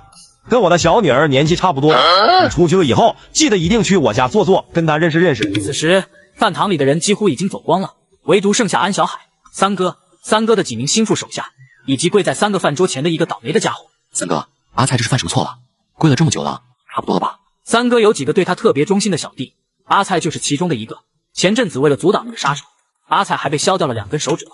虽说后来接回去，但总归是没有以前那么灵活。阿海，你别给这个不要命的东西求情！你知不知道他给外面的兄弟出什么点子了？他让他的兄弟去抢劫在口岸排队的货柜车司机。这些货柜车司机有什么好抢的？难道是抢货？阿海，你不清楚这里面的关节很正常。这些香港的货柜车司机很没的，你知道他们1个月能赚多少钱吗？7、8万港纸，换成我们的钱都30万了。哦，那个卧底太过分了，居然敢让小弟来找咱们俩兄弟的麻烦，真是可恨。行了，少说2句吧，先忍一忍。也就不到1年了，等这家伙出去。李勇正在冷笑，可冷不丁的却瞥到了打火机。勇哥，怎么了？哦，没什么，你看看那边是不是一个烟盒子？好像是。勇哥，你快看，打火机也在。马德，肯定是坤基那小子跟人打闹的时候掉在这里了，他居然诬陷是勇哥拿了，真特么的有病。这下真的是我拿了。走，我们过去转一转，把烟和打火机毛了再说。正好很久没抽烟了，特么的！李勇一边说着一边站了起来，假装伸了一个懒腰，慢吞吞地走了过去。马小伟连忙跟在了他身后。与此同时，坤季偷偷摸进了喷漆厂房中，并且已经把带来的2包糖霜全部倒进了那个开了封、摆在一旁的油漆桶中。此刻他正拿了把刷子在飞快搅动着。安小海已经交代得很清楚了，必须要让糖霜充分溶解在油漆中才行，这样效果才会更好，事后才不容易被人查出来。透过工具间的空隙，坤季可以很清楚地看到李勇和马小伟2人走到了那边，并且遮遮掩掩地捡起了他故意放在那里的烟和打火机。2个沙雕，老大真是神了。安小海瞥了一眼挂在墙上的时钟，时钟指向了6点整。坤季跟李勇动手发生在午饭后，随后2人被带去写检讨。等他们再次回到工坊时，应该在5点左右。5点30分，犯人们结束工作，去食堂吃晚饭。等其他犯人全部离开，坤季才会把烟和打火机放到指定地点。只要李勇和马小伟仍然是去他们经常坐着的台阶上休息，就很可能会发现放烟和打火机的地方。按照2人平时的习惯，他们应该会在工作半小时到40分钟后去那道台阶上休息。应该就是这个时候了。白天的事情动静闹得那么大，李勇和马小伟2人肯定不敢把烟和打火机带走，他们也带不回去，打火机会被检查的狱警收走，他们俩还会挨处分。想抽烟就只能在工坊区域抽，工坊区哪里可以躲着抽烟呢？答案只有一个，卫生间。卫生间中的排气管道此刻已经被坤季破坏掉了，那个密闭而狭小的空间里已经充满了易燃的油漆粉尘，而且是加了糖霜的油漆粉尘。只要李勇敢在那里点燃打火机，那他的世界就会彻底归于平静。阿海，今天你吃饭怎么吃的这么慢？赶紧吃完，茶都凉了。我今天有点牙疼，所以吃的慢了点。牙疼了，要不要紧的？牙疼不是病，疼起来真要命。广告里都是这么说的。哦，勇哥，赶紧的，我们去厕所整一口吧。急什么？我们已经休息很长时间了，先干活吧。等下次休息的时候，咱们去抽个够。可我真的等不及了，好久没抽烟了，所以更得忍。我们现在说要去上厕所，管教说不定会跟着去的，那还抽个屁？还是等下一次休息的时候再去吧。行吧，我听勇哥的。为了能快一点去尽情吸烟，李勇和马小伟立即忙活了起来。李勇负责喷漆，马小伟负责给弓箭翻面。可忙了10多分钟后，李勇突然停了下来。勇哥，怎么了？特么的，这油漆好像有点不对劲，感觉有点怪怪的，有点黏黏糊糊的，还有点不上色。那怎么办？我去换一桶。算了，不用了，你去旁边多搞点香蕉水过来兑进去，再搅动一下试试，说不定就行了。马小伟屁颠颠的去了，赶紧搞完去抽烟。香蕉水加进去后，味道更加刺鼻了。20分钟后，李勇和马小伟几乎是踩着点停下了手中的工作。报告管教，我们想休息一下，顺便上个厕所。行，去吧，一个一个的去，我就不过去了，快去快回。喷漆工房的洗手间，这怎么回事？这卫生间里的味也太大了，而且这油漆的味道果然不对，有点甜丝丝的，怪不得刚才喷起来总觉得怪怪的。难道是排气管破了？真倒霉，要不还是别抽了吧，万一起火了就麻烦了。作为一个有一定经验的喷漆工，李勇当然知道喷漆房的防火规则。李勇刚想放弃，可走了2步后又停了下来。不对啊，起火了不是正好吗？反正这打火机和烟都是坤季的，也就是说都是那个天杀的卧底安小海的呀。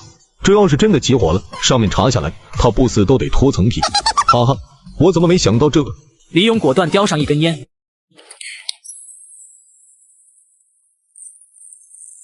管教，危险，着火了！你看，好像我知道着火了，你给我撒手！糟了，这下糟糕了！老方心乱如麻。管教，你不能过去，真的很危险。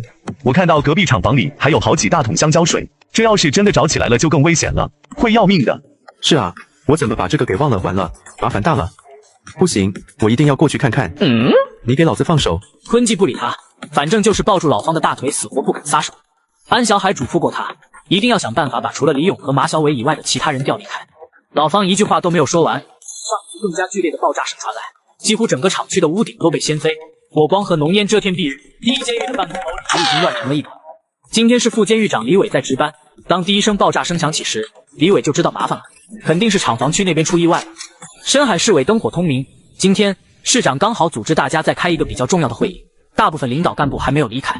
此时会议已经进行不下去了，所有人都站在窗口向第一监狱的方向张望着。是不是第一监狱出了什么问题？监狱长和副监狱长办公室电话都没人接，再打，接着打，办公室里没人接，就往家里打。队长，你今天的状态不对，有吗？换作是平时，你早就开始盘问我了。今天这都10多分钟了，你连一根烟都没抽完，你说说是不是很反常？是因为监狱的事情吧？你一个缉毒大队队长，操这份闲心干啥？我是一名警察，违法犯罪的事都跟我有关系。新闻里都说了，是一个犯人偷偷抽烟引发的事故，难道还别有隐情？没有隐情最好，我最怕的就是这里面真有隐情。你还记得我跟你提过一个好苗子的吧？那个愣头青，大学生，这案子跟他扯得上关系。我就怕跟他扯上关系。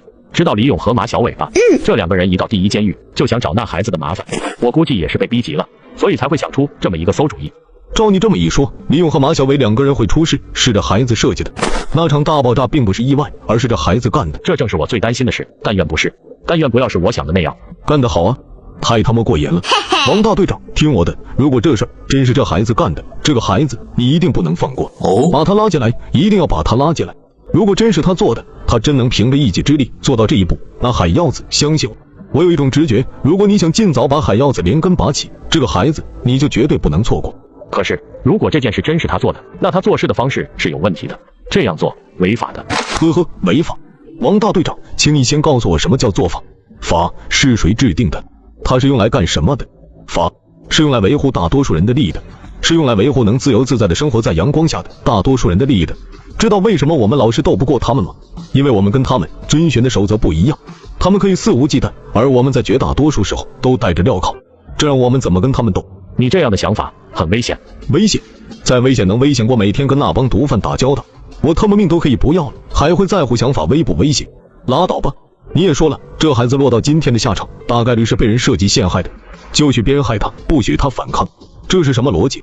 这是什么道理？行了，不说这些了，时间不多了，回归正题吧。你有没有什么要向我汇报的？叫你调查的事，调查的怎么样了？最近没什么值得汇报的，我们海东省风平浪静的，倒是听说海西省那边闹腾的挺厉害。哦，据说海上出现了一尊大佛，出现了一个叫做海佛爷的人。海耀子都还没个影子呢，又出来个海佛爷，还有什么消息吗？没有了。你让我调查那个郭祥水的暗中关系网，我试过了，很困难，对方相当警觉，查到的资料都在这里，你自己回去慢慢研究吧。好了，如果没有别的事，我们就到此结束吧。你不是很喜欢运动鞋吗？给你买了一双，看看合不合心意。哎呦，不错啊，还是阿弟的。不过队长，以后不要买这种名牌货，你才那点工资都不够买几双鞋的，省省吧。不是看你喜欢的，真的不需要什么名牌货的，鞋带能绑得够紧就可以了。风筝的话让王铁军心中刺痛，可想而知，风筝这些年过的是一种什么样的生活。对不起，是我的错。你别这样好不好？我的王大队长，我做这个虽然少不了你的鼓励，但最主要原因并不是因为你，是因为我自己的信仰。再说，今天我算是终于看到些希望了，你口中的那个孩子，说不定就能让我早日脱离苦海。行了，时间差不多了，赶紧走吧，我也得回去了。消失太久了，会有人怀疑的。老罗，情况怎么样？初步的鉴定结果跟我们事先的判断出入不大，一共发生了2次爆炸，准确的说是一次起始爆炸，后面又发生了一连串爆炸，这才最终导致了现在大家看到的结果。我们初步判断，爆炸的起因应该是因为通风管道被腐蚀产生了泄漏，导致喷气粉尘在厕所里聚集，碰到明火后就产生了粉尘爆炸。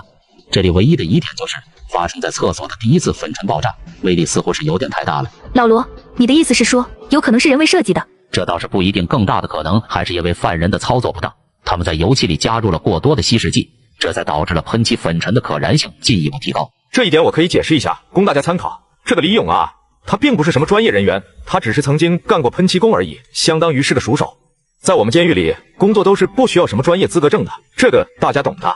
至于老罗说的这个所谓粉尘爆炸，别说李勇了，我都是第一次听说，他肯定不懂这些的。这名操作的犯人很可能是不了解这些的，他敢在防火要求如此高的车间卫生间里抽烟，就说明他的安全意识高不到哪里去。他不懂这些的概率很高，如果他懂这些还要点火的话，那就是在自杀了。你是说犯人有自杀的可能性？这个可能性不排除，不过根据目前的情况，只能做出这些推论了。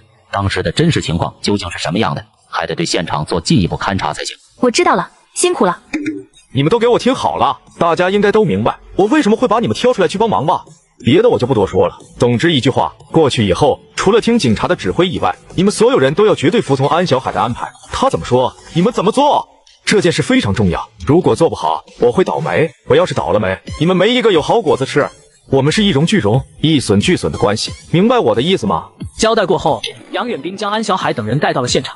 安小海他们3个都将注意力放到了外围，因为他们要找到那只打火机，一旦被狱警找到，后果可想而知。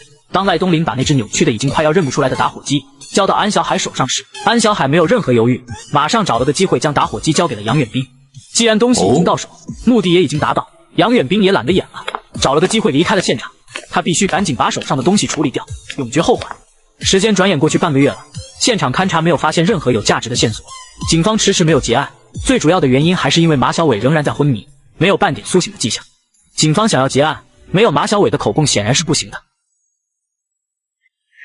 慧珠，你不要这样看着我，我这不也是没办法吗？你没办法？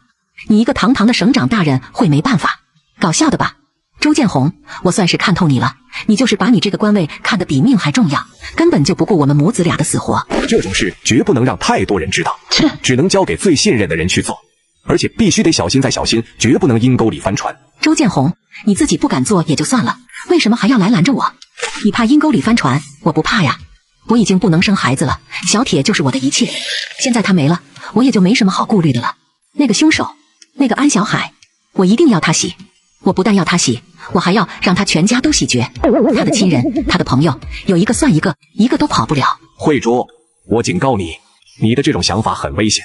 冤有头，债有主，你不要发疯。我儿子洗了，亲儿子，我唯一的亲儿子，也是你这个没用东西的骨肉，你倒是冷静的好。我不冷静怎么办？我要是不冷静，大家一起抱团去洗吗？我警告你，陈慧珠，你现在的状态很危险。那个安小海只是一个普通人，在我们眼里，他跟蝼蚁没有任何区别。想要采洗，他有千万种方法，但是前提是不能弄脏我们自己的脚。为了一个蝼蚁，把我们所有的人的前程都搭进去，不划算。你就算不为自己着想，不为我着想，也该为你家老程着想吧。这么多年以来，他这么宠着你，爱着你，你就忍心拉着他一起往坑里跳？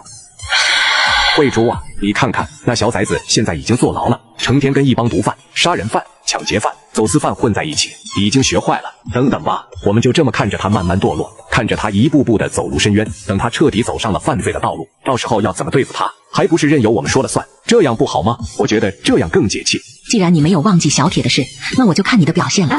我丑话说在前头，我再给你一段时间，如果你这个废物奈何不了那个安小海的话，也请你不要拦着我动手。行了行了，你就看吧。此时人间天堂夜总会，小杨啊，不要慌，年轻人要学着淡定一点，处变不惊嘛，这么慌干什么？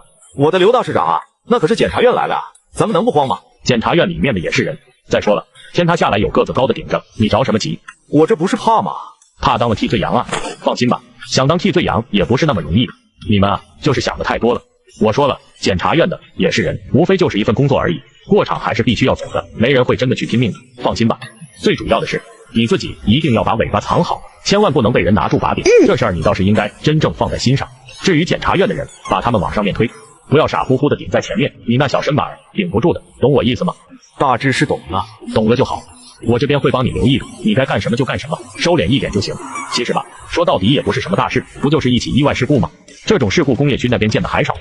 所以我说啊，领导说是大事就是大事，领导说没事那就没事，你安心等着这风儿过去就可以了。明白了，明白了，谢谢领导。经过您这么一开导啊，我心里悬着的石头终于是放下来了。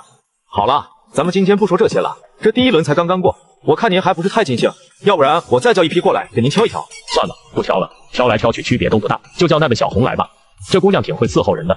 那好，您等着，我这就去叫人。安排好了刘明，杨远兵自己却没有半点享乐的心思，都特么的靠不住。刘明的一番话看似很有道理，可实际上呢，完全就是在忽悠我罢了。刘大市长，你这是想着事不关己，高高挂起啊？有那么容易吗？吃了满嘴的油腥，你擦得干净吗？别把老子逼急了，逼急了，我拉着你们一起下水。耗子，为什么约这种地方见面？乱糟糟的，一点情调都没有，这不是你的风格。别绕来绕去了，说是儿吧，你冒着这么大的风险，非要私下里跟我见面，究竟什么事？还能是什么事？阿婆脚吞那件事。放心吧，那件事我处理得很干净，不会有什么意外的。挑我当案的不是我们的老对手，是深海市公安局缉毒大队的队长。一个是缉毒大队队长，为什么要调你的档案？谁知道呢？也许是在调查我那好侄子的社会关系吧，毕竟他现在正在坐牢，成天跟一帮亡命之徒混在一起，贩毒的不老少。安哲浩，虽然你很聪明，但你不能当别人都是傻子，你在帮你儿子对不对？好一招一例破案法，你弄死那个贾老二也根本不是为了陈水芬，对不对？你只是想借此把国宝的目光吸引过来，这样一来，那些要害你儿子的人就只能暂时停手，对不对？别以为我不知道，我太了解你了，你能瞒过所有人，但绝对瞒不过我。我说相勇，你那么激动干什么？提醒你一下，这里可是公共场合。安哲浩，你这是在玩火，我知道。你这个人天生就爱刺激，但是你找你的刺激，别特么的带上我。你实在想玩也可以，好歹是先跟我通个气啊！你知不知道上面突然让我追查这个事的时候，我心里有多慌？真跟你通个气，我还玩个屁！行了行了，别生气了，你身体不好，别再气出个什么毛病来。知道我身体不好啊，知道你还这么玩我，我觉得我迟早会死在你小子手上的。行了，不管是归路还是不归路，这不是有我陪着你一起吗？都已经过去这么多年了，别伤春悲秋了，把握当下，及时行乐才对。行吧，但这件事到此为止，不要再插手你儿子的事了。都说了，那不是我儿子，侄子。我劝你，该断的还是断的好。像我们这种人，亲人粘上我们，并不见得是什么好事，这一点你应该比我更清楚。如果你真是为了你儿子好，就更不应该跟他扯上任何关系才对。身为国防科大高材生的你，却因一场打架斗殴被判了10年有期徒刑。不仅如此，你的家人和亲戚朋友都被卷入其中，你在监狱里被各种折磨，你的家人朋友各种离奇死亡，直到临死前你都不知道你其实是被人陷害的。也许是老天看不下去，给了你一次重生的机会，让你回到了被人捅伤的当天晚上。此时你把捅你腰子的人捅了一刀，并且通过私下送礼，你巴结上了监狱科长。同时你用上一世的记忆做了缉毒队的毒吻，经过你提供的线索，缴获很多毒贩，你也因此被减刑。经过你一层层布局，你终于知道，原来陷害你的是海州省副省长。打架斗殴你失手打死的是省长私生子，他派来打你的人是一个毒贩团伙。终于真相大白，你的复仇计划此时此刻启动。距离那场爆炸都过去这么长时间了，王铁军却一直没有出现，不应该啊！王铁军不是不想去找安小海，他确实是分身乏术。那天跟风正见完面，认真分析完风正送过来的情报后，王铁军经过慎重考虑，决定主动出击，捣毁深海市2个重要贩毒团伙。这2个贩毒团伙，王铁军已经盯了他们很久了，原本是想着放长线钓大鱼的，可结合现有的情报来分析，这2个贩毒团伙很有可能是郭祥水在背后扶持起来的。郭祥水还有2个月多就出狱了，现在敲掉他的一些爪牙，他出来后必然会有所动作，这样一来，他露出破绽的可能性就会更大，风正接近他的可能性也会越大。大队长，你是回队里洗澡还是回家洗？先不回去了，去第1监狱吧。这次抓那么多人，我要抓紧时间去那里突审几个跟他们有关的犯人。好的。情况就是这样的，这伙人的老大叫陈家树，他的小弟督管他叫蛇哥，这个人很危险，但直觉告诉我，这个陈家树很可能不是这个团伙的实际操控者，这个贩毒团伙真正的背后操控者很可能是这个家伙。你注意一下，这2个人会不会跟郭祥水暗中通消息？怎么样，有没有什么困难？困难倒是没什么困难，你知道的，我是我的不错的小弟，有他帮忙盯着，应该问题不大。行，你自己一定要注意安全。王大队长，没有别的要问的了吗？今天的王铁军太不正常了，既然没有问监狱着火的事。没有了。怎么？你有什么要跟我说的吗？没有了，该说的我已经都说完了。走了。没想到这一转眼就2年多了，你在这里面待的时间也不多了，但愿你还没有忘记2年前的那个自己。走了，保重，你自己一定要小心。等等，王队，你等一下。怎么了？王队，你来这里之前在干什么？是在抓毒贩吗？是啊，怎么了？我明白了，那人身上原来是毒品的味道，递刀子给我的那个人身上那股特殊的味道，原来是毒品的味道。回到监舍中，安小海怎么也平静不下来，心中的火焰几乎要将他焚成灰烬。安小海站起身来，在监舍中飞快地走动着，仿佛只有这样才能让心中的愤怒和仇恨略微消散。老大他这是怎么了？不应该啊，那么多苦难老大都挺过来了，这次究竟是怎么了？肯定是王铁军，那个王铁军太坏了，好好的抓他的毒贩不行吗？干嘛要针对我老大？看把老大气的，哼哼，等我出去了，一定要让你好看，我一定要把你家翻空，裤衩都不给你上一条。安小海，你在干什么？不要影响别人休息，赶紧坐下。你还反了天了，叫你停下，听到了没有？穆青莲，我知道你为什么老是针对我，你看上我老婆了对不对？告诉你，你没戏的，雪儿心里只有我。他如果不是怕你在里面为难我，你觉得他会对你笑？傻不傻？你安小海，你不要乱说。我乱说，你是不是男人？敢想不敢认？我真特么是高看你了，杀掉！你说什么？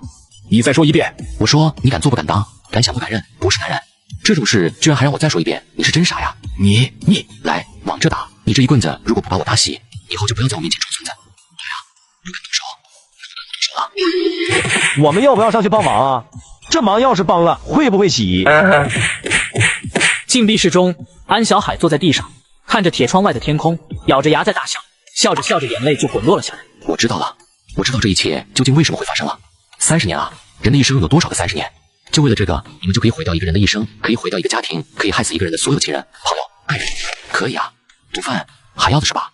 好的，你们等着，等我出去了，我要让你们一个个的把我这么多年所受的所有煎熬都一一尝试一遍。杨远兵办公室，莫庆莲低着头站在杨远兵对面，他半张脸都肿起来了，左眼乌青乌青的。莫庆莲，你说说，你还嫌我们监狱事儿不够多吗？这都是些什么事儿啊？莫庆莲啊，莫庆莲，你可真行啊！居然不声不响的看上犯人的女朋友了，还因此跟犯人公然起了冲突，这是一个狱警该干的事儿吗？这事儿要是闹大了，影响多恶劣，你知道吗？还专门挑在这个节骨眼上，你有没有脑子的？杨科长，我没有。你告诉我，安小海他们为什么要打你？你知不知道袭警是多大的罪？这还是在监狱里，深海市第一监狱。安小海他们是傻子吗？为什么不打别人，就挑你打？杨科长，莫庆莲一时间也不知道该如何应对。行了，别在这里我了。这件事我先把他压着，要怎么处理安小海他们几个，你自己回去想清楚了，然后再回来告诉我。别说我不向着自己人说话，你还很年轻，考虑好这件事会对你有什么影响再说。明白我说的意思了吗？明白了，谢谢杨科长。赶紧滚蛋，去医院仔细检查一下吧，别落下什么暗伤。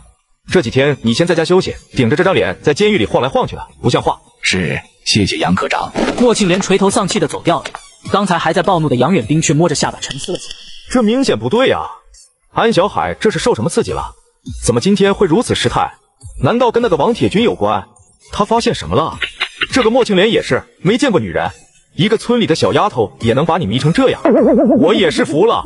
莫庆莲啊，莫庆莲，你可能不知道你惹的究竟是什么人吧？但愿你能做出正确的选择。这件事最好能大事化，小事化无。第一监狱不能在这个节骨眼上再出事了，要是再起个警察，这麻烦就是天大的了。特么的，这都什么事儿吗？烦死了！杨远兵拿着钥匙眉头紧皱，他是实在没有办法。现在韩建勇根本就不搭理他了，刘明又满嘴跑火车，唯一的希望就是安小海这边了。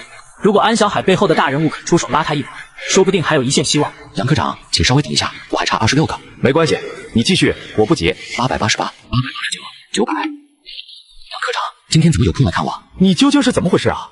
为什么要那样做？你知不知道袭警是重罪，尤其是在监狱里。如果莫庆莲坚持要追究，你们的麻烦就大了。我知道的，但没办法，做都已经做了，又没有后悔药可以吃。他要是不原谅我们这个话，我也没办法，只能认了。谁叫我做错了事呢？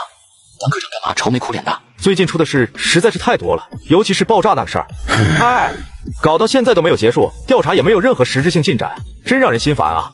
算了，本来不该跟你说这些的。怎么样，关禁闭的滋味不好受吧？以后千万不能这么冲动了。那个小莫，我可以帮你去说几句好话，让他不要再追究了。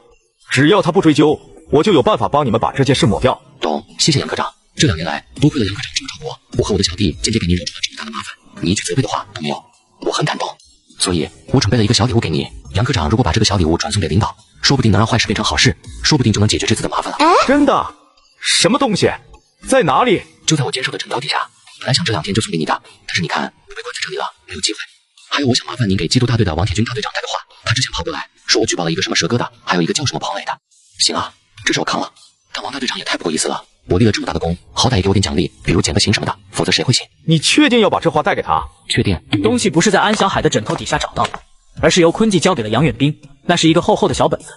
这是监狱管理条例，这份监狱管理条例不但非常缜密，而且极具有前瞻性，同时还有极强的操作性，对于监狱中各职能部门的运转以及犯人的管理，简直细致到了令人发指的地步。第一监狱刚刚出了这么大的事，案子还迟迟不能结案。然而，第一监狱的领导层痛定思痛，仅用了10多天时间，就总结出来一套如此细致、如此完整又如此可行的管理方案。这是什么概念？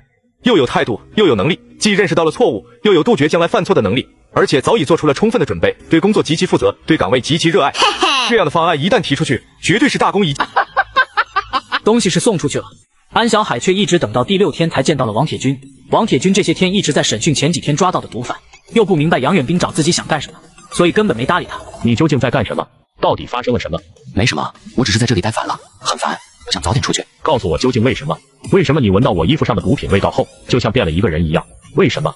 这2年来，王铁军提过很多次要帮安小海减刑，可安小海都毫不犹豫地拒绝了。突然转变这么大，肯定不正常。而这种不正常，就是从2人上一次见面时开始的。给自己递刀子的那个人是个毒贩，而这个人很可能就是夏中的剑龙。这帮毒贩应该原本就在谋划着自己家的房子，他们刚巧利用了自己那天的冲动，终于造成了这一系列的结局。想在阿婆角搞这么大的动作，在海东省什么样的毒贩有这样的能力？答案只有一个，海药子。把这些人给王铁军，太便宜他们了，我打算自己动手。小海，我不知道前几天你发现了什么，又或者这几天里发生了什么，但我希望无论发生了什么，你都要跟我说，我一定会尽全力帮你的，请你相信我。王大队长，真的没发生什么，能发生什么呢？我不是一直都在你眼皮子底下吗？真的，我真的只是在这里待烦了。好吧，既然你不肯说，那我不问了。我可以按照你的想法去做，这其实本就是你应得的，你真正的贡献要比你想得到的还要多得多。但是这样真的稳妥吗？对外公开宣称你是我的线人，你为我们提供了陈家树的情报，你不会有危险吗？你必须说服我，给我一个我能认可的理由，否则不可能。这样做有一个好处，那就是我们可以建立起直接联系，之后你再来监狱找我，就不用兴师动众，搞得这么麻烦了。而且以后有什么紧急情况，就算你在大街上直接把我摁住，也不会显得特别突兀，大家都知道我在你的视线之内，那幕后黑手也会有所期待。更何况我剩下的刑期也不多了，如果减刑的幅度能大一点，我很快就能出去了，监狱里的犯人对我的威胁也能降到最低。说实话，我是希望你早点出去，你只有出去了，郭祥水才会对你有所行动，海耀子才会对你有所行动，这正是我希望看到的。但我不希望你通过这样的方式出去，太危险了，这是在火海上走钢丝，一个不留神，又或者有任何风吹草动，你一旦摔下去，尸骨无存。为了这不到1年的时间，值得吗？以你现在的状态，想在第一监狱平安度过剩下的时间，完全不是问题。为了早点出狱，安小海和敌对长大的支持，他们的方案就是王铁军告诉所有人，安小海是他的卧底，并且安小海举报了毒贩，而且已经捉拿归案，特此给安小海减刑9个月。两人大打出手，就是让监狱里的毒贩老大以为是王铁军为了报复安小海，所以告诉所有人安小海是卧底，让他们对付安小海。这个方案很危险，但是确实是出狱最快的方法。为此，王铁军找到了他的领导，将方案一五一十的告诉了他的领导。局长，你觉得我们该怎么办？我觉得答应他，并配合他。局长，你老糊涂了吧？这很危险。你这家伙怎么说话的？谁老糊涂了？没大没小的。你给我坐下，我跟你慢慢说。我很清楚，你是真心为了安小海好，所以不愿意看着他置身险境。可你考虑过没有？你这份好心很可能会办坏事。怎么说？铁军啊，你有没有想过，为什么这么多年来，我们一直斗不过海耀子，甚至还一直处于明显的下风？我知道你想过，也知道你不愿意接受这个事实。我们的内部有叛徒，这个叛徒级别还不低，所以我们才会屡屡失利，才有那么多优秀的同志折在了他们手里。铁军，如果真的有这么一个叛徒存在，你觉得他知不知道安小海是你的人？这件事除了你，我没跟任何人说过，包括上次那个讨厌的家伙，我也要咬死了没说。铁军，我让你放开思维，那么现在你将你的思维放开。我们假设啊，这个内部的敌人已经知道了你和安小海的关系，然后你跟安小海来了这么一出，那他会怎么想？如果真有这么一个人，如果这个人真的已经察觉到了我跟安小海的关系，我跟安小海这么一搞，他会认为我已经放弃让安小海去跟海耀子，又或者安小海已经失控。对喽，我明白了，那您的意思是答应安小海？对，答应他，不但答应他，而且要加码，让他减刑的时间足够长，甚至让他直接出狱。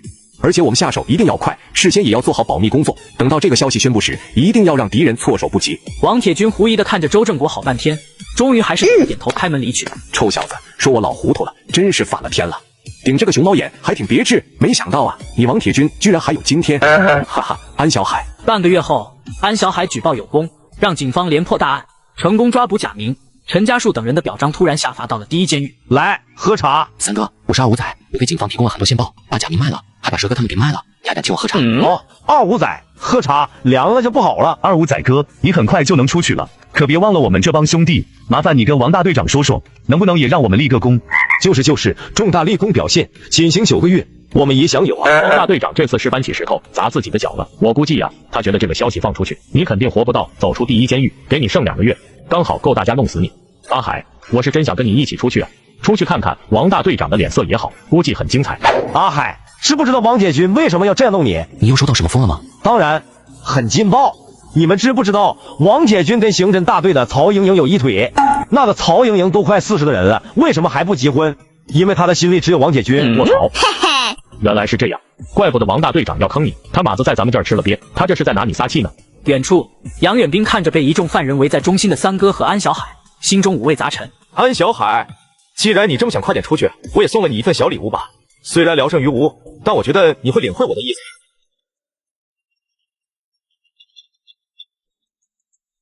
安小海等人在一众犯人的注视下，缓缓走向了监狱出口。得知这个消息后，赖东林哭得眼泪巴巴的。坤记安慰了好久，安小海将赖东林拜托给了三哥和赵德照顾。刚好赖东林出狱的时间跟三哥差不多，有他们照顾，赖东林的日子应该不会难过。至于彭元贵，安小海没有刻意去管，两人一直是合作关系。他现在仗着跟安小海关系还不错，27号监舍也没人会故意去为难他。当第一监区的铁门在身后关闭时，有好几个犯人哭了起来，只是没有人回头。出狱的人是不能回头的。